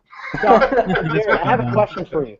So if you were in a different type of video industry, would people recognize you from that too? what are you talking about, dude? What is this podcast rated? I know. What the heck? R-rated, buddy. It's not a podcast anymore. It's just live. Hey, we got Locker Known's Geek Lifestyle. What is that guy smoking? A sonic screwdriver? Oh, this? I happen to be the doctor's cousin, and Wait a minute. He Who brought is that us from out. Locker Gnomes Geek I'm Lifestyle? assuming it might be Chris. I don't know. Chris just retweeted my tweet saying that we were live. So yeah, that would be Chris. Holy shit! Should we get him in here if we can? Is he awake still? Is he awake still? I don't know. He has a mean, baby. if he has his Twitter yeah. on autopilot. Yeah, no, it's not. I do like to pretend it's a sonic screwdriver, and that's the first time anyone's ever said that, and that is awesome, and I'm going to use that in the future. I hope you don't mind. This is my electronic cigarette because 3 years ago I decided finally that smoking probably isn't the healthiest thing for me. Probably. Aside from it being expensive, and out of a month's worth of cigarettes, I could have probably bought myself 2 phones. So I bought my first e-cigarette, and it was a piece of garbage. And then I spent another $100, and then another $100, and finally I decided to stop buying the cheap Chinese-made ones and bought a real American-made one. Oh my God, we're not getting on that trip, It's are also we? the most expensive one, but it's also the most affordable. 100% of the phones that we review are made in China, so. Yeah. Which is some defect. Just putting that out there like that. Yeah. But no, it's extra big. It's got an extra big tank, so I only have to fill it like once every 2 days, and that's what it is. But I'm gonna start pretending it's a sonic screwdriver now. My banana wasn't made in China. Your banana, I'm sure it was, yeah. I bet it It was. was probably fertilized with Chinese soil. Yeah. Ew. Which is just basically recycled electronics. Yeah. No, it's not. It's human. It's like cow poo. It's recycled floppy disks and fucking. What they do is they old- recycle electronics and then they put it into the grass that they feed the cows. Right, that's And what the they the cows poop, and then they take the You know, poop and they plastic put it is on the an bananas. is an oil-made substance, right? Plastic What? is an oil-made substance, so no, it actually wouldn't be going in the ground. Don't kill it. You didn't know cows liked oil Sure, man. dressing. I mean, that's a suicidal cow. Well, they're Chinese cows, man. There's all kinds of crazy shit out there. I don't think there are cows in China. Has this podcast at all been about iOS versus Android? Yeah, Oh, it was. 5 minutes. It was, Oh, and now okay. I feel like with Chris Perillo in the room, we need to have some sort of a semblance of. Here's my definitive guide to choosing iOS versus Android. Oh, here we go. Where's the most of your money at? Most of my money at? No, not you specifically. I'm saying generally, like Where are okay, you invested? yeah, where are you invested? I mean, it's Yeah. as simple as that, you know. But that It's but like that can all start out with the first phone you get. I mean, if you were an early iPhone adopter and then you dumped all your money into that ecosystem, well, technically speaking, that's the way you're gonna go. Well, then also it comes down to aside from money being invested, personal services. True. That's very Right. true. I mean, Yeah. because Google personal services don't always work the best with iOS. There's no doubt about it. Like, I mean, they're trying. I see Google trying to make that better, but you know, obviously Apple controls most of that too. You know, they want people to use their iCloud stuff and everything. So, And leak your where's- photos online. Yeah. yeah, and also, too, another thing to think about is, you know, if you have a Mac, it's becoming extremely convenient to have an iOS device now. Yes, it is. With the integration with the new operating system and stuff. I see Google, you know, starting to step it up with Chrome, but I don't ever think that's going to be a real operating system. Mhm. It just kind of is what it is. I heard they're just recently starting to stream Photoshop to Chromebooks, which is pretty cool. Yeah. I want to see more of that. Like, give me more of that and shut up and take my money. You know what I mean? Yeah, absolutely. I mean, give me a quad-core Chromebook that will stream Adobe Premiere, and I'll throw my credit cards at the computer. Yeah, fully agree. No, I agree. Wait, could that you the beginning- imagine when that thing, like at CES, when everyone's using the same internet? Oh my God, my computer is only going at 1 kilobyte a second. No. Yeah. Chris, No, I'm Yeah, sure- I'm sure- that would I'm be sure it that would be catches. the what? Chris asked in the room, he was like, which is sloppier, iOS 8.0.2 or Android L pre-final? Android L isn't that bad. Come on, that's an Android L, exaggeration. out of the all of the betas that I've used on Android L has been by far the worst. But also iOS 8, iOS has been the iOS worst. 8 beta has also been the absolute Oh. worst You know, I've used. iOS 8.2 is actually like beta 7, I think. 8.0.2. You know what? when they slapped what the is it? Gold Master on that beta 7, I was like, what? It's not done yet. I What is it don't know. about Android L that you think is sloppy? It Or doesn't work. That's all I'm saying. It doesn't work all the time. it's a beta, but I mean, But I mean- a beta should be at least somewhat useful. Like I ran it for a week. I had no issues, and this was like when it was first released. So A I'm like, week. this is pretty A sweet. that's a good point. Yeah, but the way I use Android, I'm usually able to find and discover things pretty quickly, like what it But can. the key word here you said is a week. So No. what's wrong with it now, Marco? If this is the release before the release? They still at least we have at least one more beta, right? I don't think so. For L? For Android L? Oh. It's coming out this Yeah, month. I mean, what what are are they- they- that is if the Nexus comes out this month. The Nexus, my vote is for Halloween again. Oh, end of the month. so it's not really shipping Yeah. until November. As we, No, it'll be released and we'll ship on Halloween. That's my yeah, but no one will get it. Like, yeah, I mean, I know. people will get it the following Monday. Google's fast with shipping, dude. Like, I know, but like, They're not really- they're like the fastest company I've ever had something shipped from. Like, it's insane how fast But that. I think it's stupid for them to launch a product on Friday and then not have it delivered until Monday. Everybody has money on Friday, dude. Well, yeah, but at least have it delivered on a Friday, man, like Apple. Well, they don't do pre-orders, and everybody's Well, not maybe they should. everybody's not as cute and as perfect as Apple, Marco. Sorry. Yeah. But I like Yeah. to have my phones on the week, like I on don't know. Friday. You know what, Marco? At this point, I would have rather Apple wait to fix iOS 8 a little bit better. Marco, I used to be like you, Marco. I used to be a super solid Apple I fanboy. thought you just said I used to like you, Marco, but now I hate you. I used to be like you. I Like, used no, to, man, what the hell? I used to, for a long time, for like the first like year or so on my YouTube channel, it was just like hail Apple, pretty much. I'm not hailing Apple. I'm, the only company I can hail to right now, the only company that I can hail to about like, being on top of their software is Palm. Get out of here. Palm was If always on top of their software, but they never had a damn freaking idea about hardware.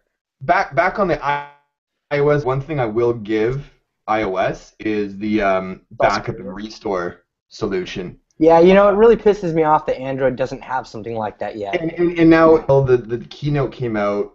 They had mentioned that was it the keynote or was it Android Police that had found some sort of leak or something like that. Anyways, the whole plan is for them they've got like an actual backup and restore system plan, and it said that it'll be released with Android L. Maybe there's just some conspiracy and they're being paid off by Titanium. Yeah, Titanium can afford it too. Yeah, not to release their backup thing so that they can just keep.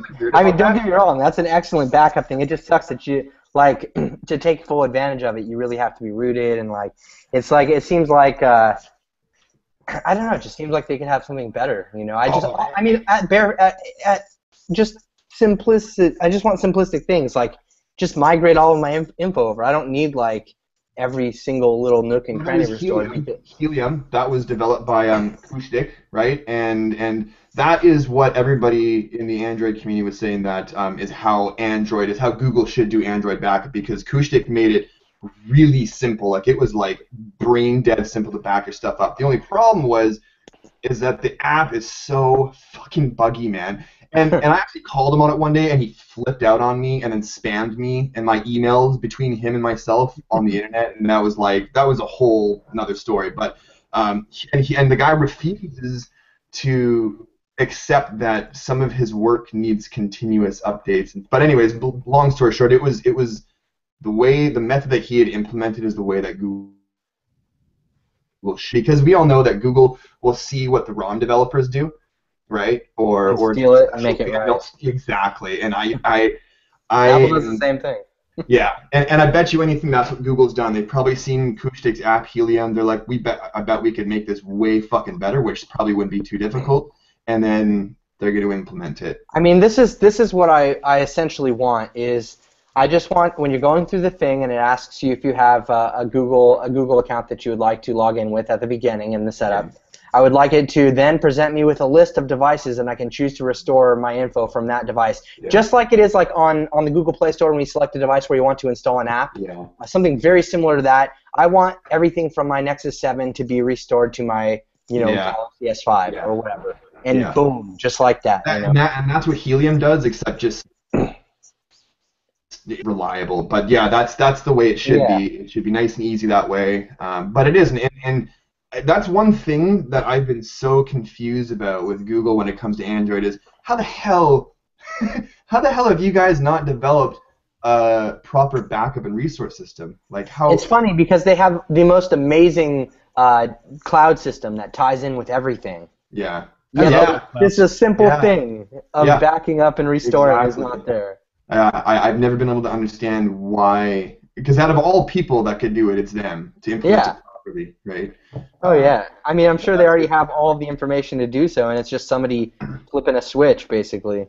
Yeah, exactly. No, so I'm hoping that will come out on Android L. Really desperately hoping for that. For some reason, I thought I heard that mentioned at the keynote when they talked about that, a better backup. Then it probably was the keynote that I couldn't remember if it was an article that I had read from Android Police or if it was part of the keynote, but I think it was part of the keynote. Now that I think it was. Yeah. I think it was. Yeah. So that's pretty exciting, because if they could because titanium backup's great, but again, you need root. I mean, Yeah. even with root, titanium backup's interface is so fucking unintuitive. Oh yeah, it's It's horrible. it's just terrible. It's the most powerful backup tool. It's the most powerful root tool you could put on your Android device. But the developers, they just could care. They're thinking this. I talked to somebody about this a long time ago on a different podcast, and it was like some developers think like developers, but they can't do that. They have to code like a developer, but think like a consumer or a user. I And mean, so- yeah, at bare minimum, just add an easy mode. Just back up. Yeah. Yeah, there's an advanced section and then just like the regular people mode, Yeah, yeah, no. But yeah, that Moto, the Nexus 6, when I saw 5.9, there's rumors going around. They're like, no, Google, they'll come up with a 5.9, but they'll also come up with like a 5.2 inch. I'm like, no. Really? Oh, come on. Don't do it. You would have already heard, if there's rumors about the 5.9, there would have been already rumors about the 5.2, because Google's going to keep something that tight and secret, all the way up until the last minute? No, Right. that's not the way Google rolls. It's going to be a 5.9-inch Nexus 6, and everyone's just going to have to accept that. Yeah, it's going to be gigantic. But you know Somebody what's has- funny is it'll still be smaller than the iPhone 6 Plus. That I don't think it will be. It will be. It will be. I don't You know, think I it's find it funny that you guys are iPhone fans, but you're still making fun of your precious iPhone. Hey, I'm no, not dude. I give criticism where it's due. I Fair mean, enough. Fair enough. I'm not a fanboy straight through. I'll make fun of it all day long. Not like yeah, I Jeff. mean, I mean, if any of you guys read this like overly super long article that I did on Bengate on 9 to 5 Mac, Very good article. you'll know that I'm not Mike I is mean, just I like Apple stuff. I own a Mac Pro, a MacBook, 2 iPhones, an iPad Mini, he's an Apple but I fan. also own a lot of Android devices, and I will call people out where they need to be called out on either side of the fence. Fair enough. Fair enough. I have an Xbox One. Yeah, you're still a fanboy! Product I own. AIO Actually, that's probably technology. that is the only Windows product I own, and I love my Xbox One because the same goes for Dom. The only thing I use my Xbox One is to control my TV. Yeah, Xbox on. TV on. That's funny. Have you guys seen those trolling videos, those gamer trolling videos, where they change their gamer tag to Xbox off or whatever, and then they'll go and piss people off in the game, and then people are like, cut it out, Xbox off! Oh no, wait! And then bloop, and then That's hilarious.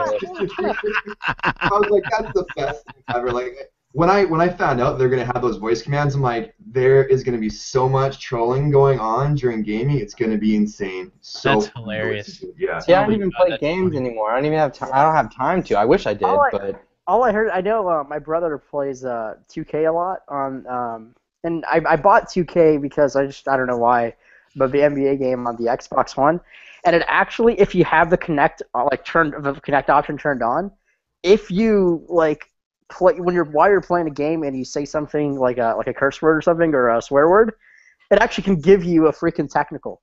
It will give you Really? a technical foul. Like I just wanted to try it, so it was a tip off, and I was like F, and then it just gave me a technical foul. It gave me What? 2 points. I'm like, what? Oh my gosh. That's pretty crazy. That's hilarious. That's kind of cool. Like That is I think kinda that's cool. That is kind of neat. Yeah.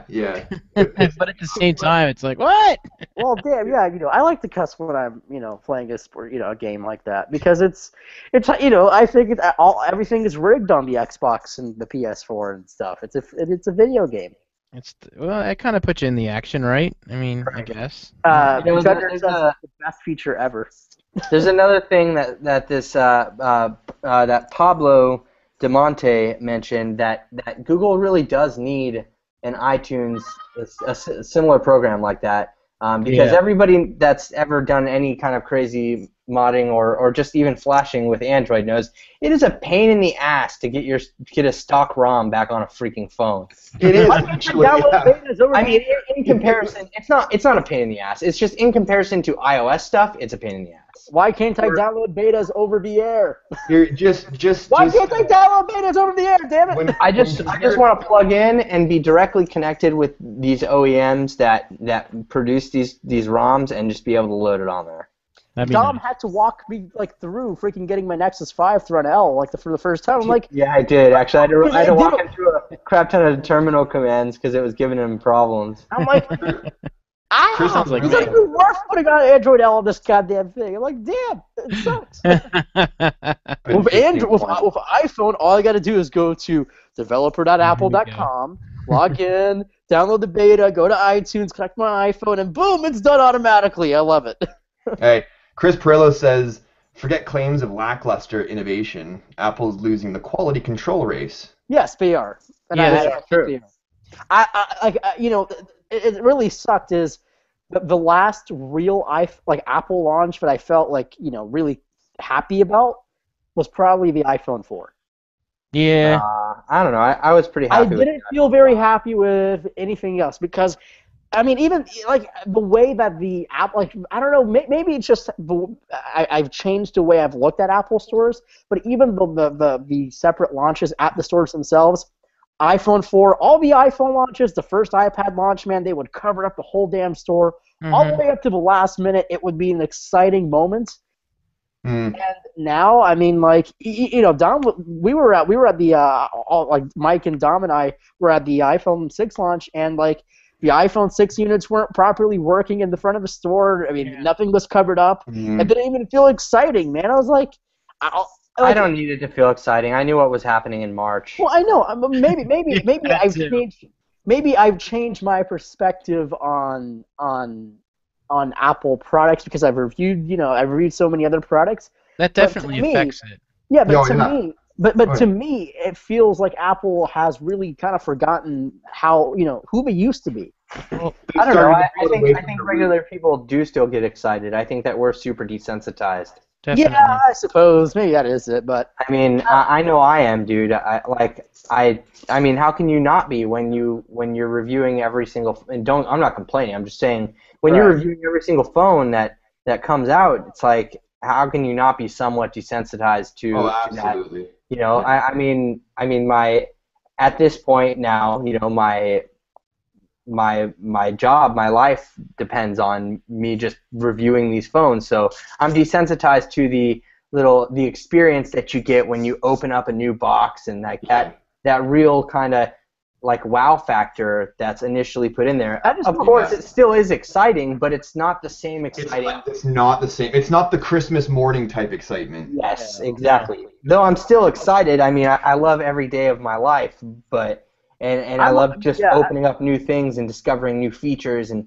doing those things. It's just that average, no pun intended, average consumer experience is not there. Yeah. No, because the first thing you have to do is look for the negative in things. You don't have to, but you're not only looking for that positive. You have to be cognizant of what is or isn't working.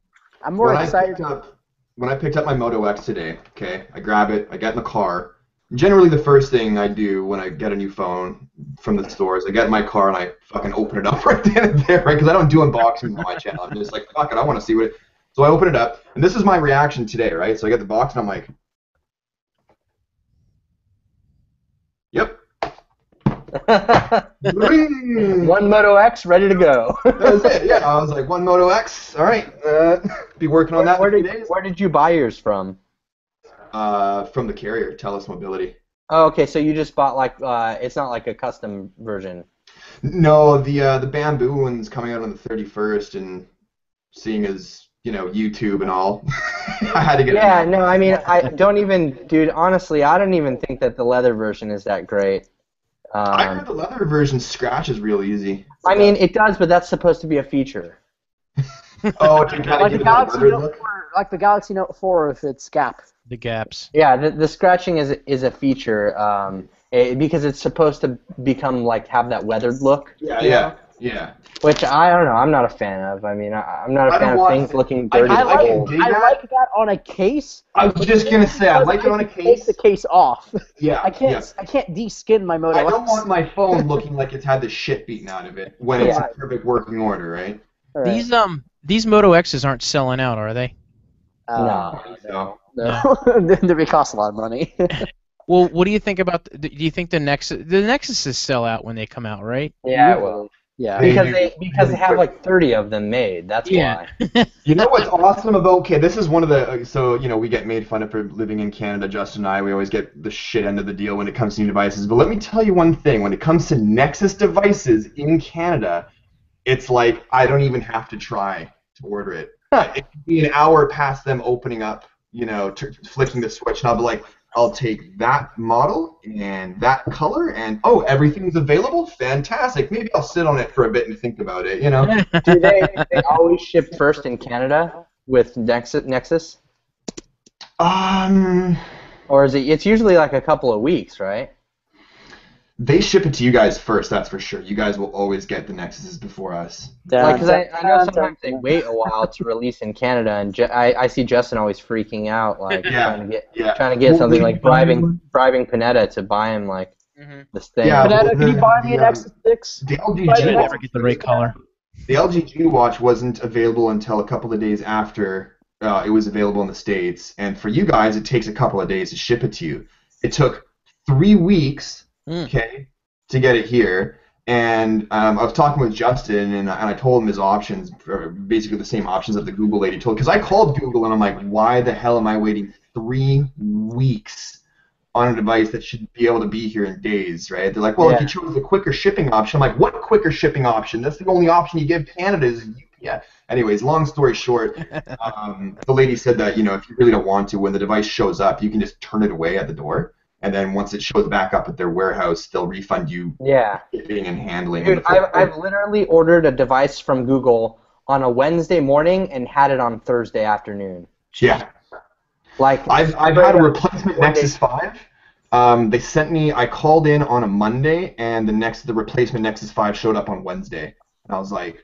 Because if you order it when they release it, they will ship it that day most of the time. In most cases, and if you have 1 day shipping, it'll get there the next day. It's Google has a lot of warehouses around the States. Like my Google warehouse is about 3 hours away from me. Google is so baller status. We each individually have our own Google warehouses. Yep. Like when I bought everything I've bought from Google, like the watches, glass, Nexus devices, tablets, all shipped from my own personal Marco's Google. Google's Marco's Google warehouse. That's 3 hours away from my house. Yep. I don't even sometimes I don't even have to use the express shipping because it always ships from there.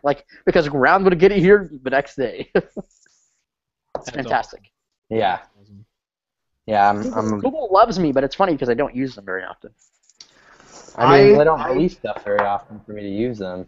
Yeah, I managed to snag a relationship a few years ago with the Canadian PR rep for Google, and I call her up, and oh my god, I'm thinking to myself, sweet, I got an in with Google now. I can get all these Nexus phones nice and early, right? So she agrees to send me a Nexus 5, a Nexus 10, and a Nexus 7. Okay, so she apparently fires them all off to me. 3 months later, I get an email from her. Hi, this is Kathy from Google. We were just wondering if you're done with those Nexus devices, if you could send them back now. And I'm like, what fucking Nexus devices? They never sent them. Damn. So either A, they never sent them, and she's just stupid, or she truly believes, or they did send them, and they got lost, and now Google thinks I ripped them off. And I tried contacting her again since. She won't talk to me. She won't reply. Nothing. I am 100% positive that it got lost in the mail, and that she thinks tracking numbers. Like what the heck? That's we said it never showed up. 2014. Or 13 maybe at the time, but still. I'm just blown away that their PR rep didn't know how to, organize and pay attention to where they're shipping all these devices and shit. Yeah, well, how do you forget? It's a PR. I mean, no offense to anybody that's a PR reps out there, but I mean, I know that your loyalty is to the company that you work for, not to the company that your company works for. Yeah. I mean, I don't know. Yeah, that sucks though, man. It was like, man, I was so mad. You were like, what? Yeah. That sucks. Oh well. I just buy them all myself now. I used to, another terrible thing about being in Canada when it comes to PR reps for companies, in Canada, we only, okay, for Samsung as an example in the US, right? Samsung puts on an event. They've got about 1,000 demo units or review units that they just hand out like candy to 4-year-old kids who have tech review channels, right? Out here in Canada, no joke, they literally give, the PR company here in Canada for Samsung is called North Strategic. They give North Strategic 2 phones. Oh, Jesus. All in Canada. Damn. So the past several times they've invited me to events, I show up, I'm like, cool, where's my review unit? Oh, sorry, Jared, again, they only gave us 2 review units. So, and so what they do is they pass them around. So 2.5 months later, I end up getting a call back from North Strategic. Hey, Jared, the Galaxy S5 is available. Did you want me to send it out to you? I'm like, no, thanks. I've already bought it the day it was released. I've reviewed it twice. Yeah. And it's old news now. You know, oh, okay, thanks for the information. What do you mean, thanks for the information? Smart-ass PR The bitch. only time that's helpful sometimes I think is when Samsung releases something in like Korea and Russia first for like 2 months, and then later on they're able to give you a review device when it's actually coming out on carriers because there's still hype around it because AT&T is now marketing, you know, that Right. launch. Yeah, But absolutely. yeah, you know, that's like with the Alpha. I mean, the Alpha is kind of old news, but I think AT&T is going to be sending me out one to do some videos on, and they just launched that, you know, so it's still I'll still probably cover it because it's kind of topical right now as far as the U.S. market is concerned, and As well. yeah, and that's, you know, that's like more than 50% of my my viewers is U.S. So Yeah, yeah. it works out that way, but yeah, it is crappy when some of them are just super late on things, and you're like, I mean, I've already went through 2 of them now. Yeah. It drives me nuts when they offer me devices that it's like, dude, it's been 3 months. Like, you really think, what fucking tech reviewer in this entire world would be okay with review? Well, like, say for instance it was like CNET or something, and then Samsung's like, oh, 3 months later, do you want the phone? CNET would be like, no. Well, it's because these the PR companies want to keep people talking about their clients. Yeah. That's why. So And then they're they just want trying to keep people use talking about it. us to do that, and that's not okay. You know, they Well, need to because understand everybody that. knows that YouTube isn't real media. Yeah.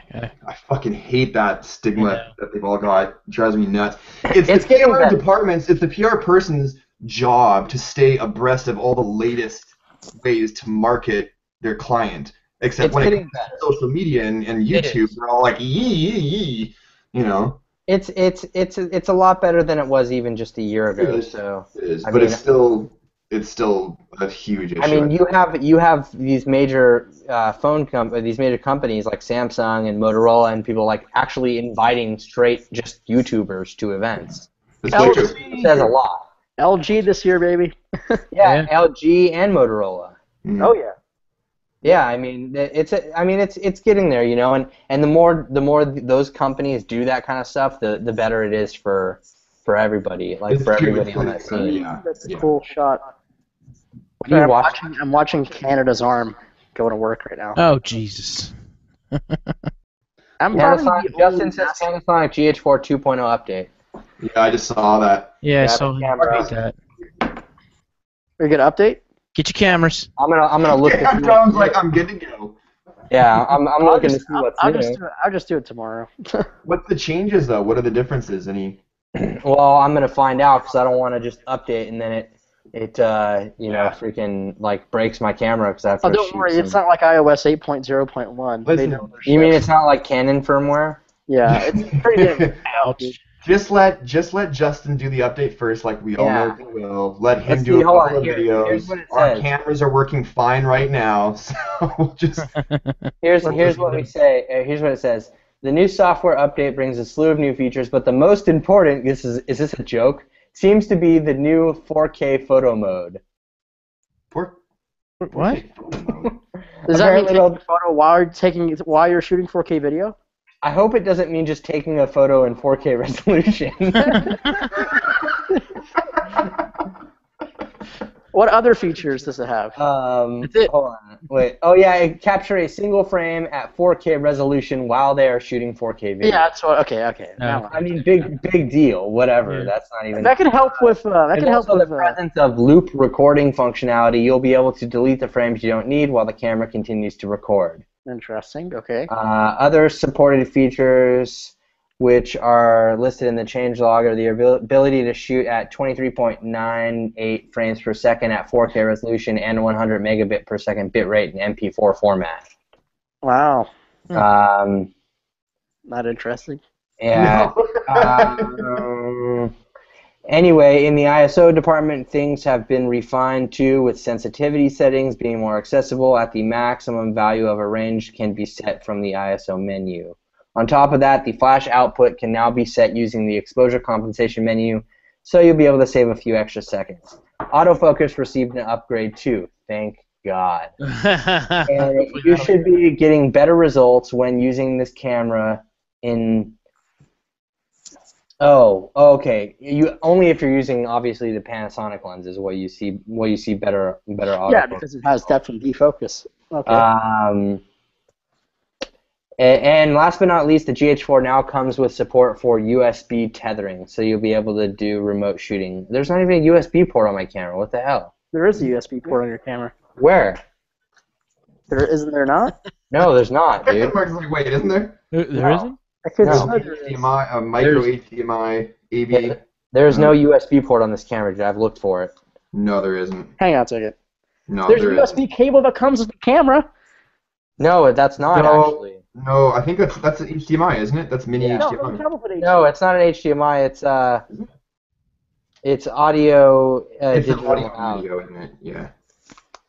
And it looks like USB, like fucking. Oh, mini but USB. that digital out has to a USB in though, isn't it? I don't. Is it? I think No, so. it's different pins. It's different pins. I It's mean, a digital either way, I don't care because Wi-Fi tethering for the win. So. I was gonna say, Yeah, Wi-Fi for sure. Awesome. Yeah, dude, that was such a huge selling point of that camera for me, man. Just grab my tablet and focus, and we're good. I mean, I had a separate freaking module for my Mark III to do Wi-Fi. I had it was called Cam Ranger. I still have it. I have to sell that damn thing, but it was a separate Wi-Fi module that I would plug into the USB port, and then it would allow me to download their app on like an iPad or something and Yeah. focus that way. But to have that built in is just like so much better, and it works in manual mode too. That's the best part.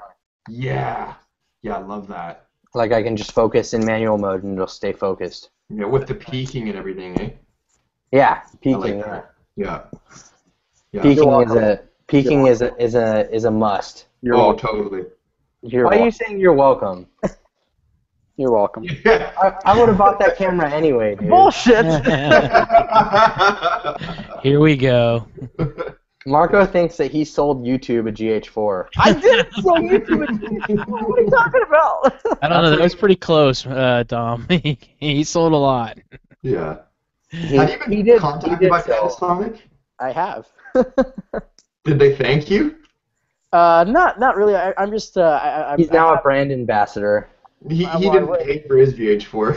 I have a good friendship with a couple of their a few engineers who are working on their mirrorless cameras. I will say one thing: Panasonic has the absolute best customer service repair support in the Really? universe. Let me tell you a little story. Actually, I had this open up like this, sitting on my monopod one day, and it decided to fall over. And this whole screen broke off. Just Oh shit! like literally the whole screen. And this is like, I don't know, what was this? Like a few Months weeks after you bought it. Yeah, a month after I bought it. And it just completely broke off the screen, and it was just dangling there by the ribbon cables that hold it together. Though it didn't function 100% properly because the ribbon cable that controls the orientation Yeah. when it flips was broken, so it didn't flip at all. Okay. Leaving it only useful in one manner where it's closed and up against the back, which defeats the point of having Yeah. a screen that moves. So I called Panasonic on it, and I somehow got in contact with, because with this camera, there's a very, very small support team that at least there was at the time. There was a very small support team. And we're talking like 3 people that are in charge of pulling in the broken devices, repairing it, and ordering parts. Like there's like 3 or 4 people. And so I talked to this lady at this warehouse in Texas. I believe her name was Maria. And what she did was she traded me cameras so that they could work on mine and I would still have one to film with. Holy cow. So they sent me a loaner unit to work with. And I just, I added my own insurance on that just for, the sake of just in case I broke their camera that I wouldn't. Cause I keep. That's one thing I can't stress enough to people that do this like for a living. Yeah. Insure your gear, like insure all of your video equipment. I have insurance on like individual items. Like I have them scheduled on my insurance. So like my slider and my camera and like different lenses and microphones and stuff. Because if something happens if I'm out on the field and something happens to one of my things, I'm totally screwed if I don't have insurance on it. Like. So how many times have you used insurance? Never, but I'm the safe than sorry kind of guy, Fair enough. I would have had to use it with this though. So check it out. They were like, okay, well, we have to order the part for your camera. They had to order like a whole new like display assembly, like this whole area right here basically needed to be replaced. The part up to where it connects to the camera. Mm-hmm. And I was like, okay, well, let me know how much it's going to be, and depending on how much that is, I'll tell you if I'm going to run it through my insurance, and then I'll get them involved, and we can go from that for the repair. Yeah. Well, I think like a month or 2 had passed, and they've been regularly communicating with me, just telling me that it was hard for them to get parts because the camera was so new. It was very hard for them to get parts for the camera, and eventually they were just like, you know what? They were like, just keep the loaner unit. It's going to be too long for us to get parts for you. Just keep the loaner unit. We'll just swap out. We'll call it even. We'll make sure that this dates onto your warranty with our paperwork with the new serial number and stuff. Holy so they just swap cameras for free. Like I'm not saying that they'll do that in everybody's case, but because they made me wait quite a while, and then they were just like, you know what? To be honest, it's going to take too long. Just keep that one. I thought that was really. That's pretty cool. Yeah. Absolutely. Yeah, so I ended up not even having to pay for anything, and they just completely swapped it. I don't know. It just showed me how great their customer service was. That's pretty badass. Yeah. I mean, I've heard horror stories with like Canon support, like that their cameras will be gone for months on end, like, and they don't give you the option of like a loaner device. I mean, of course, Panasonic, they placed an authorization on my card for the loaner device, but. I can't ask for more than that. If the fact that they were willing to ship me a loaner device is crazy. Right. Yeah. Now, what was the condition of that loaner device? Like, was it, equivalent to your brand new? Yeah, it was a brand new camera. I broke the seal on the camera. They just shipped me a new one, basically. Yes. Wow. That's awesome. That's awesome. Yeah, and then they just at the end of the day, like, because all I shipped them was the camera body inside of the original box, and that was it. And then at the end of the day, I ended up getting an additional battery and charger because they let me keep the other one. Sweet. Yeah. It was so insane. I had never seen anybody like. It just seemed like they went out of their way to make sure that I had a working camera. I mean, I explained to them what I did, for a living, that I shot. I was like, I use my camera on almost a daily basis, and I explained to them how important this camera was in my life, and maybe it was that, but I don't know. They were just crazy helpful. So fuck Canon, basically. I mean, I haven't had to deal with Canon support personally, but I've read a lot of negative things. But either way, huh? I said I've read a lot of negative things too. Yeah, I mean, either way though, even if I haven't dealt with another camera company's customer service, this is the best customer service straight up that I've dealt with from any company. So, I mean, and I not that I could deal with customer service a lot, but I've had my run-ins with different companies, and we're shocked by, like, they're this big of a company, and yet it's so hard to do something so small. You know who I was impressed with customer service was Apple on their software end. I've had issues with Compressor and Final Cut Pro, and I've called in, and the people that I dealt with were like stupid nice and stupid helpful. Like, it was like, I was like, wow. Every time I got off the phone, I'm like, that was fantastic. And then I'm like, oh shit, I forgot to ask her something. So I email her, and then she calls me within 20 seconds on the phone. Hi, Jared. It's Candace from Apple. Oh, hi. Amazing. Fuck. Okay. On speed dial. Yeah. So you might be able to answer this question. I'll let you answer it because you're the preacher. So, what's the difference between the $3,300 version and the $1,700 version of the GH4? What the heck? It's a $3,300 version of the GH. I think they're talking about the one that comes with the block, the thing that nobody wants. Oh, the brick? Yeah. Oh, yeah, that's probably true. That's probably true. That is a studio grade type of attachment that lets you get 422 out, 4K. It doesn't actually have a recording option. It gives you XLR. I thought it did 444 out. 442. It's 422, not 444. Oh, it's only 444 if you down convert to 1080. Yeah. Well, it'll be 4444 if you down convert it to 1080. But 10-bit. But it gives you 10-bit 422 4K, but you have to have an external recorder. Which, if you're gonna get an external recorder anyway, I recommend the Adamus Shogun because that does it all in one box, and you don't have to have anything else, and you don't have to have external power. So, Spire GH4. So basically, you're better getting the $1,700 version and getting a nice lens. Yeah. Unless you work on a studio, then you actually could use something like that. Yeah. Because you need 12-volt power. I think we lost Dom. Dom is there. He's rearranging his stuff, I guess. I think Jared's getting the look like I just got a few minutes ago. My wife came downstairs. Do you know that it's 1:45 in the morning? I'm like, yes. I have to go to bed. Yeah, I should probably get going. Yeah, definitely me too. So, well, listen. I don't know where Dom's at. I think he might have lost his connection. No, he's still in. His mic is muted in there. Oh, he must have got a phone call or something. Oh yeah, he never sleeps. He never has Chinese business deals going on right now. He just has a barista, like. He runs OnePlus, by the way. I'm just kidding. He runs OnePlus. If he ran OnePlus, it'd be run a lot better. He runs OnePlus. That's the funny shit. He runs OnePlus and he does it just to screw us all over. Yes, he's been laughing at us this whole time with the invites and all that bullshit. He's like, "How am I?" Honestly, if you ever, we had an invite system. When I went to his house the first time, I'm like, "Hey, what's in your closet?" And he has like 1,500 1+1s just sitting in there. I'm like, I shipped these out for them. I should have, I printed off all these labels, but I never made it to FedEx.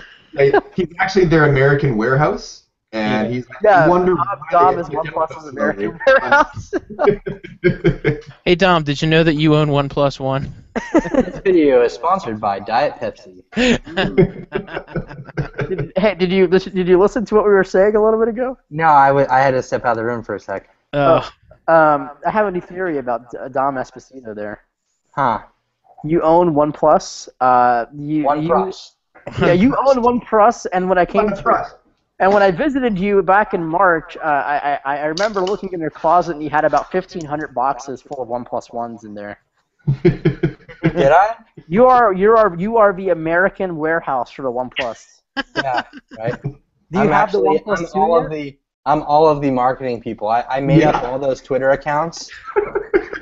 I just found pictures on Google image search. I type in like cute female and like just I just crop out a little face of a picture and put it on like a thing. Yeah. I'm the president, the CEO, the marketing team, the manufacturer. I build these things. Yeah, I have a couple of kids underneath this desk over here building 1+1s right now. So that's what Justin's been doing. We have a secret tunnel. That's how I export them to Canada. Oh yeah. Secret underground tunnel. Justin, and it's a small tunnel, but Justin can still stand up. It's only 8 inches in diameter, but don't worry, Justin can fit. Yeah. That's wrong. Yep. Horrible. Well, on that note, I do have to end this because I got to go to bed. Yeah, I gotta go. Oh, you can take off. Me and Marco will hang out and just run this channel. I did that one time. I think I told Marco that I accidentally closed the window that was holding a live hangout on air, and the hangout on air stayed on my channel. Oh, that's weird. No, it was I during remember that. I was there for that. I was it watching. was during the pre-order party, Yeah. Oh, that's yeah. right. I remember you did that. and I closed it out, and you guys were still like just having a ball on my channel, just doing whatever. Oh my God, we're on Dom shit. Oh my God, everyone unsubscribe right now. Marco and Dom were the fucking funniest that day because both of you guys were just losing your goddamn minds. I think that somebody at Apple was sitting there watching, just laughing their ass off. Yeah. Dom's eyes were like this. But first, all of them criticized me for being way too overly excited about like getting through the Apple website. And the second Dom gets through the Apple website, he goes, "Woo!" It wasn't okay. It started to turn into that. It wasn't even about getting into the Apple website. It was about the thrill of the chase. Yeah. You know, Until 5 in the morning. just making it freaking work. Like that's what was so exciting. Like I felt so bad because everyone in the chat room, man, like or everyone on that live stream. Danny wasn't getting through. Lou had a really bad time. Well, Lou actually kind of, I don't know how he secretly got both of his orders without telling anybody. Like, and then like Lou's like, oh, I got both of them, guys. I'm like, what? You made no commotion. Joel's like dead. Junder didn't have T-Mobile open at that time, so Junder was like, dude, I'm not even like, I can't even pre-order it. I'm just. Junder did not look impressed. He's like, I don't like this. He's like, this ain't cool, man. Meanwhile, Detroit Borg is in the website, and he's like, yeah, who wants me to order? Yeah, we're exchanging Apple easy, IDs dude. and credit Mike card was like, numbers. yeah, Mike was like, I'm on the website right now. You guys want me to order your phone? I go, what? What? So we're literally just using Hangouts messaging to send over Apple IDs and credit card numbers, like. Yeah, I mean, I probably have so It's much. totally safe. I totally is have so insane. much personal information on everybody, but I could probably commit, fraud on everyone and like steal everyone's money. on YouTube's richest community. Okay, guys, I'm done. All right. Yeah, I'm out of here, too. 1:01 a.m. Yeah, we'll have to do this again soon. It's fun. Absolutely. Absolutely. Well, thanks a lot, guys, for coming in. And Yes. thanks to everybody in the room. I really appreciate it. This is a blast. Always a blast. Dom, Marco, Jared, thank you guys very much. Dom has to go back and run 1+1. There you go. One pros. Back and making those One phones. pros. One plus two. I'm gonna go finish my iPhone review. There we go. Anyways, guys, if you like this video, don't forget to click that likes button down below. Subscribe for more videos in the future, and I'll talk to you in the next one. No, you have to say, have a great day. No. Have a don't do great that. day. You can't use the classic, dude. Come on, Dom, do it. Do it. Do Nah, it. Do it. I don't do it on the spot, dude. It's one of those in the moment things. We'll All hit right. the Well, moment. thank you guys. Thank you guys Catch very you all later, much. all right? We'll catch you tomorrow. Yeah. Take these later, guys. Okay, guys.